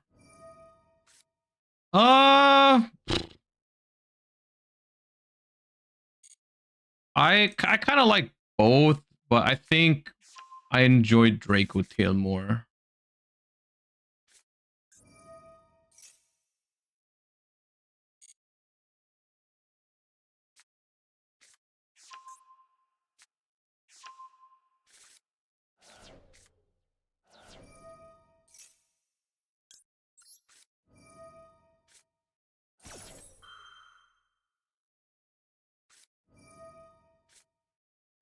Of course.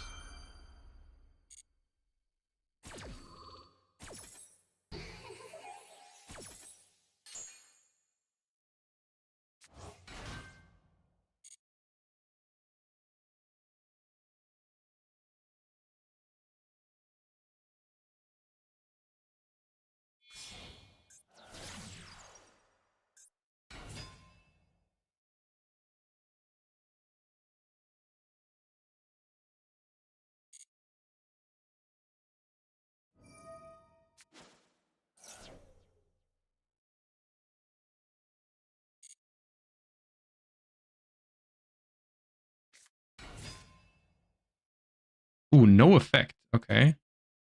That means another engraver in hand, I think.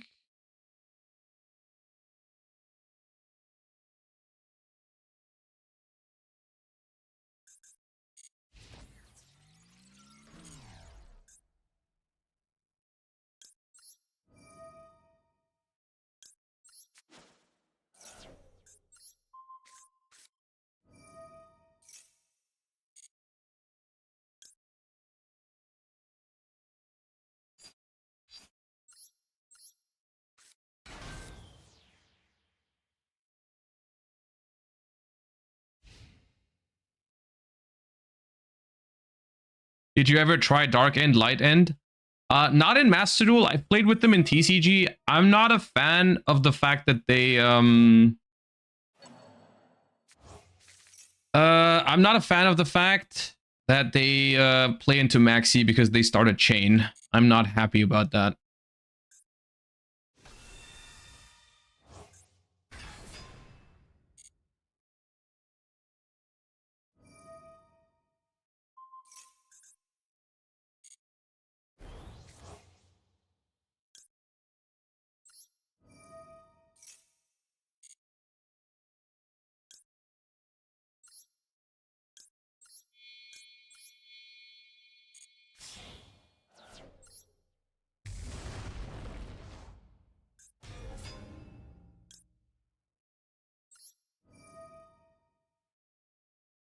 Did you try the Shadolzar Dissolver?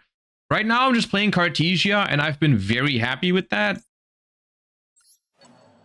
So not yet. But I'm willing to try them at some point. I think I'm going to focus a lot of my energy this week on trying different Draco Tail stuff, because I'm pretty sure this is what I want to play for the Duelist Cup. I don't see myself playing a different deck.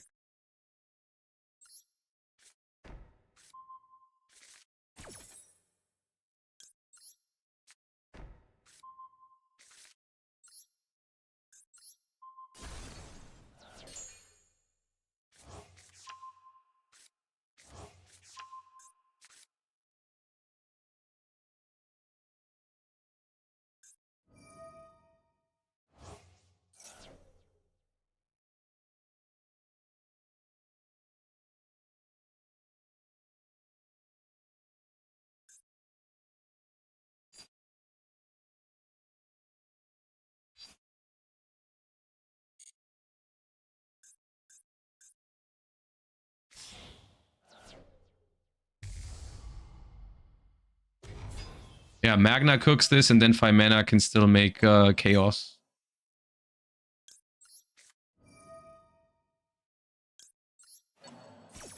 Josh is right, hiding his real DC deck, which is Malice. I even said earlier, there is a chance I will play Malice during the Duelist Cup for a little bit, because I think I think it's realistic that people play Retaliating Sea, and if I notice that there's a lot of Retaliating Sea, then Malice is probably the best deck to play against that. So, like, I don't think it is so unreasonable. This hand is insane, by the way. I don't think it's so unreasonable to think about like playing Malice, at least at some point in the tournament.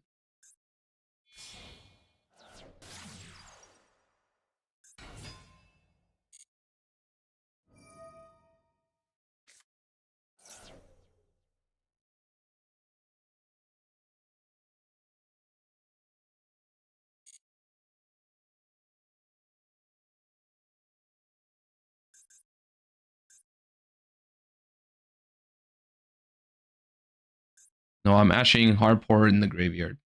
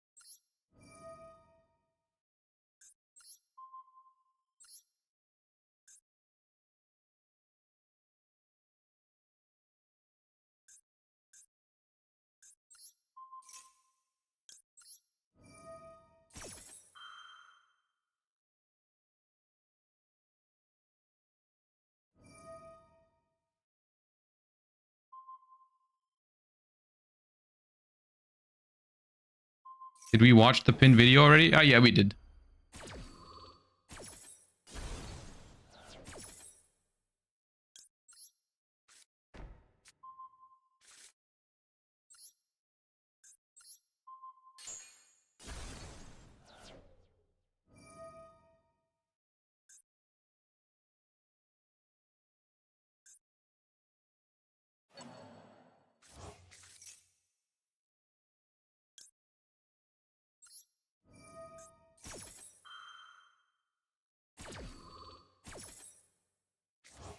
We also talked about the reprints for the Charmer deck. Yeah.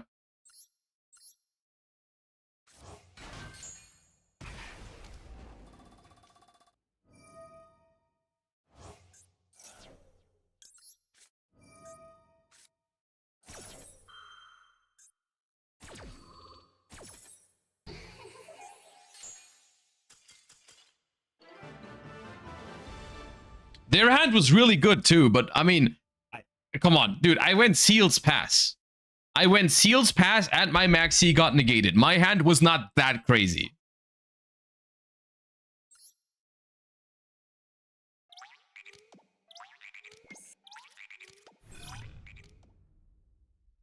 So yeah, I don't know. I've been enjoying this deck a lot. By the way, if you've noticed, I've taken out the Veilers for some more engine. So I've increased the number of Urgulas. I'm also playing the Frixel now, just because, and a second Cartesia, just because I noticed, like, even though, you know, the pure deck, I like it because it has the least amount of bricks in the deck, I still had some hands where I would pass to like one Ash on like one of my spells, or like on Lucius. So I really wanted to like increase the number of good openers where you don't rely on those resolving. So I wanted like more Draco Tail names, as well as good, like Cartesia is just my favorite normal summon in this deck, because it's even if it gets impermed, you can either you can just pass and then fuse on the opponent's turn, which is what I like so much about normal summoning Mululu as well. So I've been liking Cartesia a lot. Also, Cartesia beats Retaliating Sea. Fusion deployment is fine, but I just don't like the fact that it's a spell. I really want to have as many monsters as possible, because there are so many games in this situation where it comes down to, you know, draw monsters to resolve your Draco Tail fusions, and also like fusion deployment is bad into Fuva and so on, right? So I've been liking this. The extra deck, I never made Goddess yet, and I never made I very rarely made Cross Sheep, I think. Second Gulamel has come up for me. I like it. And then I like the pure version. You have a lot of space, so I like that as well. You know, you have all the options like Chaos and Philia Regis and stuff like that. I think it's cool. I make Seals a decent amount. Do you really need Frixel? I don't think you need Frixel, no. I think Frixel could be something else. I just wanted more Draco Tail names. And but it's been neat sometimes. You know, I've barely ever been bothered by it, I guess. Like it was just neat to have another option. Because some lines with Secretarion into Frixel were pretty neat. Yeah. Big fan of 2 Secretarion. You could play a the Goddess hasn't come up. Literally, I currently only have one, and as you can see, I don't have the crafting points to make a second one, so I just haven't bothered. But yeah, I'm just messing around with this. I don't know, Bell. I'm not sure how I feel about Bell. I like Bell in the mirror matches. I like Bell against, or Bell is okay against Malice. Although against Malice, I think Valor is better. And I think Bell is good against Mitsu, which I think makes for enough of a reason to play the card. But Valor is also, you can make a strong argument for Valor as well, I think. But yeah. Can you click on dismantle all leftover cards?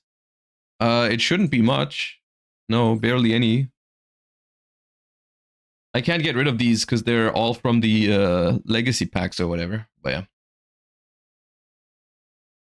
Is Seals better than Verte? I mean, what am I in pure Draco Tail? You just can't use Seals, no? Am I missing something? These do not work with Verte.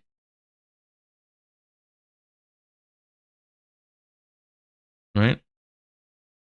I was thinking about playing Purulias, which might sound odd because Purulia is like so mediocre in the mirror and also bad going first, but at the same time, like I think Charmy's against Malice and Ryziel variations, I think Purulia is really good. And I think in a deck like Draco Tail, where you can just fuse it away in the matchups where it doesn't do anything, I was thinking whether it might be decent. But yeah.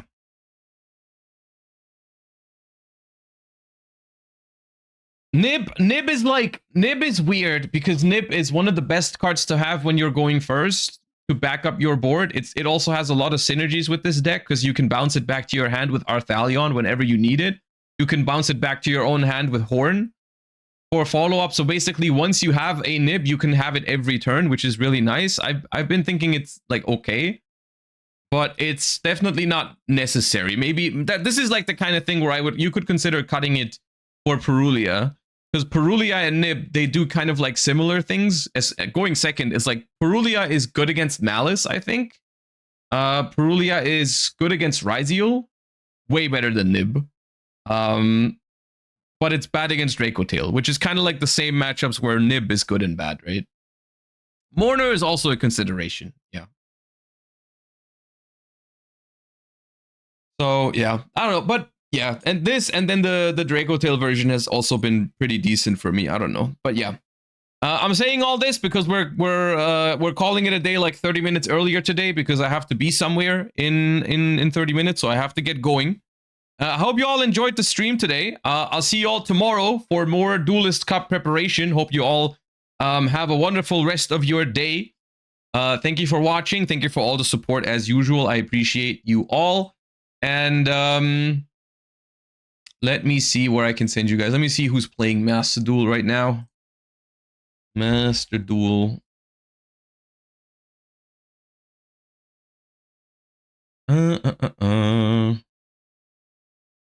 Who is playing a base deck?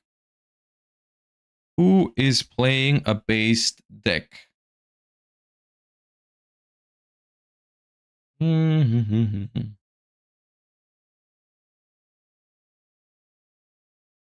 All right, I see someone doing Odeon Argo Stars Gaming. I'll send you guys over there.